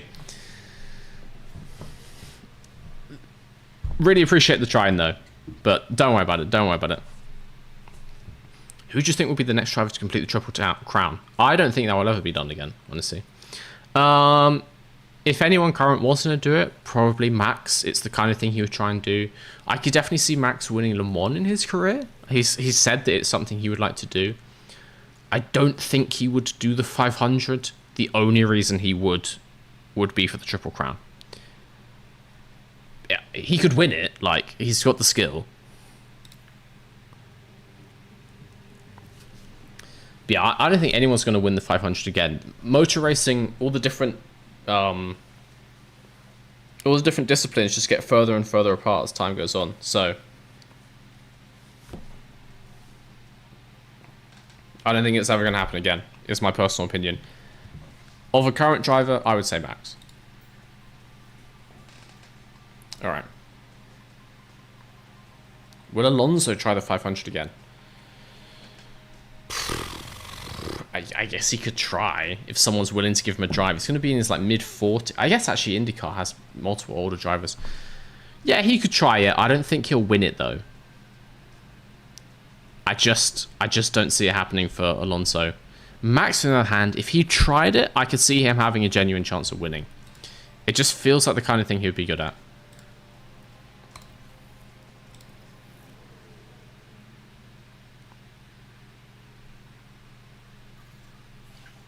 You think it would be someone who starts with Indy? To be honest, that would make more sense like a young indie talent. Who is the guy in Indy Next who's just absolutely dominating this year? I completely can't remember his name. That would make sense, honestly, if you come into IndyCar early, have a really good couple seasons, win the 500, do so well, kind of similar to like an O'Ward or a Colton Herta, get an F1 team's attention, but this time actually get into F1, then win Monaco, and then do Le Mans last, probably is the most logical way to do it. I don't see it happening the other way around, honestly, for anyone. Okay, Taylor's happy with his setup, 94. Yuki needs to give me some more feedback on his one.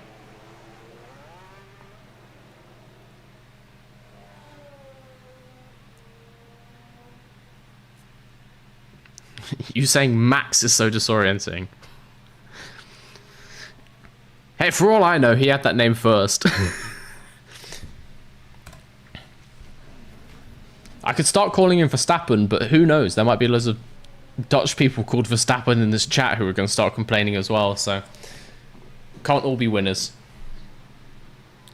Didn't Alonso say Dakar was on his bucket? I mean, maybe.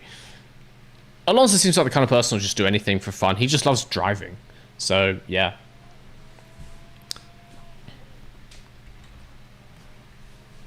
If you were someone like Fernando Alonso, you can basically do whatever you want, because if you turn up and you say, like, I would like to drive Dakar, so many teams will want to get you in their car because it's such good publicity. So, like, he'll have all these opportunities available to him. He can just pick and choose and be like, I'm doing this year. A NASCAR drive? Yes, please. NASCAR drive for me. Join the World Karting Championship? Yes, please. A karting season for me. He can just do whatever he wants.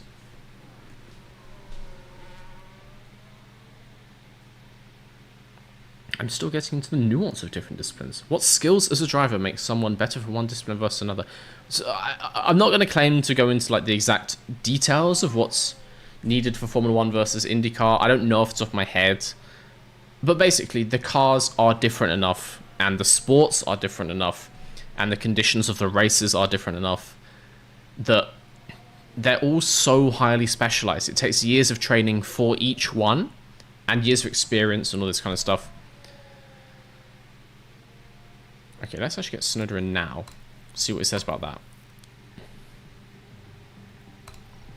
that. Yeah, basically, they're all so highly specialized. 87%. Could be better.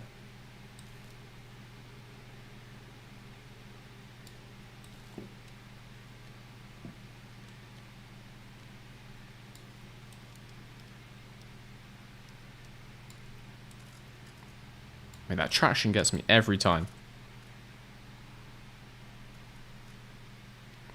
He doesn't like the oversteer, I will say. So maybe something more like this, and then we bring those ones a bit more like that. Try him on this. See what he says, see if he likes that. But yeah, basically, as all different motorsports get faster, and they all get like more different from each other, they're all more and more specialized.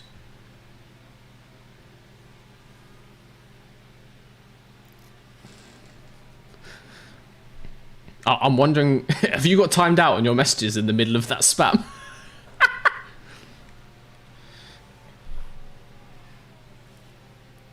Mr. V, do not lock us in a shed? I'll try my best. Nope, I'm not making any promises, alright? No promises.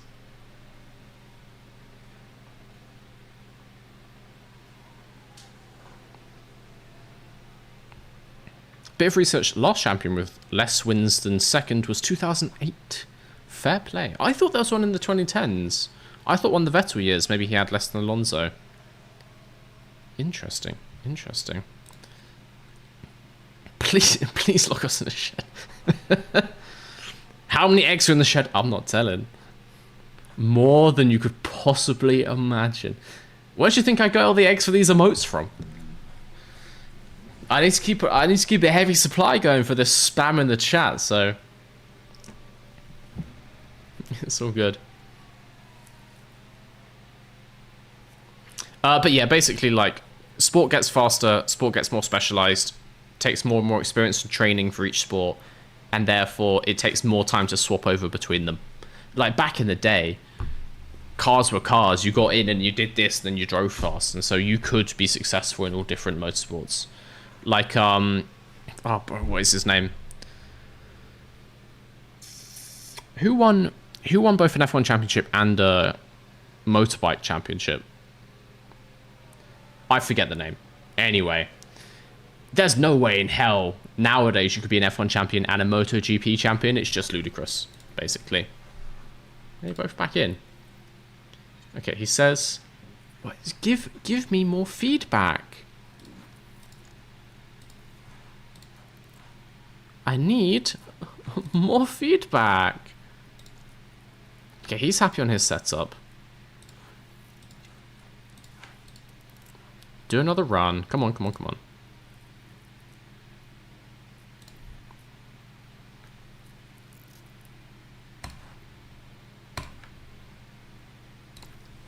Let's get into this. John Surtees? Yeah.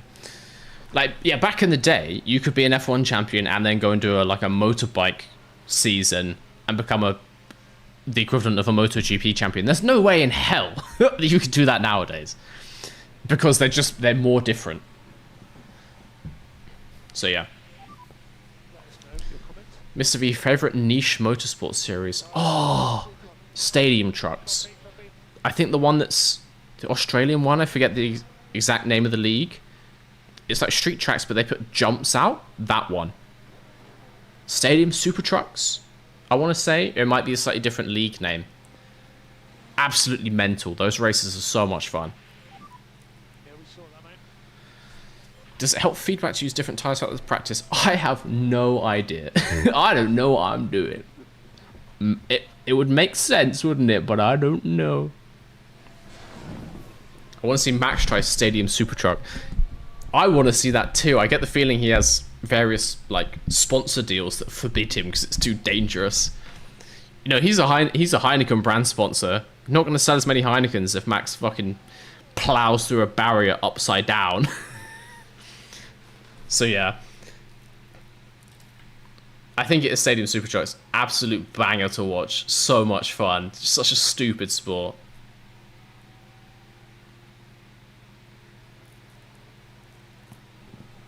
Why not? Why not put jumps? More motorsports should have jumps, is my viewpoint here.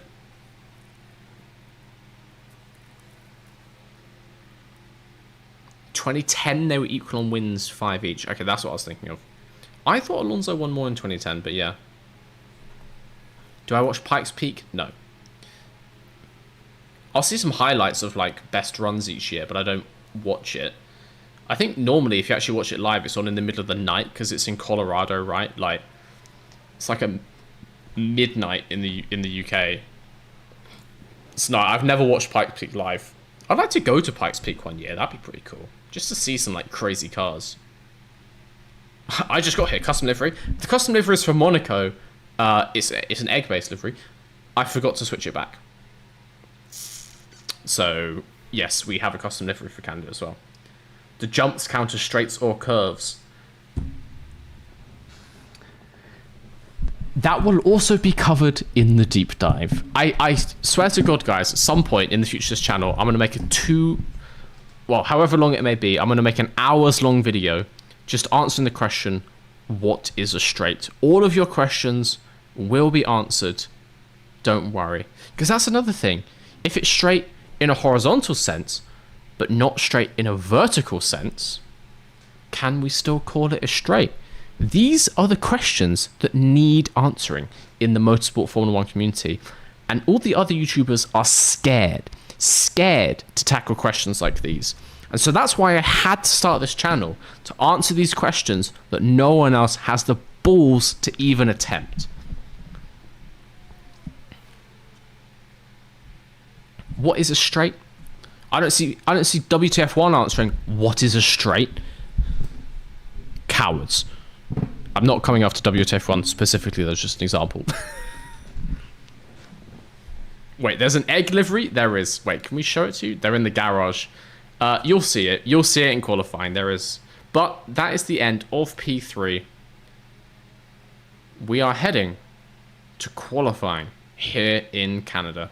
Dry quali for a wet race tomorrow. Gonna be interesting. Does driver 61's upside down tunnel count as a straight? Excellent question again. Excellent question. Also, I've shared my viewpoint on that. Absolutely insane that they are doing that. You wouldn't catch me dead trying to drive a car upside down. Well, if I was trying to drive a car upside down, you might catch me dead, because that is such a dangerous thing to do. Like, I know they talked in their videos about how they put this work in to make sure that it's, and all the different stuff they've done because it's so dangerous. Scott Mansell is going to fall off the roof of that tunnel. I see zero possible futures where Scott Mansell does not plummet from the roof of that tunnel and have a car land on top of him. I just don't see it working. Like, it's just insane. It's just insane. Answer, where did Chainbear go? If I knew, I would be a much happier man. He's still on Twitter. He's still like knocking around and posting sarcastic tweets. But I love Chainbear. Chainbear was my favorite F1 channel back in the day. But he stopped uploading, and so I had to start.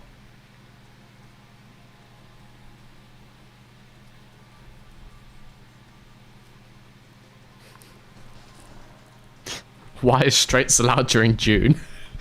Shouldn't there only be corners during Pride Month? God. Oh, God. Just... Top tier comment. If I could give points for comments, that's a top tier comment. I'm not fucking answering that. I can't wait to send a video called "What is a Straight? All your questions answered" to my queer friends who have no touch point of motorsport. Qualifying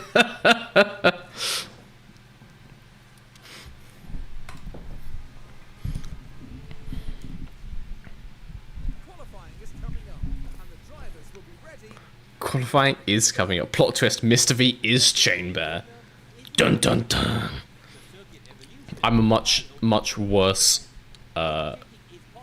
animation editor than Chainbear. I wish I could. I don't know how he animates like he used to. I wish I could do that. How would you describe things for him at the moment? Knee stint Sonoda in his yellow overalls. Shame the team overalls didn't change. Slight clash, but it's all good. I've never seen Chainbear and Mr. V in the same room before. Conspiracy confirmed. Well, I've also never seen Chainbear and Mr. V in the same room together, so I suppose I don't have any proof that I'm not him.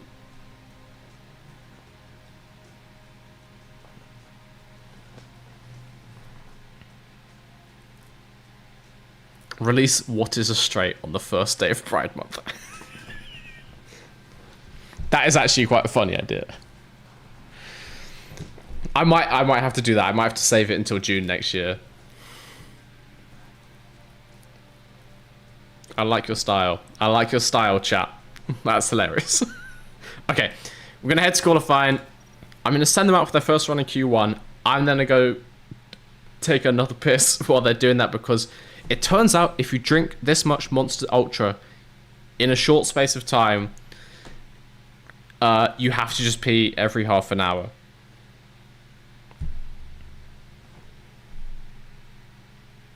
Regular height Sonoda scares me. I haven't slept since we started this series. He haunts my nightmares. 6 foot Sonoda is my sleep paralysis demon. Just as I think I'm drifting off, when your eyes are kind of like, you know, not even half open, like 10% open, it's dark in the room, you see a shape move, a shadow. 6 foot Sonoda. Alright, let's see. Is it going to rain? No. Good. Got softs on. Got softs on. Let's go out some banker laps. 2, 1, should be great. On, let's say, the 15-minute mark. How about that?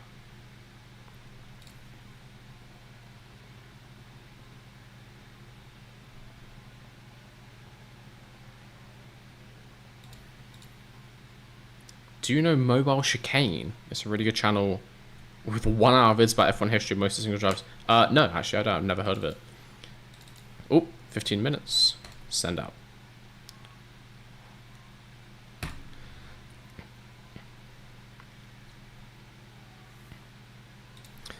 No, I'll check them out. There's loads of F1 channels that I don't know of, honestly. I do watch a lot of YouTube, but I don't actually watch that much F1 YouTube. Because, like, you know, I spend so many hours a day editing my own ones.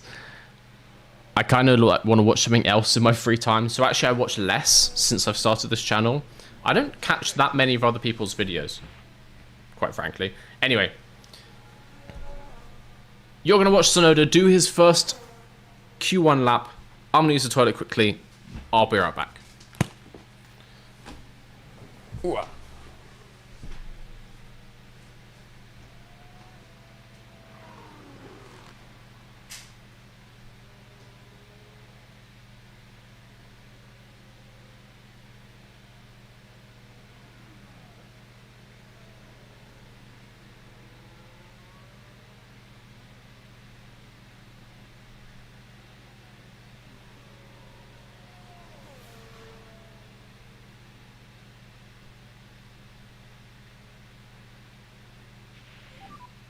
Tyres are looking good. You're clear ahead. Push when you're ready.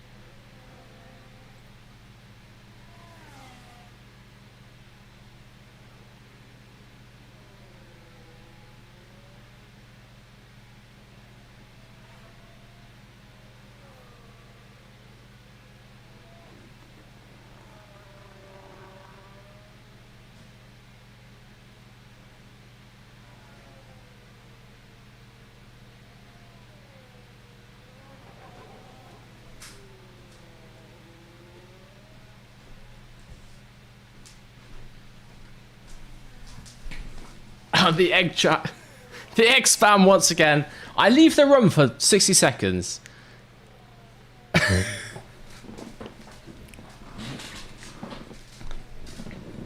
Is this how you guys communicate when I'm not here? Also, Chris, I see you in chat. The fuck is this? Guys, my friend Chris, who's in the chat with you, sends me this earlier this evening. What the fuck is this? Sam Collins watching a Mystery's Garage video, obviously a Photoshop. Sam Collins wishes. Sam Collins wishes he had a fraction of my power.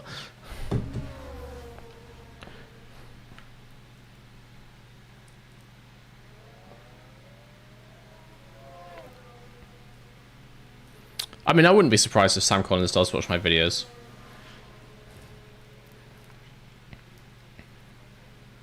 Good way for him to learn a bit more about Formula 1, maybe. I finally made it to F1 TV. Mr. V, opinion of my brother, H-Bomber guy. It's news to me. H-Bomber guy makes great videos, to be fair.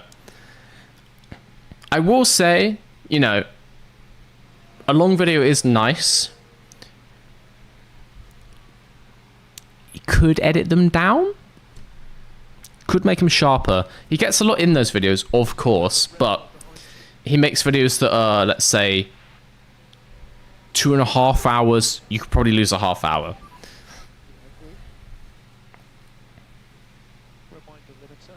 But not to detract from the fact, fantastic videos, have to say. What's your favorite YouTube content completely removed from F1? That is a good question. There's a few things I watch regularly. So not YouTube. Well, not YouTube at all. But in terms of internet video, basically anything on Dropout, big fan. Bit of Game Changer. Bit of, you know, bit of Make Some Noise. Bit of I'm Actually, which obviously is uploaded to YouTube as well sometimes. I do still watch quite a lot of CS content from time to time. Bit of anomaly, you know. Why not? It's just good fun. What else do I watch? I would load you my personal YouTube channel and show you the recommendations, but I feel like that's just gonna end badly for me. I don't want to show you my YouTube if I vet them first, maybe we'll take a look at what comes up, and then I'll show you if it's accepted.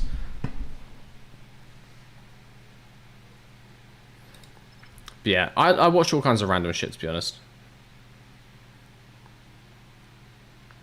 Is the Driver 61 tunnel thing actually happening? Haven't checked the channel for a while. I believe so. I mean, obviously it'll take a while to, you know, set something like that up. Go on the same tires. I think they're still doing it. It was never going to be a quick project. They have to build an entire tunnel. But they were trying to get funding. The whole point of those videos was to, like, get funding.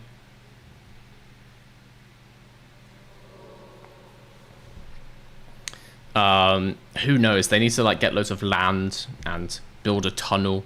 Going to be expensive. We shall see.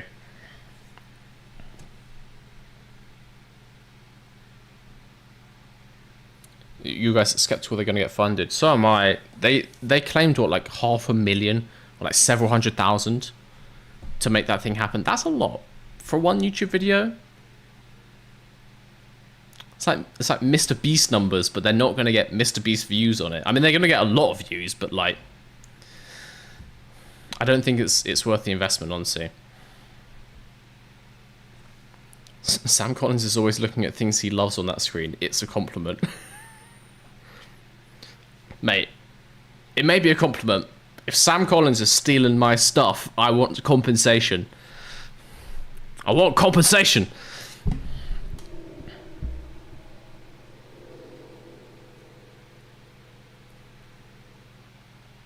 I knew I've been here the whole time as a Sam Rice reference. Of course. Of course. Love Game Changer. Honestly, one of the best shows being made, full stop, on any medium. Just fantastic stuff. Fantastic stuff. We are going to go out again. What's the white line? Fuel load. Interesting. We're just going to go out again, let's say 2 minutes to go. Get a nice quick lap in.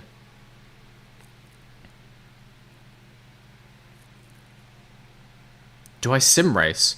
I used to try it a little bit, but I then just didn't for ages, so I sold my wheel.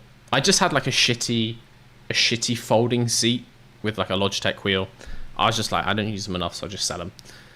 I would like to get back into it for this kind of thing, like do it on stream. You guys can watch me failing at getting like a high iRace license.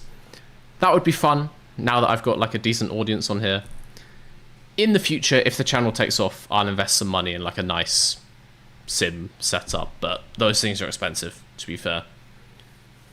Which part of the UK are you in? I live on the south coast. I live in Brighton. Favorite Game Changer episode? Nah, that's a tough question. That's real hard. There's too many. There's like 6 seasons at this point. I don't know.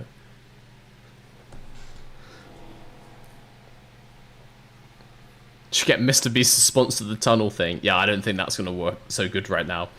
I don't think you want Mr. Beast involved in your videos just at this moment of YouTube. I don't think that's the best financial decision. I'm going to wait for 2 minutes to send these guys out again.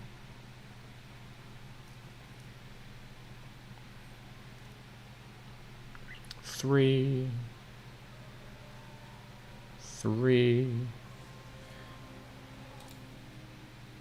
Might be crazy. Why is everyone doing so many laps in this qualifying session? Like, why has Ricardo done 7 laps? Anyway, simple chair. Count to 5. Oh, also, for those of you who have joined recently, curious about the new livery, here is our special Monaco egg livery. See the eggs flat on the side. Forgot to turn it off, so we're running it in Canada as well. That's just how it goes sometimes. Montreal is the Monaco of the West. I suppose it's the most similar to Monaco. It's a shame that we can't race at, you know, some of the old US street tracks, you know, like a Long Beach. Like a Detroit street track? Hell yeah. Phoenix street track? Resurrect the weird old American tracks. Caesar's Palace is going to be tricky because that car park doesn't exist anymore. It has a multi-story built on top of it now. Let's go to Long Beach. Why not? Let's have a real Monaco of the West. Sonoda, Mike, you better get round in time for your lap. I swear to God.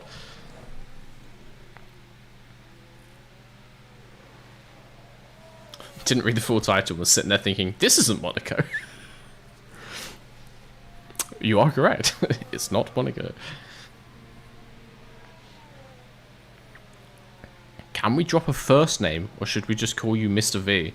Please just call me Mr. V. That is my name. First name, Mr. Surname, V. Thank you very much. I swear to God, you two, you better get round to start a lap in time.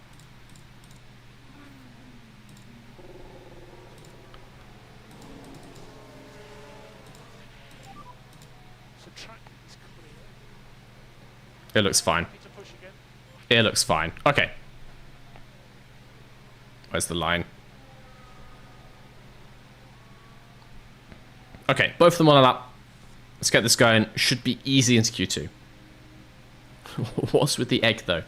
That is a long, long story from times long past.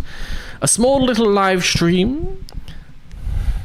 A time playing Trackmania on Twitch about 2 years ago at this point.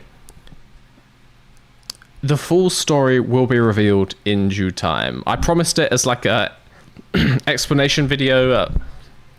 What did they say? 100k? I'll explain the egg thing at some point. For now, all you need to know is there's a lot of eggs in this chat. Can we get some of the YouTube members to spam some eggs, please, so everyone can see them?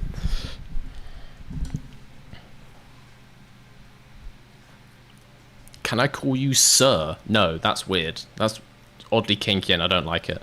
Please don't do that. Let's go to Q2. Phoenix was kind of shit, wasn't it? I've never seen the videos. I'm assuming it wasn't great. None of those ones are revered that well, apart from Long Beach. So yeah, they probably were kind of bad. But let's just do it anyway. Let's get a true Monaco of the West. No one ever said that the Monaco of Monaco is any good as a racing track, so that's not stopped them. Just check it's full dry. It's full dry. All right, we'll get our banker laps in. We'll go on the 13-minute mark. Gonna just ruin Hamilton's lap. Stroll runs wide. Lovely stuff, Lance. Let's get out there. Get in the way.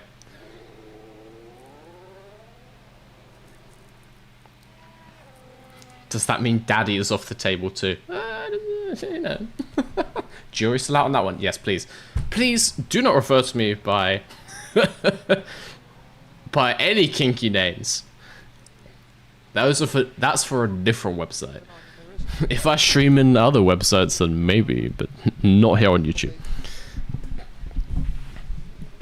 Walrus Tass, I see you. It's going to pop up on screen in like 5 minutes time.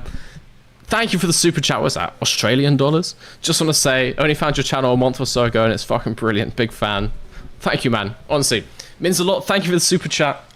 Glad you enjoy it. We are simply here to entertain. I am but a humble court jester making the stupidest goddamn F1 content possible. No, it's not stupid. I'm answering the questions that other people are scared to ask. Scared to answer. I'm just doing the best I can. So I'm glad you enjoy it. I enjoy making them. It takes a long time to edit, but I do enjoy making them. So thank you to the super chat, man. I don't know when it's going to pop up, but it'll be there at some point. Only V. New Only V account. Did I forget to send Porchera out? I may have forgotten to send Porchera out. He'll get over it. Sure thing, Mr. Egg Daddy. I actually don't like that at all. I'm actually not a fan of that.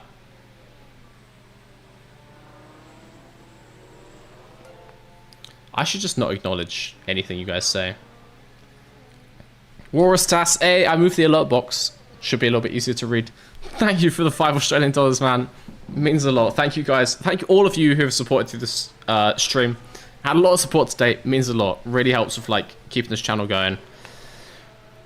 Turns out if Mr. V can pay rent, then I can make more videos. And that's a win-win.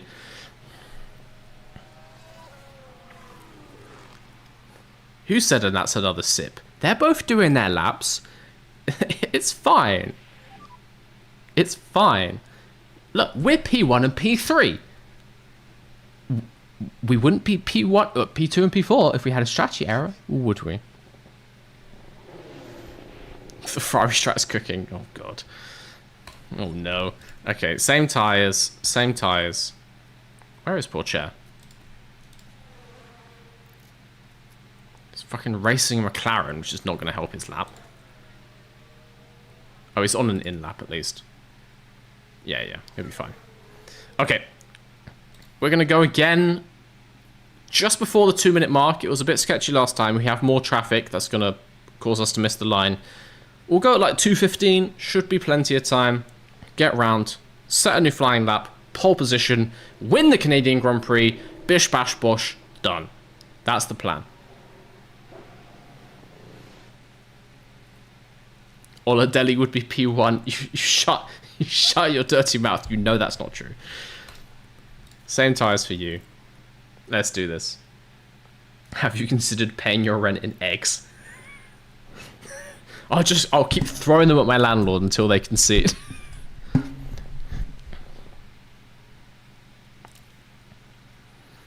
I mean, if I had £1 for every time you guys put one in chat, I would be a fucking millionaire. What did I say? 2:15? Send these two out. That's 4 minutes. 3 minutes.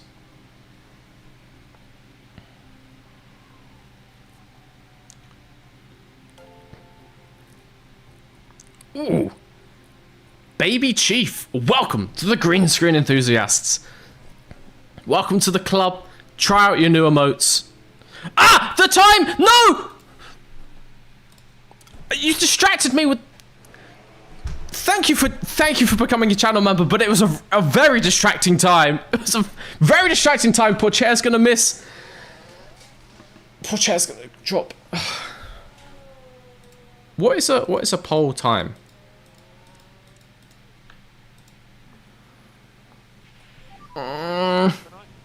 No, poor chair's going out. And Sonoda honestly could be at risk. Poor chair, mate. You need to push. You gotta push. Poor chair. Poor chair. You gotta push. You gotta push now. Get around. I was distracted by the channel member. Thank you, Baby Chief, for joining the Green Screen Enthusiasts. Try out your new emotes. Check the community tab for discounts at MrVsGarage.com. Make sure your YouTube is linked with Discord if you want to join in there and get the new role. All that good stuff. Oh! Why can't, ahead of time, I just tell them what time to go out? Why can't I like lock in that they go out at 2:15? Why do I have to press a button? That's so prone to human error.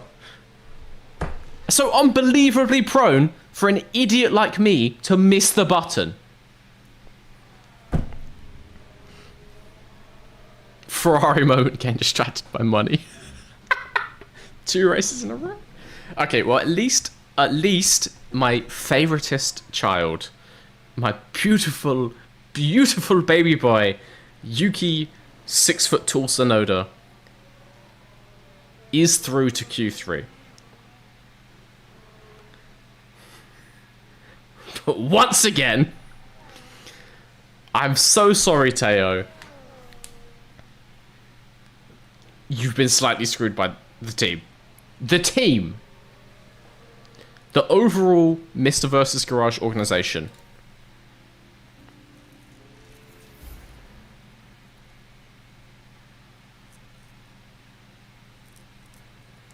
I took the dog for a walk. Did Mr. V got a spare front wing? We did. We made some front wings. We actually made 4. So even if we smash into the Wall of Champions, we got spares with us here in Canada. We may have sent Teo out slightly late for his second flying lap in Q2. He's qualified 11th. But Yuki's through into Q3. Let's get this going. We've been qualifying well. And if he did a second flying lap, I honestly think Tsunoda could have been up higher. Maybe like 6th, 5th. Let's get this one going well. Let's just do our first lap now, I think. Let's just get a banker in before I forget again. Oh, God. Maybe Russell gets DQ'd. Imagine if that was the thing in this game. Oladelli is going to win the Formula E Drivers' Championship. I would really like to see, genuinely, one of the other teams hire Oladelli. To be honest, Correa has not been doing a great job at VCARB. Could we see VCARB pick up Oladelli to get back at us? Could we see Sauber signing Oladelli to try and get their revenge? I actually really want that to happen because that would be hilarious. Let's see what the future of the Mr. versus career holds. Yellow flag? Oh, it's Yuki caused the yellow flag. Alright. That means it's all or nothing on his final flying lap. That's fun. What is he set? 112? That's not the worst time ever. Oh, no, that's quite bad. Yeah, it's quite bad. Still legal, even though it went wide, which is weird. It's all a tactic. Poor Chell will get him from behind. It hasn't worked that well so far. So far, him starting 11th. Well, he went 11th to 7th in Imola, so we've upgraded the car since then. Could definitely do it again. All right, let's get Pourchaire back. Let's get some new tyres on him. Let's send him out at the correct time to do an amazing flying lap. Pole position in Canada. New tyres on that car. I am going to send him out at 2 minutes 15 seconds. I am not going to get distracted by any channel members or any super chats. 2 minutes 15. I am going to speed up time because I don't want to sit here for 4.5 minutes. I'm not going to do it I'm not going to do it 16 times just in case because I don't trust myself. Has he got fuel? He's got fuel. He's got tires. The car is waiting and ready.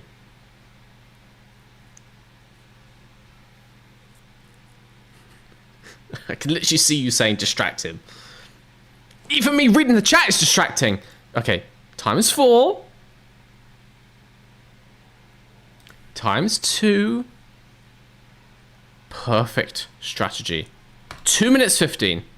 As promised, Yuki Tsunoda on track. We are directly behind a Ferrari. That is not good.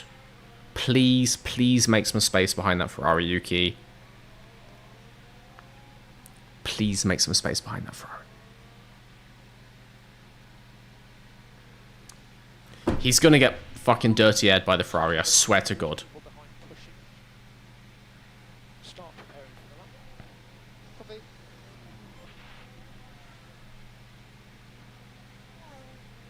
On a bright side, we don't have to pay Pourchaire's bonus if we keep screwing him on strategy. Silver linings, I suppose. Silver linings. Pourchaire, you really got to hang back more from that Ferrari. I swear to God, man. I swear to God, man.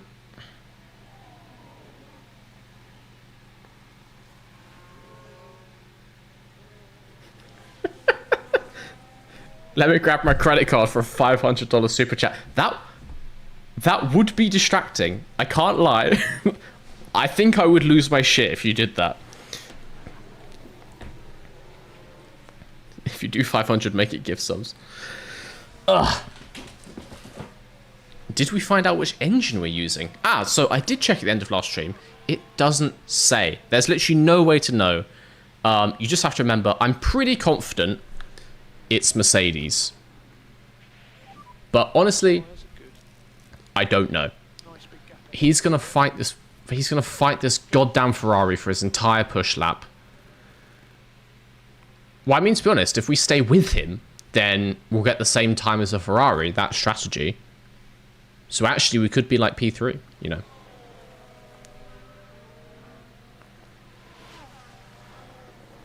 Didn't I pick Ferrari? I have no idea.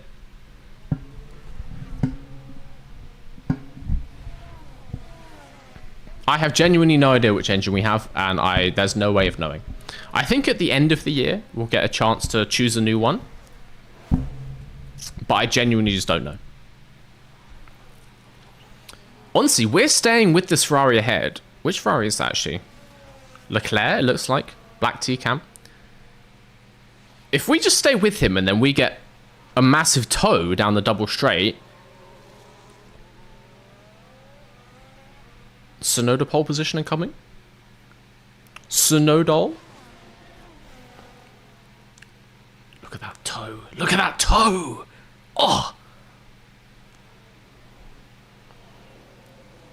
That is how you get a pole position through the Wall of Champions in the slipstream. Yuki Tsunoda qualifies P6. It's ahead of Daniel Joseph Ricciardo. And really, that's all we ever asked for. Hamilton qualifies. He's behind us. Ricciardo finishes as well. Stays behind us. That's P6. That's P6 for the Mr. versus Garage driver, Yuki, whatever his middle name is, Tsunoda.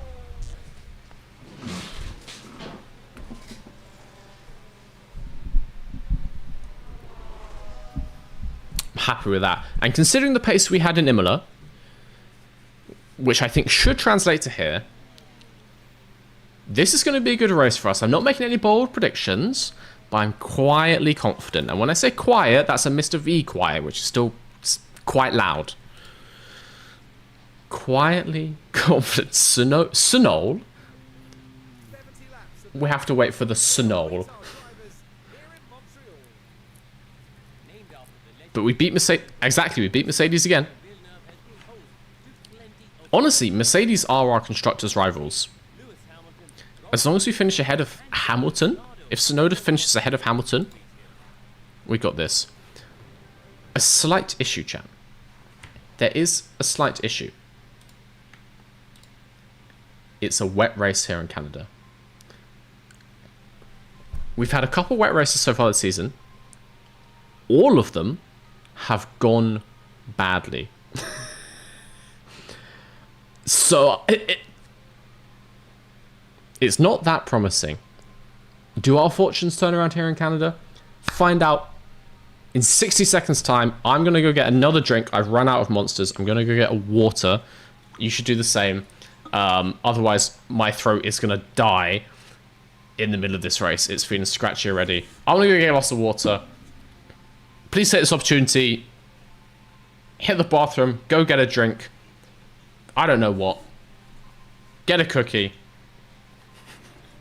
We'll be back here 60 seconds time for the Canadian Grand Prix in the rain. Time to cook up a vile strategy. We'll see in just a second.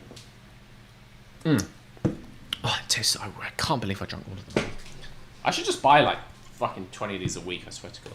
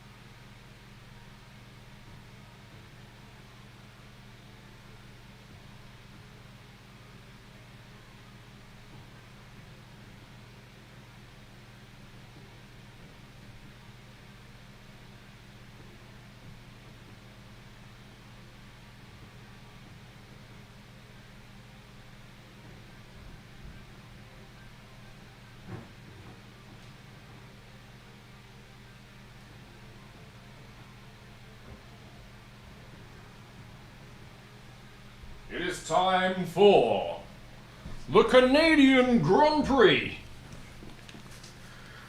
Ready yourselves, buckle in. No X-Spam this time? Guys, you fell off. Where's the X-Spam?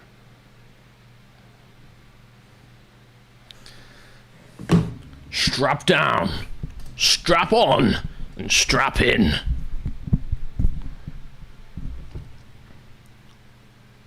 Why do you want the BRB screen so much? Maybe I want to advertise MrFeastGarage.com. You never know. You can have it for just a second. How about this? Look, there you go. Ooh. And we're back for the Canadian Grand Prix.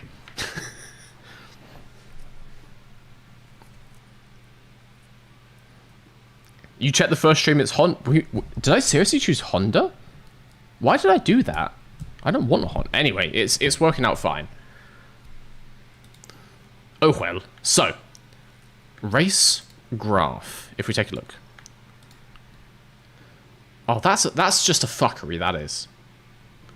That's absolute bullshittery. Well, I suppose it's just intermediate. Could there be an opportunity? Could there be an opportunity to put slicks on at the end? I'm going to say no. Considering my experience in the last couple of wet races, I think it's just going to have to be inters. We fight this like it's a normal race. Here's the question, though. Here's the thing.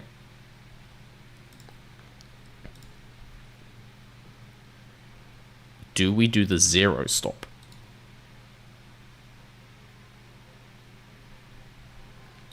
Let's see what it says. Currently, Teo's on plus 27 minutes? 27 minutes longer than what? Oh, wait, no. It was just a glitch. All right. 1:32.55. If we just take away that stop, it's 7 seconds slower.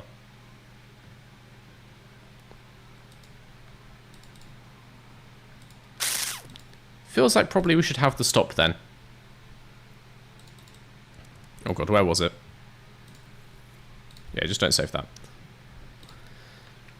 Got this. Can we go more aggressive? In theory, yes. We'll go like this, which means he'll set him off like that. We can turn his aggressiveness down to save tire heat, but if it's raining, why not? Let's update that. We'll do the same for Yuki, because we can just change these during the... while we're driving. Pop off. Minus 20 seconds. Never hurt anyone. Pace motor start high. Fuel usage. Massively underfueled. So we've currently got 70 laps in, which is the length of the race. I want to say 5 laps less for a wet race. How many kg is that? 7 kg down? I think, honestly, in the wet, I think we can get away with 5 down. Yeah. Let's do this. Car setup, he's happy. Start him on push. Let's see if this is the best lap to stop. We're currently on 1:32.31. If we start going around, that's plus a second. That's plus a second. Yeah, I think it is basically optimal, kind of in the middle there. It goes +1 here on 32, and it goes +1 here on 39. So if we split that in half, it's what, like 35? We'll do 35. Just check for Teo as well. He's on 1:32.36. Start moving this around. Oh, we can lose a second. He wants to stop on 35 as well. Do him 34, give him a bit of an undercut, why not? Let's do that. 65 laps of fuel, same again. Hard all the way. 0 stop, 7-minute advantage.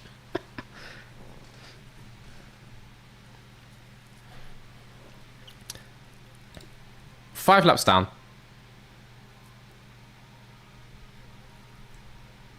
I think we're good to go. Oh yeah, try for options.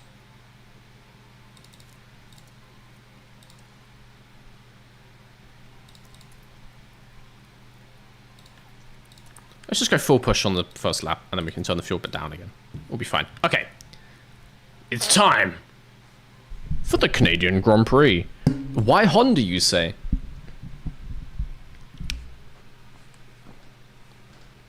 I suppose I made that decision based on information I was given in the first stream.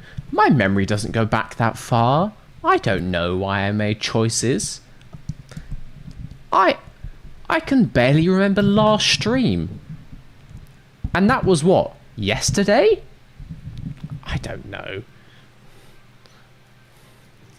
Full soft four stop. I think you may be slightly trolling me with your strategy suggestions. So we're going to head to the Canadian Grand Prix with the strategy as we have it. Well, it's great to have you with us, folks. As we set Great to be here, Crofty. the drivers are ready and raring to Because I have Yuki. Canadian Grand Prix. Not wrong. Alright. It's lights out and all. As always, Mr. versus Garage, particularly Yuki Tsunoda, absolutely bangs on the first couple laps. And we are already ahead of Lando Norris and up the backside of Sergio Perez, up into 5th. Can we make more? Pourchaire as well, still in 11th. He was jostling with Russell and Stroll. Keep an eye on him. He's right on the back of Russell. Could make it up into the points by the end of this lap. Tsunoda on the back of Perez.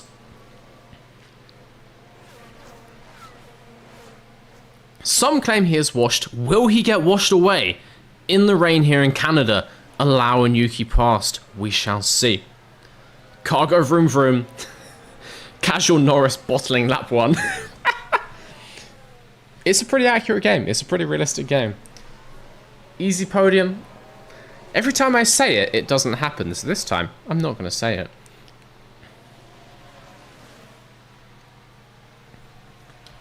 All we need to do basically is stay with Perez ahead. Let's hope the 2 Red Bulls and the 2 Ferraris get into some fights, slow each other down. Am I on high aggression? Medium aggression? Excuse me, who are you? Clearly you are not Yuki Tsunoda. Medium aggression. Alright. We are falling back. Tyres getting warm already. He's 1.2 behind. Car behind Norris. It would be nice to stay with Perez, but if we don't, 0.7 behind. it's fine. Our race is not with Perez.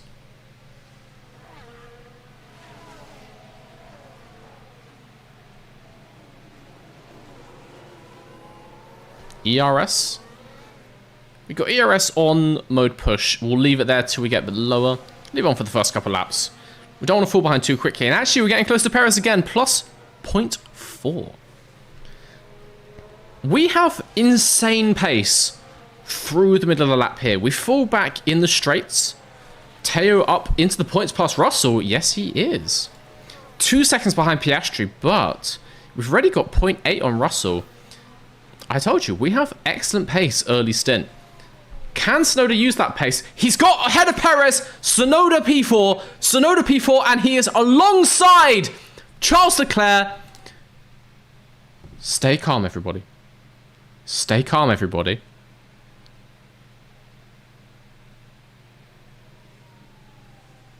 Stay calm! Tsunoda up into the podium positions. Tsunoda P3. That is on pace, my guy. Right. We need to hold this position. I don't know how much fuel we started with. I think we need to maybe turn fuel down. We're going to turn this down just so we don't overheat the tyres, but we are up into the podium positions. We're going to keep ERS on just a tiny bit longer. I think we're still gaining fuel back. Hard to stay calm when I'm shouting. I never said that I had to stay calm. Tsunoda is alongside with Sainz. Can he get P2? Obviously, it's a rhetorical question. Obviously, the answer is yes. Tsunoda P2, less than a second behind Verstappen. Do we have DRS? P2. Absolutely no idea. We do. DRS open. No more energy. ERS deployment down. Bringing that tyres back into the right kind of window. We can start to save fuel later on.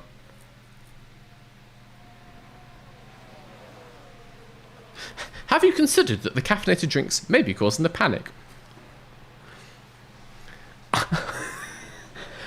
have a feeling you could be right. But also, it could be the Sonoda P2. These are unprecedented times for Mr. versus Garage. Okay, we've got a long race to go. We've got 66 laps to go. We need to play this smart. Yellow flag, please don't say that's poor chair. Give me the replay. It's show. Okay, I don't care. He's in 22nd. I don't give a shit what he's doing. We may need to turn fuel down. I get the feeling. Play it safe now. I don't want to start saving fuel too early because we want to stay underweight, keep the good pace.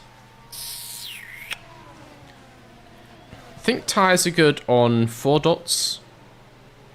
We are losing more fuel. I wanna just peak the fuel back on the last lap. We want to stay negative as long as possible. Okay, we're already out of DRS to Verstappen though. That is fair. That is fair. Fuel will be okay when the rain starts. Yeah. Okay. We're going to trust in the rain gods. Which by that I mean you guys. You know a lot more about this than I do. That rain is only getting heavier. We're going to start saving fuel. Particularly near the end. We've got this massive batch of rain. Between lap sort of 40 and 60. We should be absolutely fine. Stay like this for now. Tyres are in a pretty good window. ERS is getting back to normal. We're settling into P2 here. Go after Max, safest for the week. No. I want this P2, okay? I'm not jeopardizing this P2. I will put him on full defend, I will say. Always defend. Keep him behind. This guy behind you. I don't think there's anything we can do. What? Having said that, I'm only 0.6 behind Max. Having said that, we're going to have DRS. We are closer to Verstappen than we've ever been, and we are going to have DRS right now. Going down this enormous double straight here in Canada. Why is DRS still enabled? Standard FIA move there. Yuki Tsunoda into the lead of the race. Squeezed out slightly by Verstappen around the wall of champions. We expect nothing less from the reigning world champion. Yuki's not done. Around the outside of turn 1, gives us the inside of turn 2, a little jostle, and Tsunoda comes out in the lead of the race. No shenanigans, no bullshittery. That, my friends, is P1 on pace in our first year in Formula 1. Cancel the defend. There's no way I'm cancelling the defend now. Yellow flag. It's Stroll. Stroll's going backwards. VSC. VSC. All right. Virtual safety car. Full harvest, surely. And conserve. No, do I want to conserve? Okay, guys. This is really important. We need to hold on to this Sonoda P1. Please tell me what to do. Please tell me what to do. Obviously, I want ERS harvest. Do I conserve fuel or do we just leave it? I feel like we're just going to get fuel back anyway, now that we have to go slower. I'm going to leave it like this, right? There's a yellow flag now. We should be in clean air.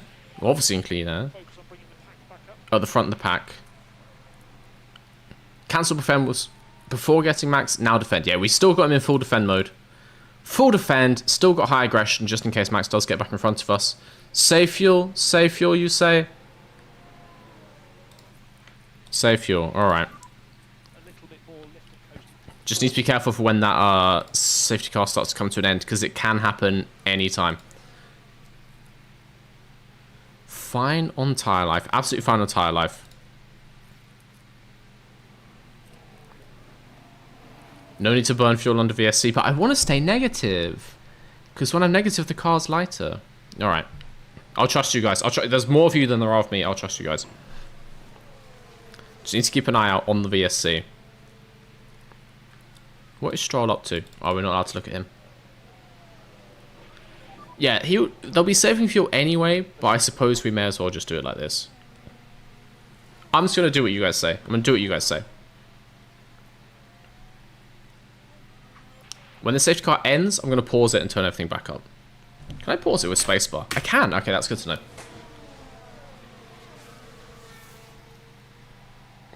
I'm hovering over the spacebar. I'm not missing a split second when that VSC goes off. Years of CSGO training have led up to this moment. If there's one thing I can do, it's click a button in under 0.1 of a second. As long as I just don't blink and stare at where it says VSC.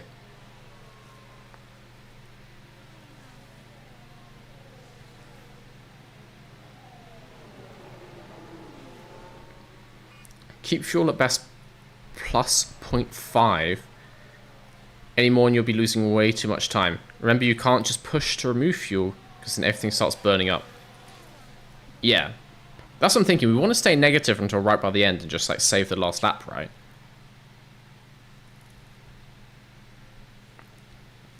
It's all good. Also, yeah, Pure Chair up into P8. Got ahead of Hamilton and also ahead of Ricciardo. Mortal enemy. The villain of this series. Daniel Joseph Ricciardo. Pure Chair's ahead of both of them. I'm liking this kid. I'm liking this kid. Still got a bit of a gap to Piastri. Those McLarens are hard to deal with.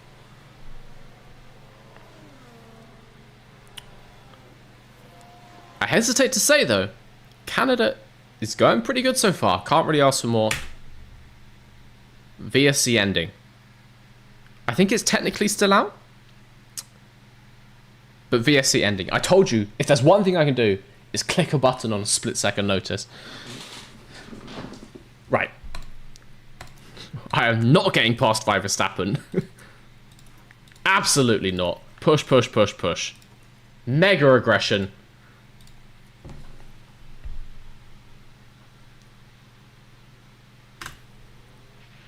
How did saving on the last lap go last time? Shanghai? We don't talk. We don't talk about the Chinese sprint. We don't talk about the Chinese sprint, okay? Shut up. McLaren will have some mechanical failure anyway. It's true, so basically, Pure Chair P6. Right, everything turned out to the max. Energy available. Pure Chair has got over half a second on Verstappen. We nailed the reactions. Annoyingly, Yuki didn't nail them quite the same way I did. Verstappen is, as near as can be, in his arsehole.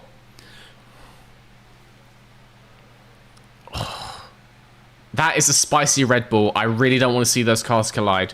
Last time Max was fighting someone for the lead was with Norris in Imola, and he punted him into the gravel. We do not want to see the same thing happen with Yuki here. We're getting those tyres back up into temperature. We're still negative on fuel, which means we're absolutely rapid. Got ERS. It's looking good. It's looking good. Why are we 6 kg down on fuel? Because now the car is lighter and it goes faster. Sometimes less fuel makes the car go vroom vroom. Remember that. Okay. I'm on top of it, okay? I'm on top of it. We haven't even done 10 laps and I've already got back like 1.5 kilograms of fuel. I'm on top of it. Don't worry. Please. Don't worry.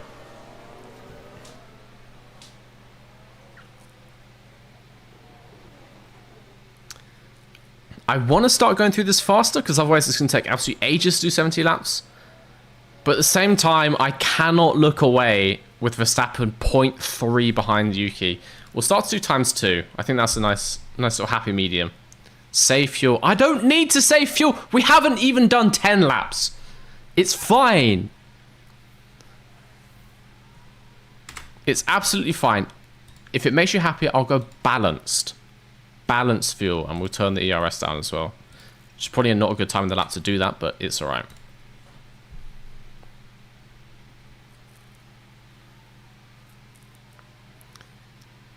And look, as soon as I start turning the fuel down, Verstappen takes P1. Are you happy now? Are you happy now, chap? Three-way battle for the lead. This is what happens when you don't burn fuel. Leclerc catches up as well. All because you guys wanted to save some fuel.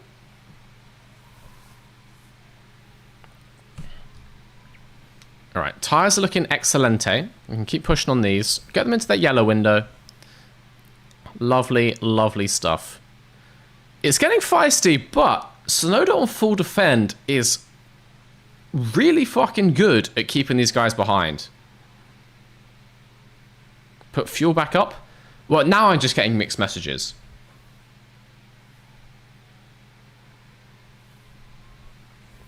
Use the fuel. Save the fuel. We're just going to stay like this, alright? I can't make everyone happy, clearly. Give Yoki my eggs. Yoki Tsunoda in the special egg livery. If he was going to do it, he was going to do it in this car. As feisty as Verstappen's getting, he is still stuck behind Tsunoda for another lap. He tries it down the straights. Double move by Tsunoda. Stewards didn't see it, and therefore it's legal. Pourchaire also is fighting Piastri down for that P7. If we can just stay with him when he gets his inevitable mechanical failure, we're in for a good result for Pourchaire. What happens when you don't save fuel? If you don't have enough fuel, the car just stops before the end of the race. I assume. I've never done that. We've never had that happen. We don't talk about China. But the car will just stop on the road. So you have to be at zero around the end. But we're not around the end. We have 58 laps to go. It's fine. It's fine, I promise you. Alright, Pourchaire's getting hot. I'm going to turn that down a bit. Keep them in the yellow window.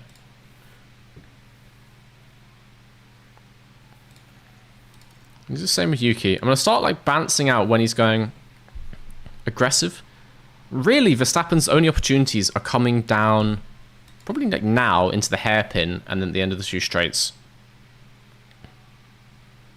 So we'll give him aggressive just kind of now. Let's get here up to speed. Or attack, should I say. Back down into aggressive. Max is going to crash at the Wall of Champions. I fucking hope so. I've got every single finger on my body crossed.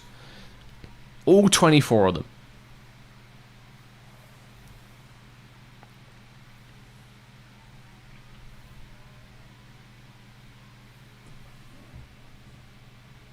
Did you not see my encryption, sir? What are you talking about?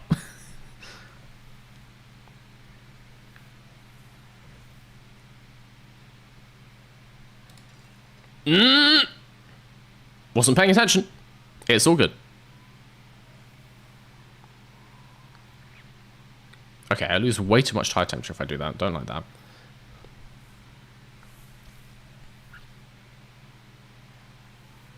Don't talk about what happened in Saturday in China, says Chairman V.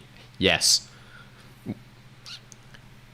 Nothing happened on the Saturday in China. It was a normal day in the Formula 1 Grand Prix track.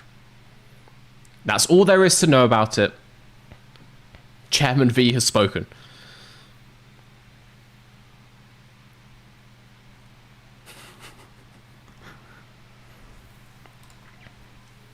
Perez mechanical fault.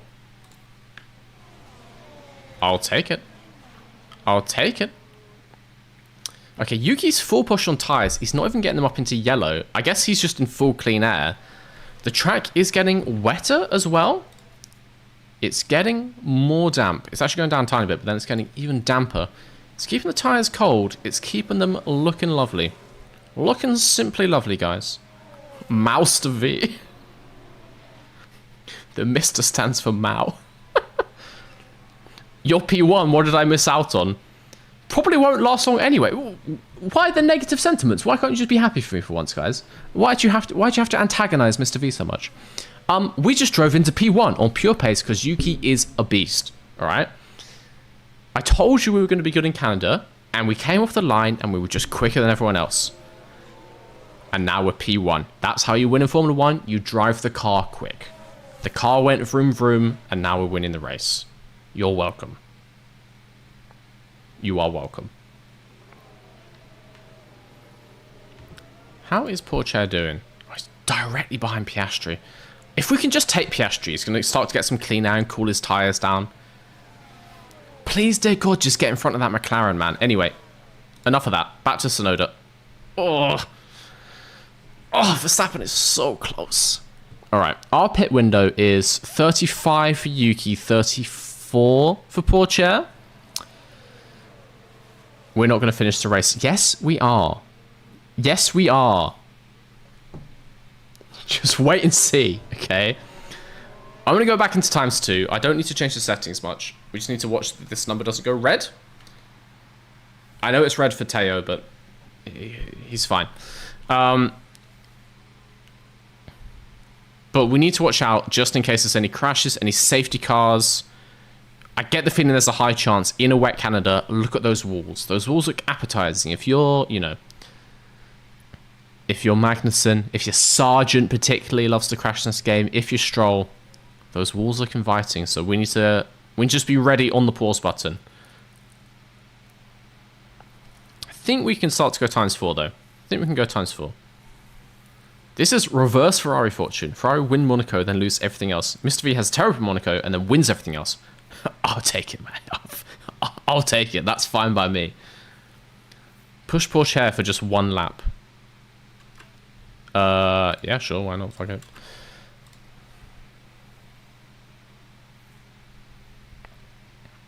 He is actually now falling back on Piastri. Piastri might also just be pushing, to be fair. Come on, Teo. He's losing massively. Jesus Christ.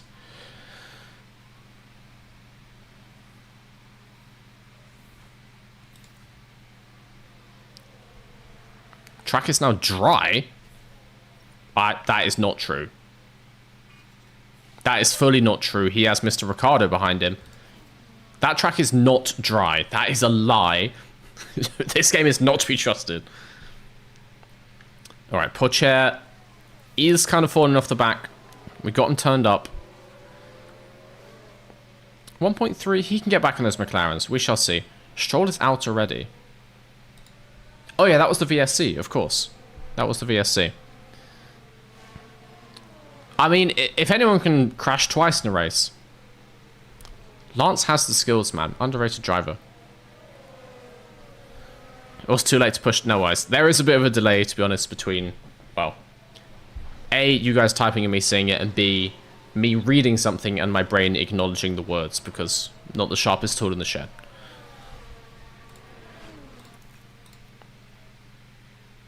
It'll be fine like that for a minute, actually.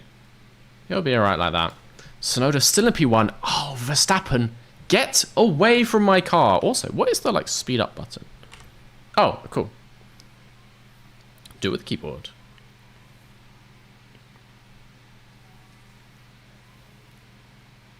Yeah, Pourchaire is kind of losing the back of those McLarens. If they can fight each other, they'll slow each other down, but for now, to be honest, well, I may as well just keep him on this heavy pace. He can kind of manage it. Track is getting more wet.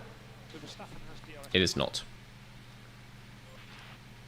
These cars are going to die in the dry conditions. It's not that dry. It's still 0.85. We're good. We're good, all right? We're good. Just trust. Trust in the process. Is every race a wet race? It fucking feels like it. God damn, it feels like it. This one's going in our favour, though. It's going in our favour. The rain's starting again in a minute. See, look, the number's going up. It's getting more wet. We're all good. Tyres getting colder. We're fine. We're fine.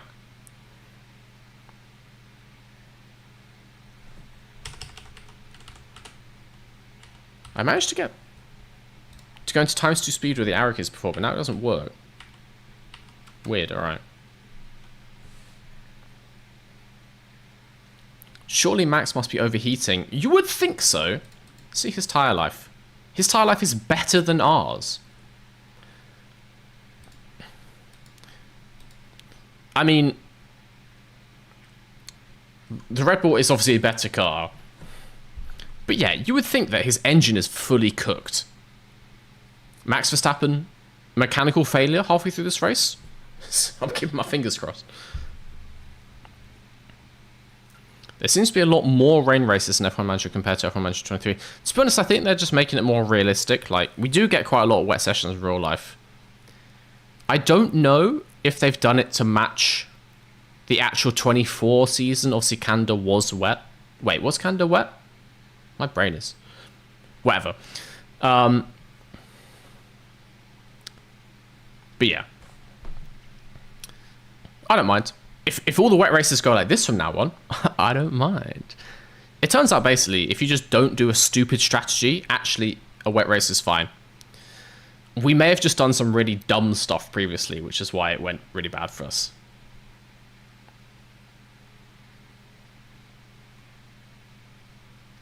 Alright, 35 at the stop. Let's start getting through this faster.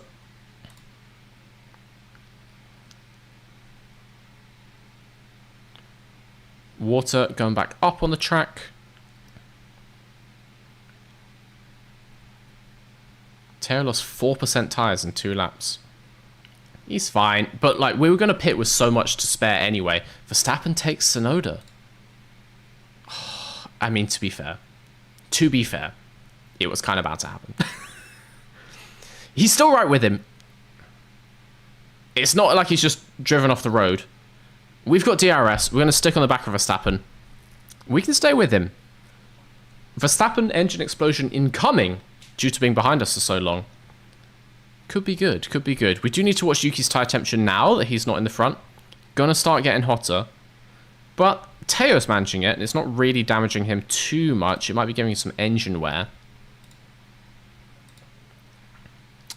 We'll stay with it.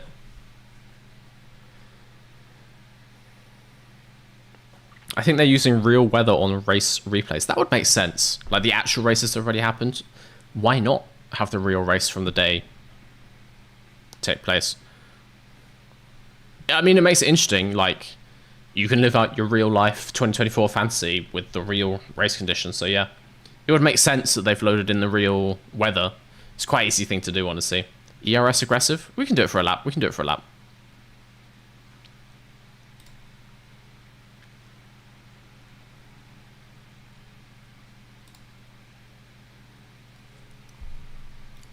I get the feeling, much in the same way that Verstappen couldn't get past us, we're going to struggle to get past Verstappen.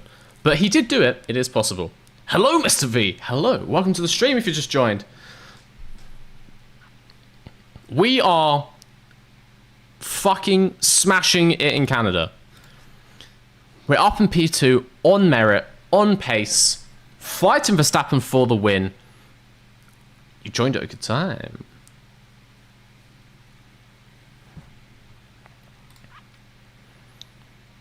It will be interesting to see, obviously, once we get past real life, you know, past Belgium, how wet the rest of the season is. If it continues to be as wet this first half, I mean in the game, or if it starts being like bone dry every race.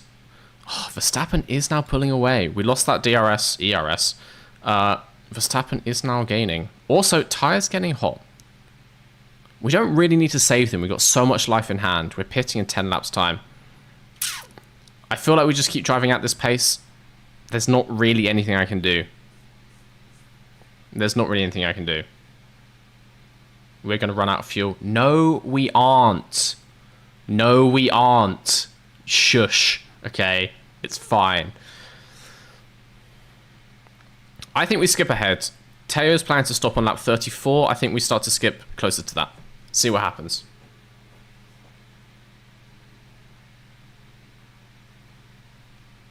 Just need to keep an eye out for any cars going down, any safety cars, that kind of jazz. Am I still on defending? Good question. Yes. Should I turn that off? Turn off defend. All right. That makes sense. I guess Teo can do the same. Yeah, Ricciardo's dropped back. He's on neutral. Should I go rarely or just neutral? Still up for the shoey. I'll do a shoey for a Snowdium. I will do a shoey. Pretty sure the corner shop's still open. I will go get a beer. I will do a shoey. Hell yes. Give me this screen. Thank you very much.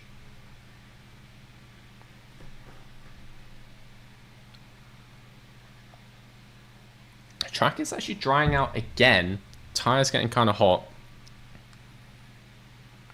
But as I said, we got so much life. We only need to do another 8 laps on these. We're still on 72%. We got it. Neutral. Okay. It's undercut time. Is it really? Also, I'm back. Whoa, what the hell? Hell yeah, you better believe it.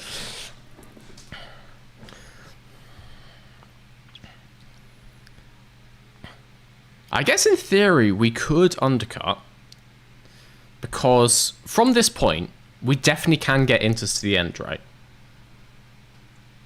We definitely can get into the end. The question is, are new inters actually going to be any quicker? Because everyone else is still on like 70%. 78% in Leclerc's case. So I do kind of wonder if an undercut is going to help us. Like, are we even going to be faster? Because we're just pitting onto the same tyres. It's not like we're undercutting onto softs or anything. Seems pretty strong of how easy it is to overtake. I guess it depends as well where we're going to come out. Canada pit is what, 20... If we assume it's 25 to 30, it means we're going to come out maybe just ahead of Ricciardo, but potentially just behind Ricciardo, which would be very annoying. If we came out between Porcher and Ricciardo, banger. Absolute banger.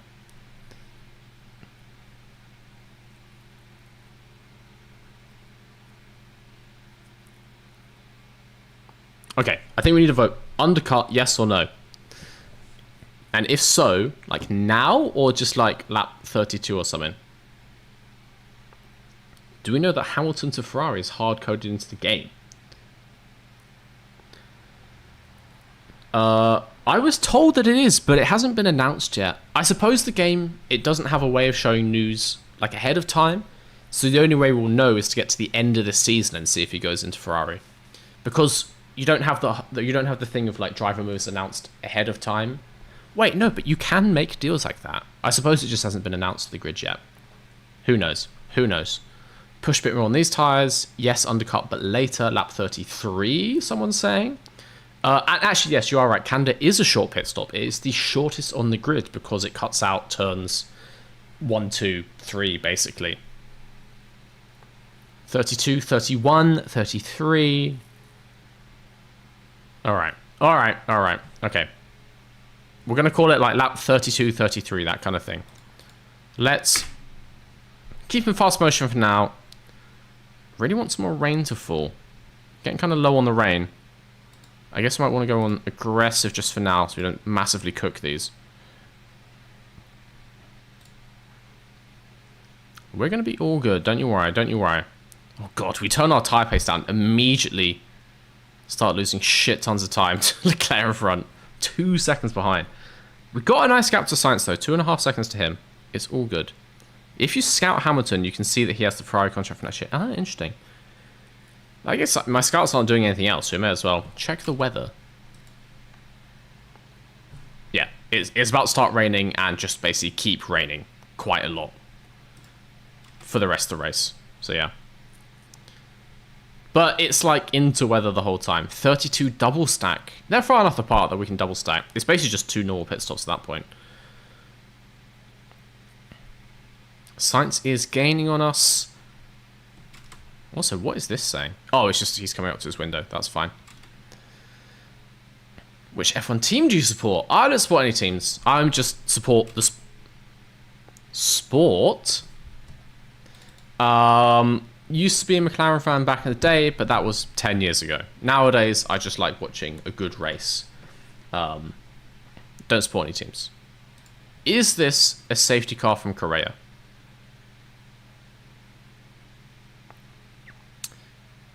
No, that's just tarmac.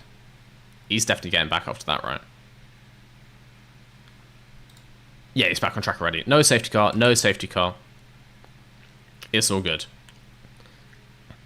Okay, lap 32. So we're currently on lap 31. I'm going to wait for them to get further around so I can just do both of them at the same time. Call Sonoda.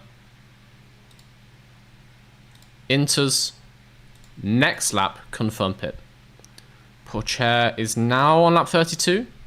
Doing them both at the same time? Hell yeah. Enters. Next lap, let's do this. That's the Perez line. Well, Perez went off here, technically.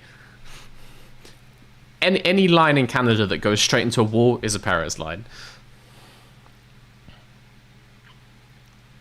We're not getting a safety car for that one. He's back on already.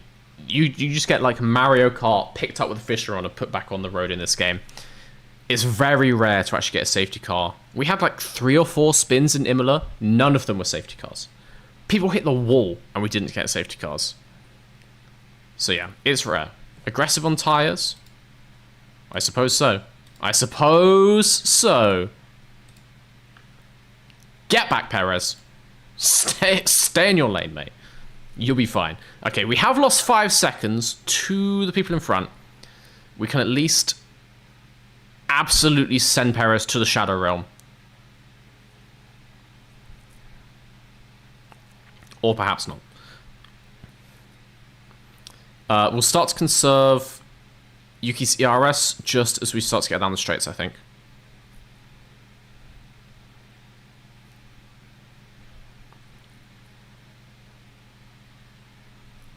Do you think Lando can win the championship? This year, I think he can, yes. Do I think he will? No, unlikely.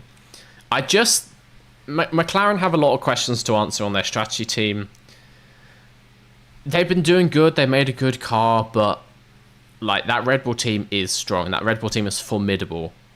They will come with some late season developments and make that car quicker. So we shall see. I think it's going to be close. But you know, if it's close, if they go into the last race equal on points, mate, Max is winning that race. They will make sure Max wins that race. I mean Red Bull, not the FIA, of course. They've already done that once. Okay, I forgot to turn the ERS up or down. Teo ERS, hell yeah. Get him on the harvest.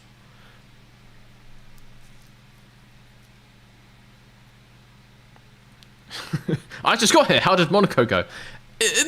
Monaco was eventful. Monaco was eventful, you could say. It was a varied race. 2 red flags.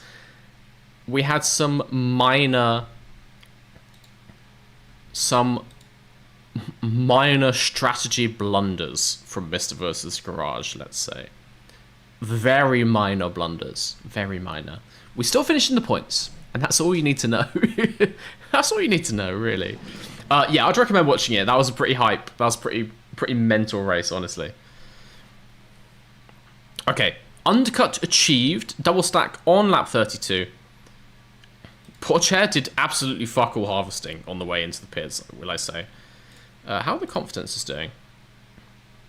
Medium. Alright, we'll take it. We'll take it, we'll take it.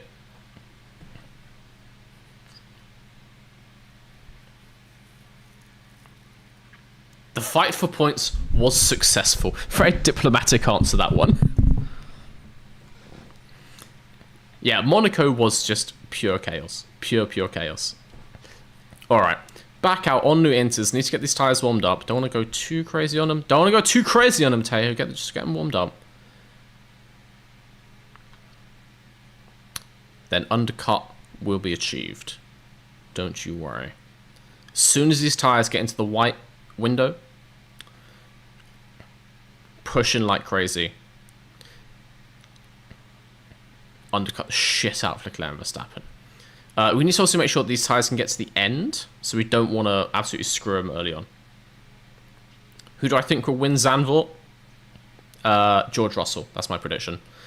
Mercedes have been absolutely rapid, and historically, Mercedes are pretty quick in Zandvoort. So, I'm going to say George Russell on his Belgium revenge. It's my prediction.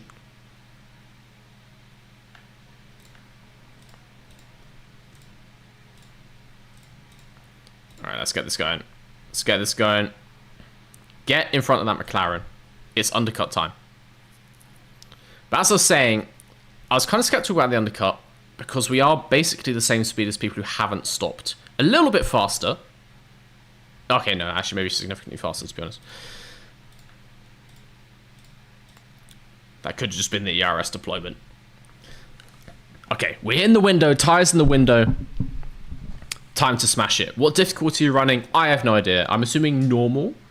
I can't quite remember. I assume just like medium difficulty. Who do you think will get 20th in Zandvoort, and why is it Logan? I think Perez is going to crash lap 1 and be classified P20. That's my prediction. Let's wait and see. Not liking what Piastri's doing. As I said, Tsunoda ahead of Sainz, which is nice, and actually the track is getting wetter, so we've got warmer tyres just as it's getting wetter, which is always good. Sainz probably going to drop a decent way behind us, but we're stuck behind this goddamn McLaren. Not helpful. Please go mode push. Please get in front of him.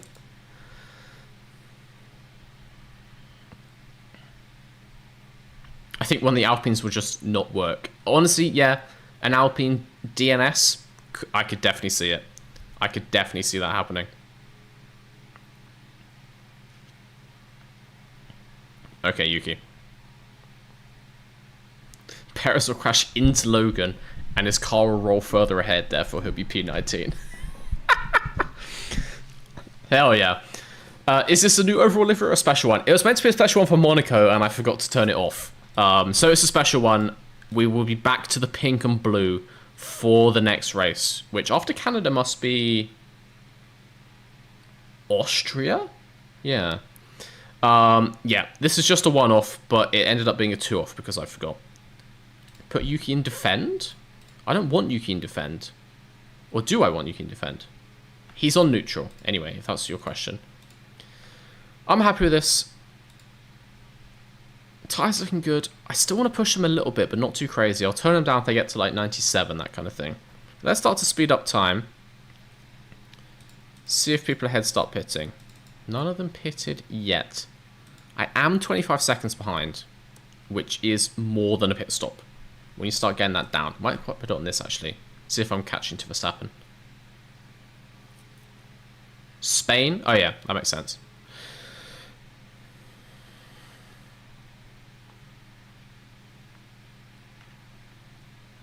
Guys, you are witnessing a Synodium in the making. Easily gonna take Perez. Sainz, you fucking dare. Okay, he's... Oh, but if I put him in defend, he's gonna start to get slower. At least let us just get ahead of Perez. Bottas with a pit stop issue. Never seen that one before. Perez comes out. Oh, it's gonna be neck and neck because he cuts turn 1. We're ahead of Perez. And if we just stay ahead of Sainz... That's not the most legal way to do that, Yuki. Ugh. Okay. We're going to go always defend. We are still falling back on Verstappen. I get the feeling, guys, undercut was not the one. It's all to play for, though, at the end of the race. Annoyingly, if we do get like a red flag now, fully screwed. Let's see what happens. So he's doing fine. He's just trundling along P9. And actually he's stopped. So he's going to be more like P8, P7. Let's see.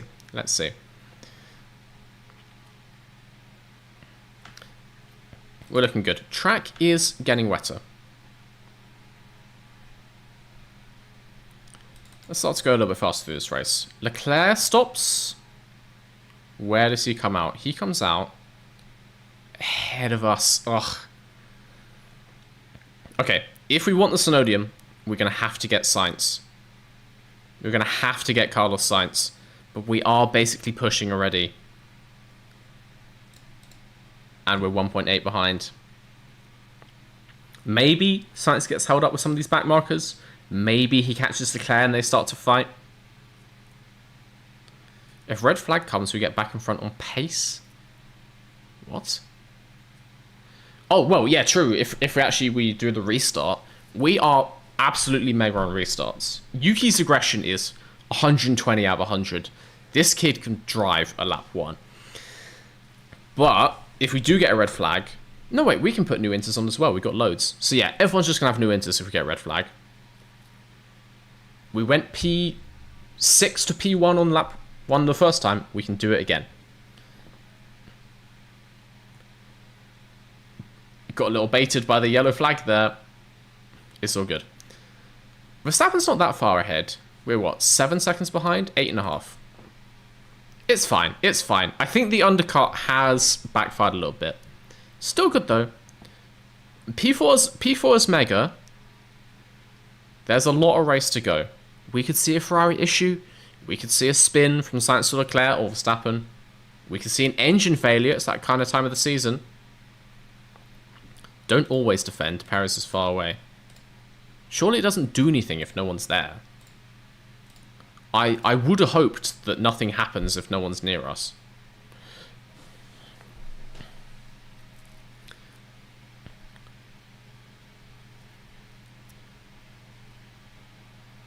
China sprint strategy making a comeback.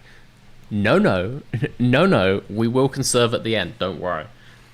But this fuel strategy has got us up into P4, and it's kept us in the running for a podium. We're close enough, we can capitalize on a mistake.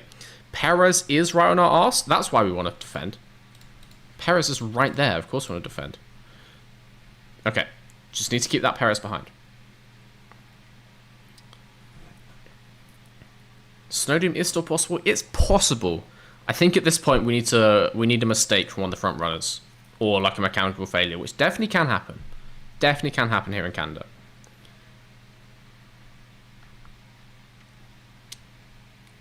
Yeah, 3 kg left on fuel. When we get to about lap 60, we'll start to conserve. You can't conserve at the end if you don't make it safe. You guys have no faith in me. You guys have absolutely no faith in me. Yeah, maybe there's precedent of me getting this wrong, but just trust in the process for once. Please, dear God. Perez has an issue as well. Very nice. If Perez can have an issue, Verstappen can definitely have an issue. Let's start to go times 8. See what happens. I get the feeling we may drop to P5. But honestly, up from a P7 start, not too bad. Track is dry. It's not that dry. Okay, and it's going to get wetter again, so we're just going to ignore that. I'm just going to keep pushing as normal. I think it's fine.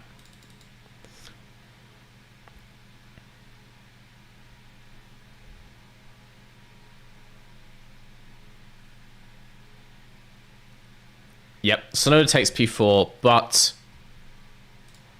ultimately, it was kind of always going to happen.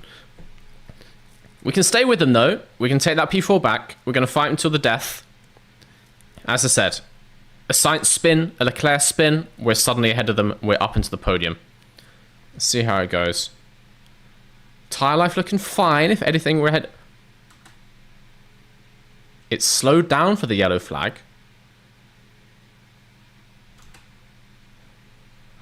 Show Leclerc crash! Show Leclerc crash, guys! This is not a drill!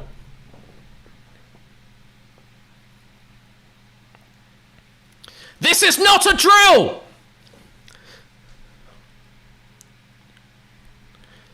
He just yeeted a Mercedes and then carried on.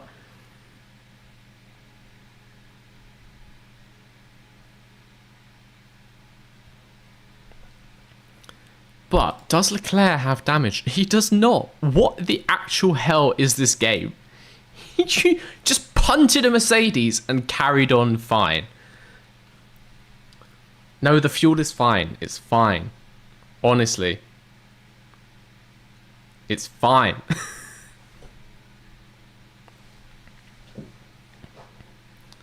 Yeah, he just punted a back marker. That Mercedes was a lap down, but how has he had no damage?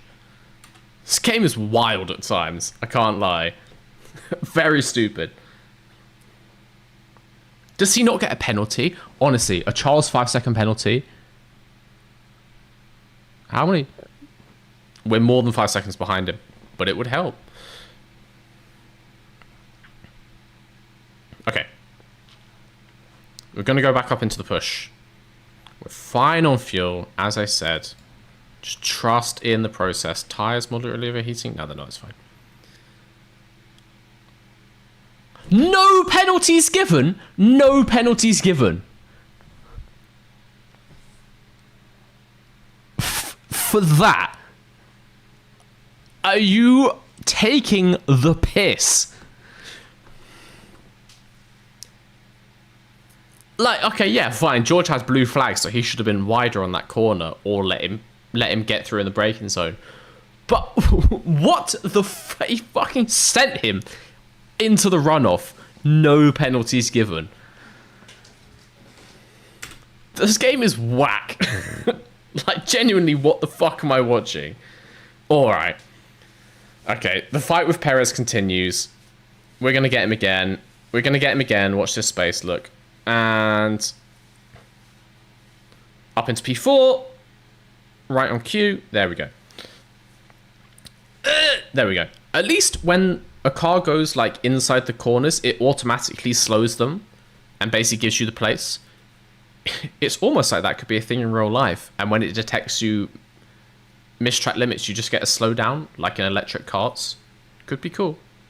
No penalties, no damage is crazy. I agree. I agree. This game is mental. FIA at it again. Okay, well, we take what we're given. That tyre is getting hot, so we're just going to turn that down to aggressive. Probably on both cars, honestly. Give them a couple laps like that. Should be fine. Should be fine. Baku has amazing crashes. Cars go through the walls there. Oncoming traffic get hit hard. I'm looking forward to that.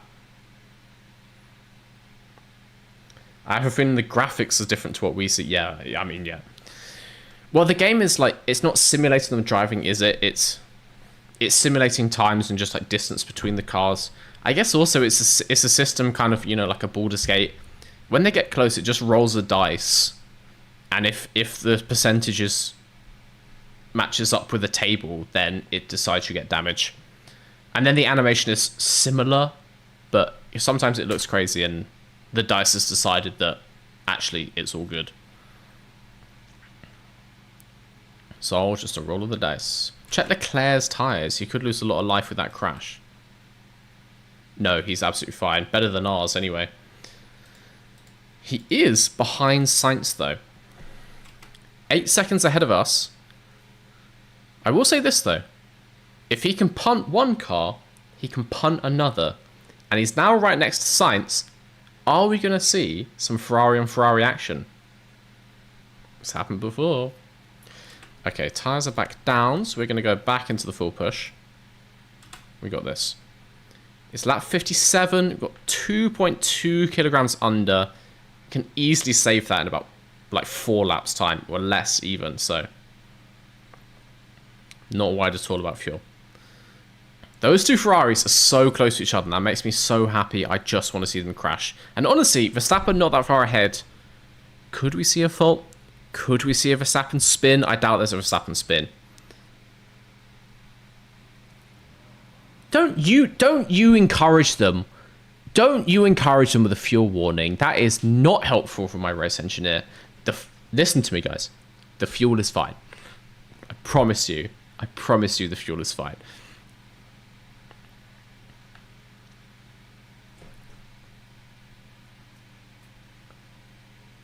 Okay. I'm going to start saving on lap 63. It's my lucky number. I think that's the time for it.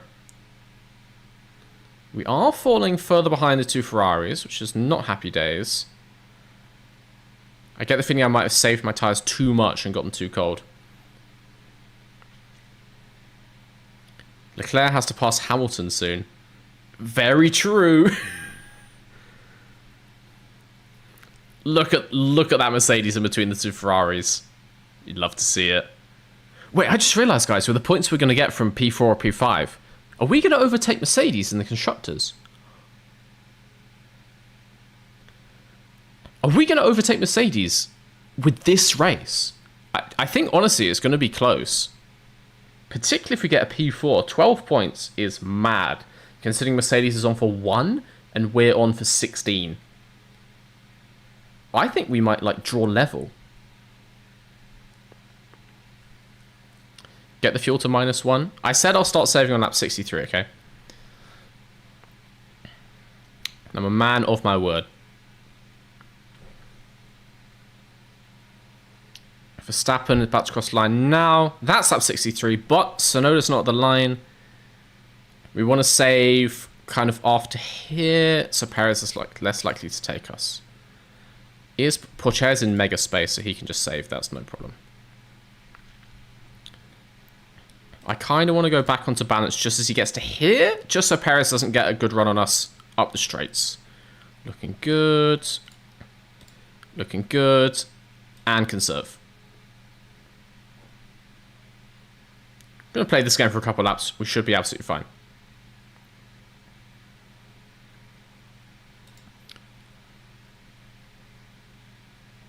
We got this. P4 is not enough. Tsunoda or nothing. I don't want to look a gift horse in the mouth. This will be our best finish in our F1 career. Even a P5 will equal our best finish.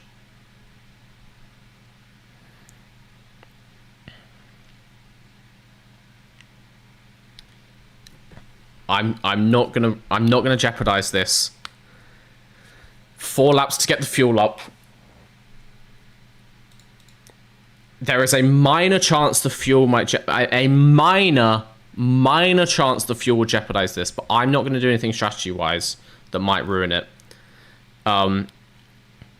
We are not saving fuel as fast as I thought. 4 laps to go. No. You just wait. I like how the fuel graph doesn't show us anything. It's just a static graph. 4 to go. We only need to save 2.5 a lap. I think that's about what we have. Some eggs for Yoki Tsunoda.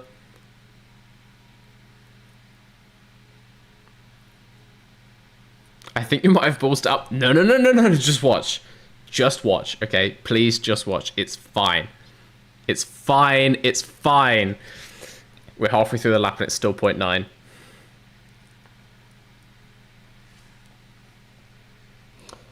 Okay, guys. I may need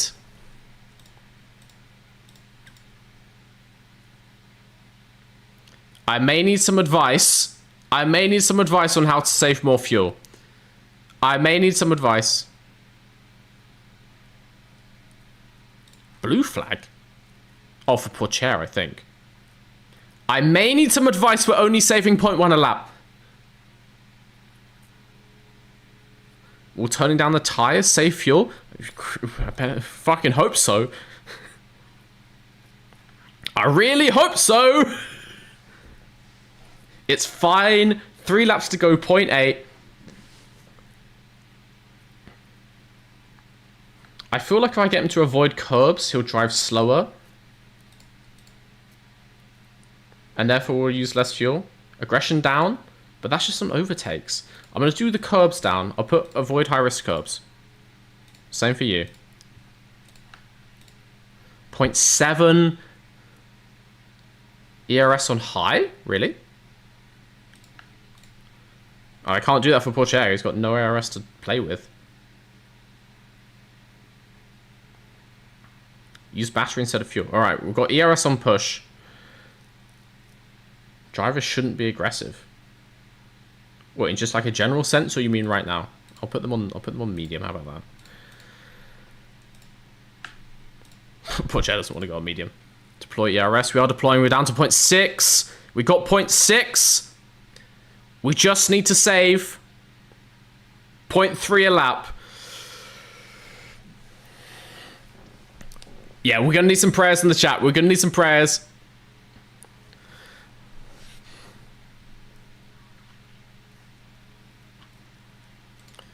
I'm gonna turn the tires down again. Less speed means less fuel burn. Down to 0.5. We're getting there. Low. Tires low.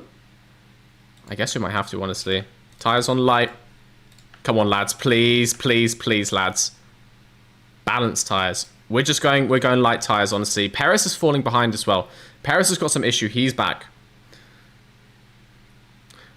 Those of you saying it's fine, I'm now starting to swing the other way. I am concerned. Got a lap and a half to go.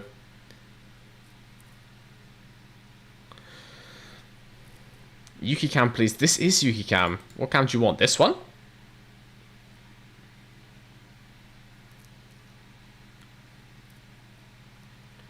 But this is lap 69. 0.4. Oh my god. Okay, we're gonna have to go like full conserve. Full conserve everything. Deploy that. Send that. 0.4 in a lap. Overtake also on low.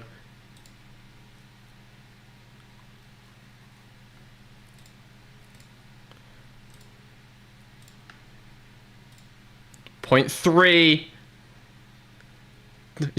Yuki, turn the engine off. Turn the engine off!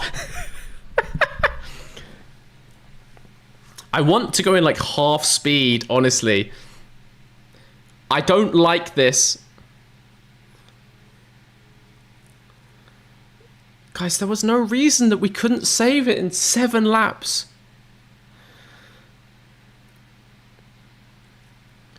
Please. Please. 0.2. 0.2. Yoki cam is helmet cam.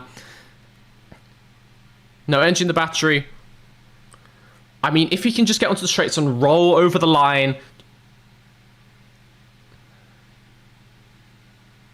We just got to put it in neutral and roll over the finish line. Turn the engine off in the corners. Yeah, but to be honest, the Mercedes are lapped. Ricciardo is lapped, so even if I DNF, we're guaranteed P8. Roll to the line! Roll to the line! Why did you brake?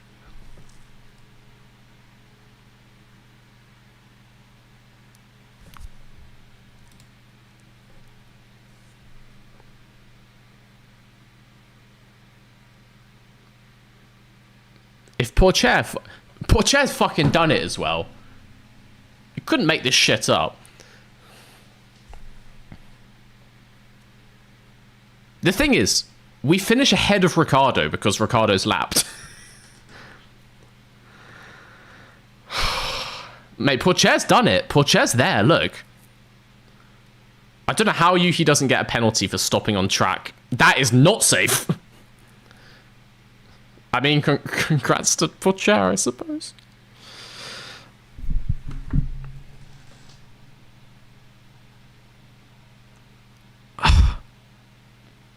My life is just pain. Every day, my suffering reaches new heights I never before thought available.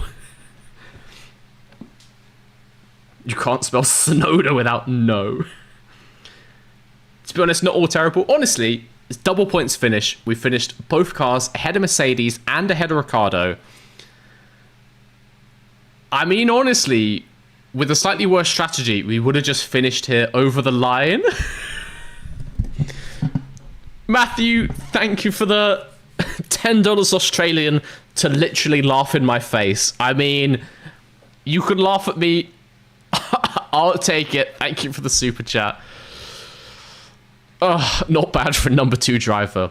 Potato Chair making his name in Formula 1. Beat his teammate.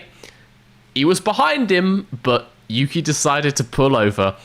Thank you, Matthew. The delay's not too long anymore.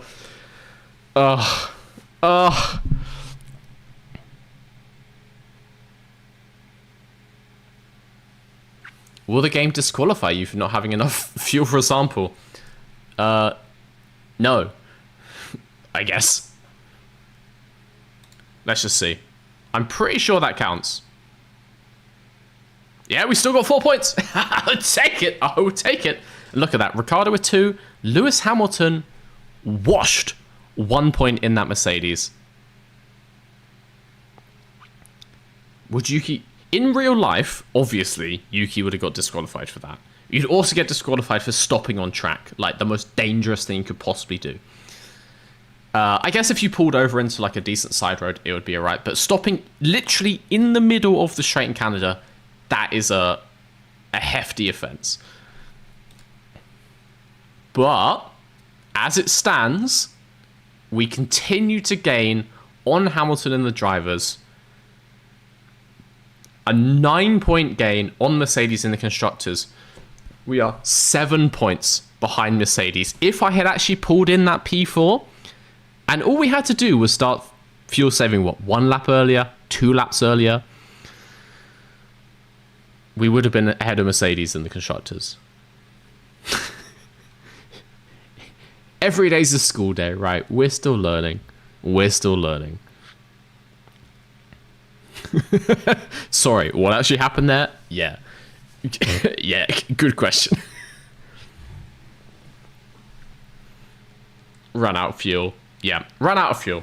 Literally half a lap earlier? Yeah, probably, honestly. That's just how things go around here in the garage, guys. That's just how things go. Oh, we got the 5th fastest pit stop of the season, so that's nice. Ice Warmth. Thank you for the €5. Don't know how many times that happened to me in F1 21. That's why I was warning you. I mean, it happened to me literally 3 streams ago. And do I learn from my mistakes? No. No, I do not. It's still a double points finish. We still beat all of our championship rivals. It still counts. We still get 400 grand from sponsors for such an excellent race finish, exceeding all targets. I mean, to be honest, if you're a sponsor, if you're on the side of a car that stops, you better believe the cameras are looking at that car. That's good advertising. They should be paying me more, if you ask me. Also, Mr. Knudsen up to 62 performance. Round of applause for Mr. Knudsen, everybody, I think. No Shui today. The next stream is going to be some point next week. I'm not going to be streaming this weekend. I need to get some editing done. Hopefully next video out on Sunday. Depends how editing goes tomorrow. Massive day of editing tomorrow. New video about F1's abandoned history. Hopefully out on Sunday. Next stream then, sometime next week. Maybe Tuesday, maybe Wednesday. Best place to stay informed is in the Discord. Link down below. And also down below, thank you, Ice Warmth, for the €5. Best place to stay informed on next streams is in the Discord. I normally put a notification about 24 hours in advance, that kind of thing. It's going to be midweek next week. Head back for the Spanish Grand Prix. Maybe we'll learn from our mistakes and finally get that Synodium. It's another medium speed track, so it suits our car. Fang Yeti, thank you for the $2. Teo completed the full track. Yuki is a nonce. Can't wait for that to come up on screen. Remember to change the livery back. Yeah, okay. We've made some new chassis. That's all good. Let's just go in team branding. Back to the normal car. I Apply changes. Do the suits as well.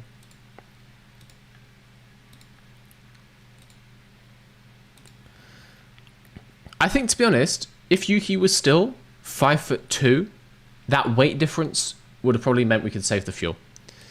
It's the 6-foot Yuki burning extra fuel. I blame his weird knee stints operation. Don't know about you guys. But anyway, that was the stream for today. It is 2:20 in the morning in the UK. It is time for Mr. V to go to bed.